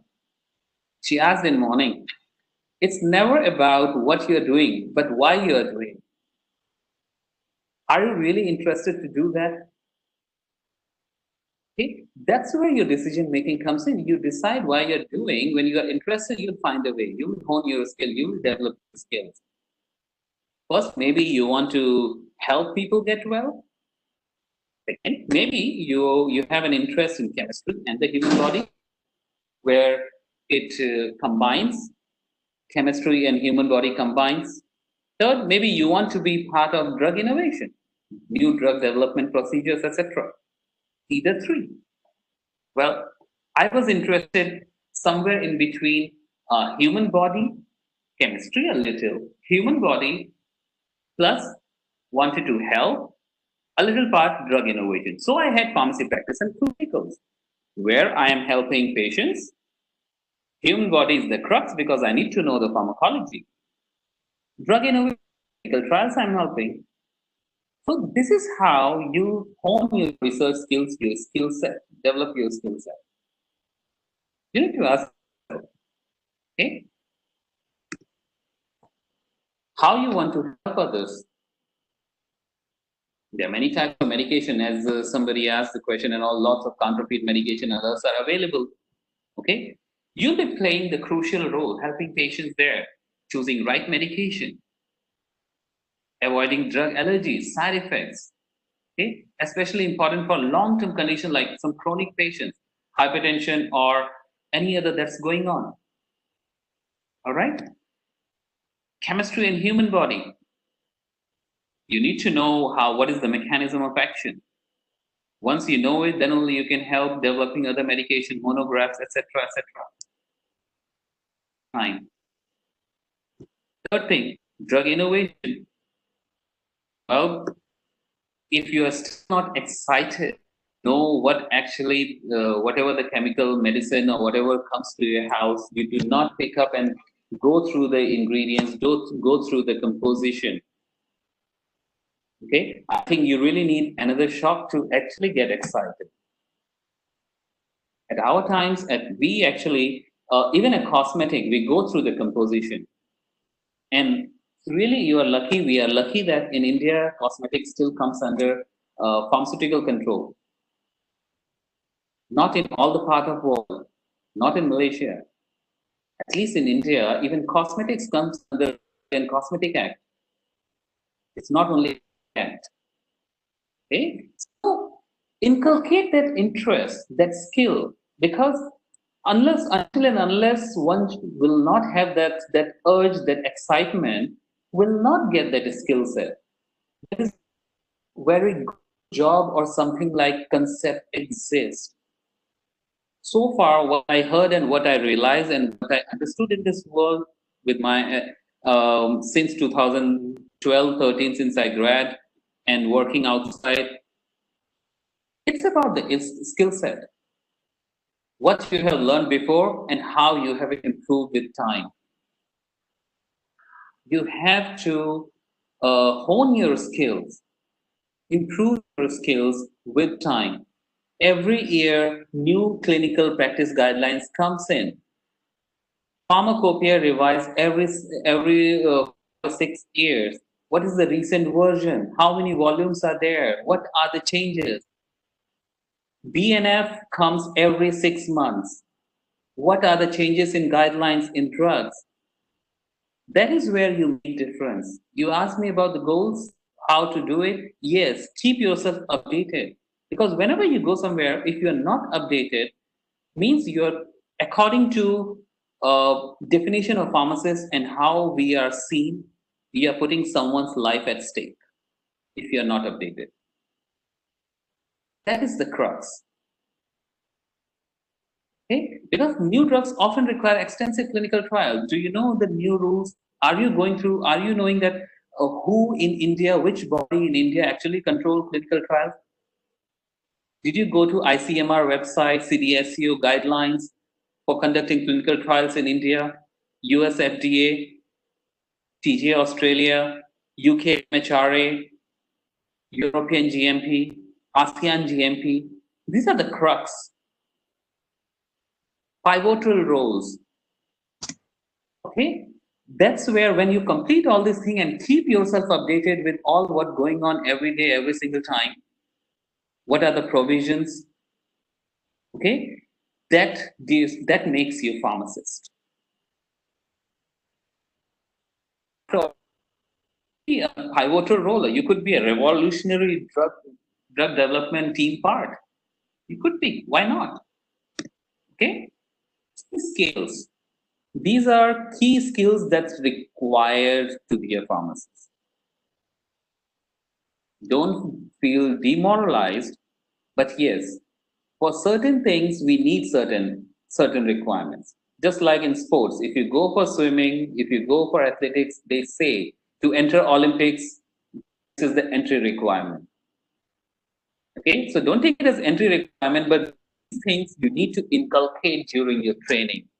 Strong science foundation. If I'm talking about 206 bones in your body and you cannot count, saying that this is frontal, parietal, occipital, temporal, sphenoid, ethmoid, this is palate, cervical, C5, L7. If you cannot count the bones by showing the part, you're not 3D imaging while saying your human body. It's difficult for you. It's not impossible. Develop that thing that comes from interest. Rather than making focus on job, focus on the training, because you are still in training. Don't focus on job yet. Focus on training because you are presently in training. And those teachers and others at policy levels, they can focus on how to make it more interactive. I'm a most unsatisfied person on this. That's why Gupta sir said that I'm like always criticize things. But I'm a researcher after all.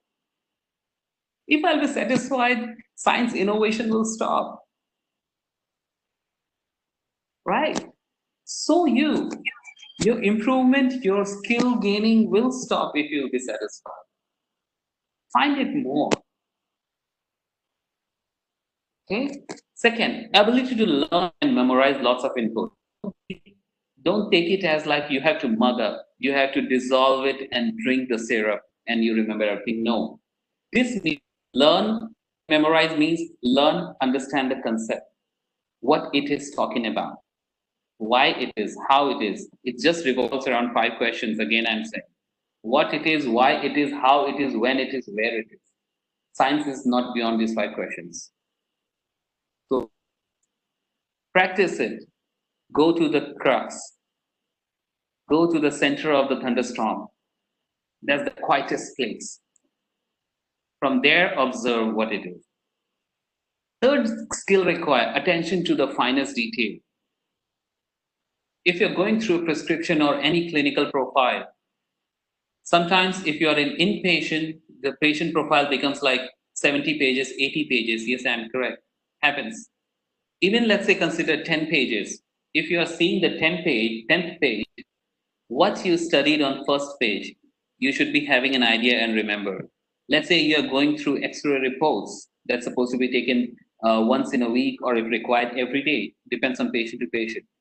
You've seen that on second day of admission, the patient's lungs were clear as per the X-ray report. On the 10th day, you see that the patient is reporting there are some calcules or some coalescence being observed there. There are some opacity. So what happened in there? That means something is wrong. Either is developing some upper respiratory tract infection, or there are some puncture or some blood leakage, anything. So many factors are there that can give that thing. But while reading the 10th page, you started first page to 10th page. The small details should be running back in your mind. And it doesn't come in one time. That's why training is important. When you pay attention to details, small facts. The final thing that makes you a pharmacist is strong communication and people skills. You are not there to scare your patient. The patient, and he is the most impatient person when he is in hospital or in a pharmacy.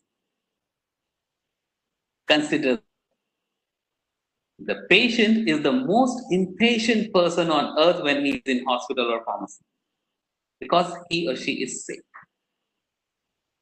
Okay, just think yourself, if you are sick, do you like anything? Somebody comes to you and say that, hey man, let's go just watch a movie or let's go for a bowling or something else. What would be your reaction? Probably you would be like, hang on a minute. You are seeing that I'm not doing well, I'm having 104 fever, or I'm feeling like vomiting, or I'm having a sick feeling and all you can think about is your bowling session, or you want to go a karaoke session? Did you even ask me about that, how I'm feeling or something when you came in? So yeah, empathy, that's the key. For strong communication, it's not about how vocal you are. It's about empathy, first thing. Second thing, your knowledge base that you gain in step 1, 2, and 3. That's where I went to step 4. That will hone your skill. That's where students here in final year, they go through project, they go through clerkships, we call it. 10 weeks of clerkship, and after that, one whole year of PRP to develop, to use all the knowledge in empathizing, strong communication, and people skills. Okay. All right. So far, we learned about pharmacists doing it. Pharmacists, frankly, as everyone said since morning, we are the pivotal role. A pharmacist is playing pivotal role. being a transition or a central role for physicians, allied health, of course, with nurses, with dentists, general public, inpatient or outpatient. Now we are even extending to extended pharmacy services, pharmacovigilance, public health, everything. It's there. This all comes with skills. Coming back to the square one, it all starts with skills and your interest, how you hone it. Today's era, what we are doing here in Malaysia as well, antimicrobial stewardship program that's started at many places. WHO have a whole guideline about it. Australia, UK, they already did it. In Malaysia, we did it in 2016, 17 if I'm not mistaken. It's a whole project, we did it. Patient counseling, medication reconciliation, disease state management, comprehensive medication review, hospital discharge management, general practice, pharmacovigilance. These are the crux roles where pharmacists have their fingers in. After their thorough knowledge of pharmacology and clinical. Okay. Further, how a data flow works here. Yeah, like Dr. Seema, again, I'm quoting her a lot of time because yes, she made very valid points in morning itself. So I remember from there, the data flow. In India, we do not have a backbone structure. That's why patient records, okay? When we talk about the patient medication records, PMR, doesn't exist. It's one of the biggest drawback or what you call it, problem or danger for drug safety, because we do not have patient record. There are lots of time, and patient education is also not there towards the pharmacist's role or doctor's role, or they need to remember if they have sensitivity to certain drugs and etc. Okay, so this is where artificial intelligence, well, government NITI Aayog is doing a lot of work on artificial intelligence. Why not we make a network from here as well? I don't think this industrial revolution, when we are talking about fourth industrial revolution and 5G networking, this would be a difficult thing. Specifically after demonetization, I think every home, every person has internet. So this small thing can be done. I think at this point I'll make a statement. It's a problem of in India about the kids. Maybe priorities are different, but please have priority on this too. Centralizing this as well, like we are centralizing public data by Aadhaar card and others. This is possible. Here you do not have to centralize all the public data. Here just have to centralize all those registered clinics and hospitals. That's it. Nothing else. So this how here works. So once one person went to a clinic or hospital anywhere, the patient's data is available other things. Whatever he went through, government knows. Whatever treatment was given, prescription was given, dispensing was given, all things are centralized. This helps managing ADR, ADEs, everything. The patient record, sensitivity, everything it helps. Okay. Okay, this is our simulation labs. And yeah, on the right side corner picture is Dr. Javed. I took his picture just for sake of adding up here yesterday, I think. Yeah. Student simulation sessions.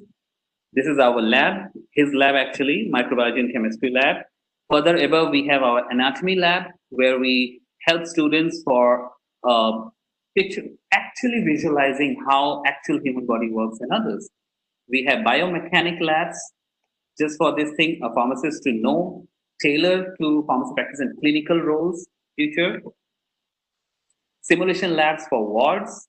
This is a hospital setting, simulation settings developed for teaching pharmacists role, nursing roles, nursing also share with us, okay?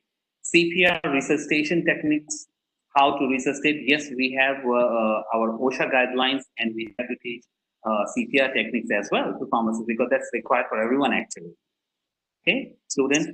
Below at right corner, the fourth picture is our modular pharmacy, teaching pharmacy for pharmacy department specifically, teaching how to run a pharmacy what are the requisite, counseling, everything, checking, overall flow of a typical standard teaching pharmacy. That's a picture of my own pharmacy I'm in charge actually. All right. Here, this is the live picture, a picture from a government hospital pharmacy. It's some hospital name is Tun Bahagia, some hospital, I don't remember, it's a long name. It's a hospital pharmacy. It's the counter picture where patient on the left is an old geriatric man. And the television up there is actually the pharmacy token number. So he sees the OPD doctor already. With his token number, he entered the pharmacy area. He sat there. His token number came. He went to the counter. When his medication in that medication box, the box is ready. The pharmacist is rechecking the prescription that correct drugs are given or not, then handing over and counseling to the patient. Okay? A pharmacist is neatly dressed, in mask, everything, maintaining the distancing in his own attire and everything, right? So this is how a process works, a system works. System is there in India, I must say. On paper, it is there. All the laws, like Gupta sir has already mentioned, few laws since '84 exist. You can even follow. The problem is enforced or not. And enforcement, sarkar sab kuch kare kya? That's the question. Government should do everything, is it? Do we have our own moral responsibility or not? That's where the crux is. So that's what all about Malaysia and my feeding up a bit gaps since morning. So what are you thinking? You can ask. I'm all ears.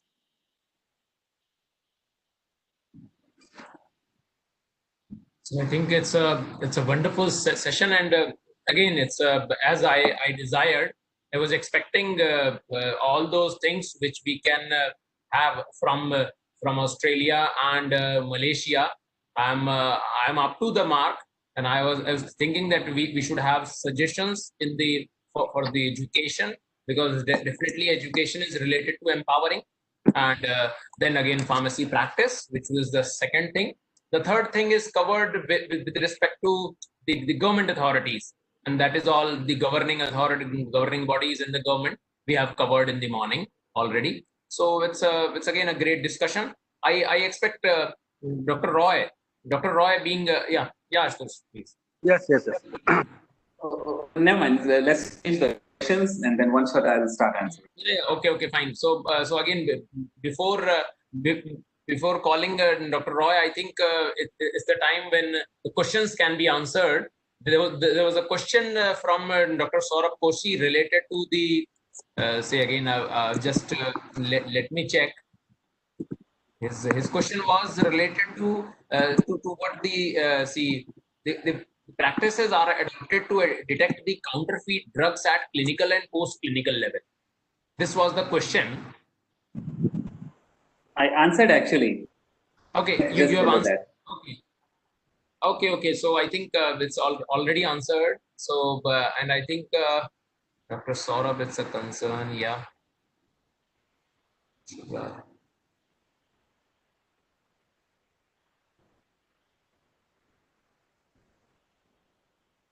Again, there is a compliment also from Saraf Qureshi. Truth speakers are hard to find, difficult to leave, impossible to forget.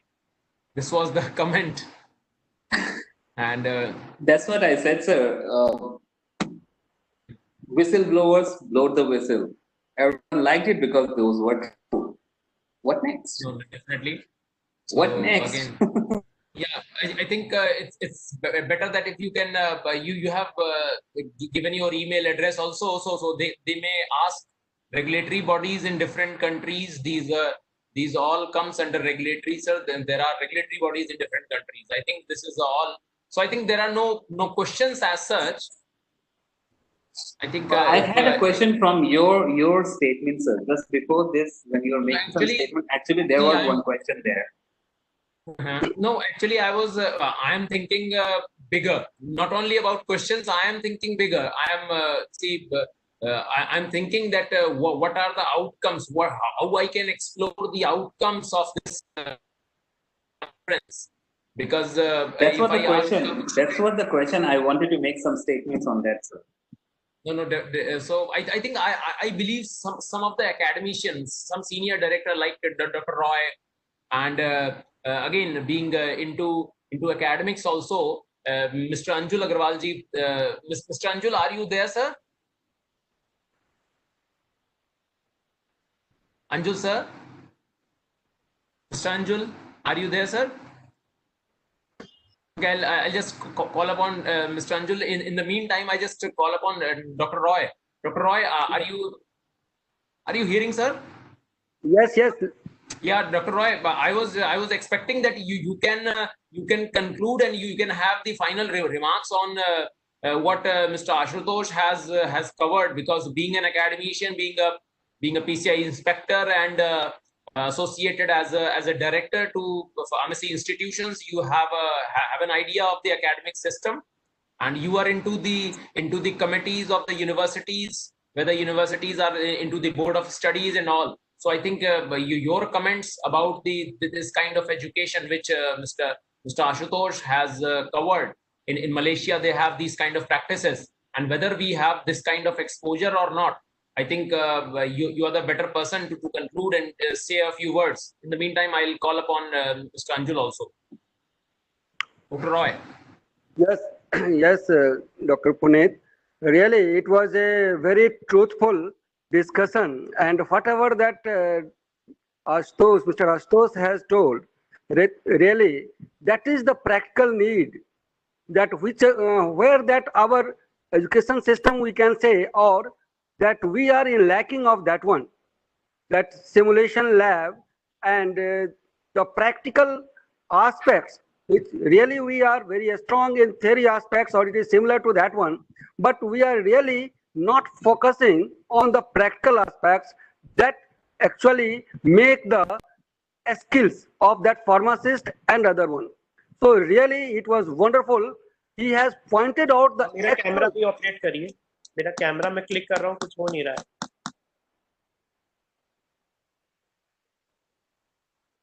Some connectivity issue with Anil ji. ठीक है.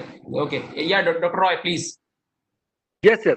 So that is wonderfully he has pointed out our main aim, what that empowering pharmacist we were discussing, that is actually leads and loops that we are lacking, and without considering this one, we are growing. So without that practical aspects, we cannot grow. That is the need of this time in our education system. And I will be thankful to Dr. Javed.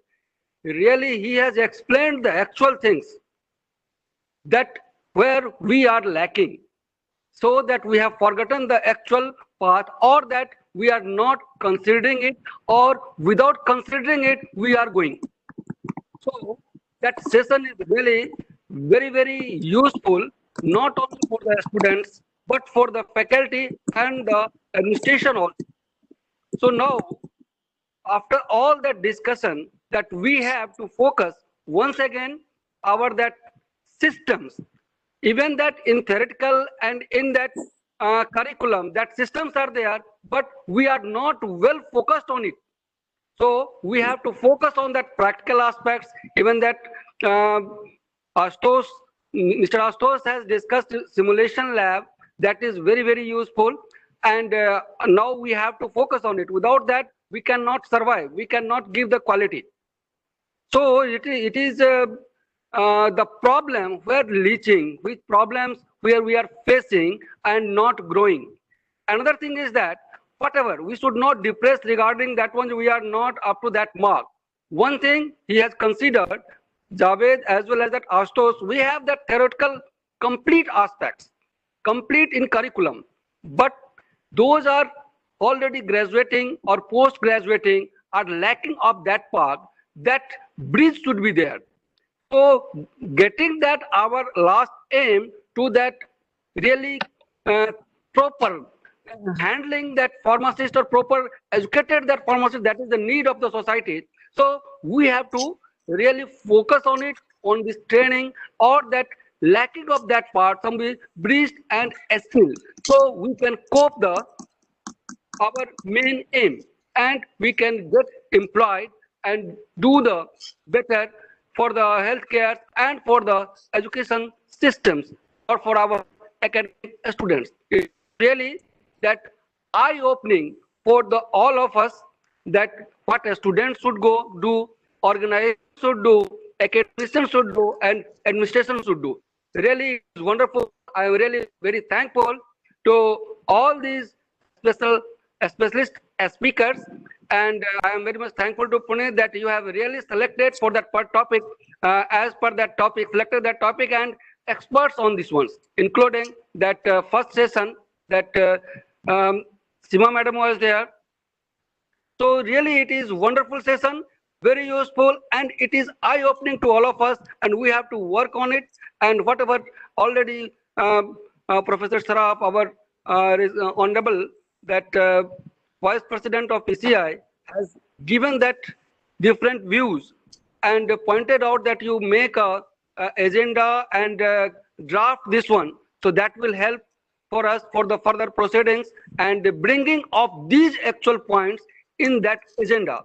And obviously our Honorable Registrar Archna Madam has also told so many things what they are doing, pharmacy practice, and so many things that he has noted on the already on the PCI side. So you may go through it, and on that what amendments, what may be the better for our education system, pharmacy education systems, and really we can produce the useful persons, and they can get the job, they can get the respect, and obviously make the society as per the need, they can fulfill their jobs. So really it is wonderful sessions, and we have to just say this is the starting for bringing in right directions. We have to start it and continue till that we are getting or doing that betterment. Thank you. Thank you, sir. So I think finally, last but not the least, final remarks by Mr. Anil Agrawal, sir, being one of the young leader who is leading HRGI, the HR group of institutions. And definitely he's, I again say he's so down to earth, he listens everything, and he understands us. This is the most, this is one of the wonderful thing. He's so sensitive that he hears and he understands us. Sir, Mr. Anil Agrawal, sir, I have unmuted you, sir. Yeah. Am I audible? Yeah, sir. You are audible, sir. Yeah. Once of all, I congratulate to all the panelists, and special thanks to Mr. Ashutosh, Mr. Javed, Mr. Gupta. And today's session was a great session, though there was some technical issues, but that doesn't matter a lot at all. I believe that Madam Aparajita has given really, like I would like to say that hats off to her for coordinating all the students as well as maintaining the balance between the students as well as the panelists. I congratulate to Director Pharmacy, Dr. Roy, and Mr. Puneet for coordinating the program, and looking forward for more such sessions. And I congratulate to all the students as well for getting participated and getting the certificates also, participation certificates. I thank to the esteemed chief guest, Dr. Saraf, our eminent Chief Patron, Mr. Dr. Anil Agrawal ji, Madam Archna Mudgal ji, for sparing their valuable time. Thank you very much, and I'm looking forward for more such sessions, and I believe that Mr. Puneet will help us in arranging such sessions also. And thank you very much, and once again, I congratulate to all of you. Thank you, sir. So I think this is the time when we are going to complete and wind up the session. And it was definitely a great session. It was a great discussion, and we are now, as one of my great mentor and idol in this education sector. I'm just nowadays I'm thinking for outcomes only. So it must be, everything must be outcome oriented, and definitely we'll have great outcome. We'll try to prepare the outcomes by the help of our eminent speakers, definitely globally. Dr. Seema Gupta, Madam from Australia, from again, Every time we have a great support from Malaysia. So definitely we'll have this kind of panel, a good committee, and great results. Thank you very much, sir. So I think with due permission and the Secretary IPA UP State Branch, should we, can we complete the session, sir? Are we end the session? Yes, yes, absolutely. I believe that. Sure, so I think Madam Apajita, Madam Apajita, can you share the link for the final attendance of the second half for the attendees? Yes, sir. I have already shared, and I would also like to convey that e-certificates will be circulated to you all shortly. Yeah. Okay. Thank you very much. Thank you, sir. Thank you. While attendees are filling up this form, just one question while scrolling just caught my eyes. I think it's important to answer this one. The question is quite interesting. It's not sarcasm. Please don't take it as sarcasm. There's a very thin difference between a dark humor and sarcasm, right? Any shortcuts to get success in pharmacy? Okay, I have a very beautiful answer because previously a student has asked me. B.Pharm first semester, when you study mathematics, I studied mathematics, everyone we go through. In biostatistics part, we go through a small topic called chi-square test. After graduating B.Pharm, when you're sitting for an interview, somebody asks, tell me about some non-parametric test. You should be able to explain what is chi-square, what is ANOVA. That's the only shortcut. Absolutely, absolutely correct. Absolutely correct, Mr. Ashutosh.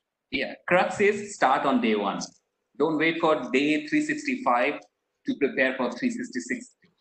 That's the only shot.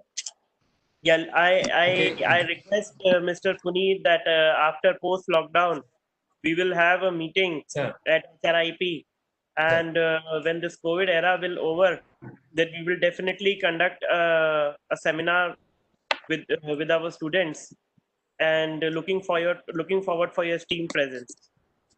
All right, sir. I'll be delighted to do that. Thank you so much. Okay, sir. Thank you, sir. Thank you very much. Madam Apajita, you kindly reshare the link also for the information. Yes, sir. Sure. Thank you, Seema ma'am. Thank you, Mr. Gupta. Thank you, Anil sir. Thank you, Dr. Roy. Thank you. Thank you, everyone. Have a good day. Take your leave. Thanks, Ms. Sonam also. She has also again coordinated along with Madam Apajita. Yes. Sonam. She's a PhD scholar. Anjul sir, she's a PhD scholar from Dipsaru.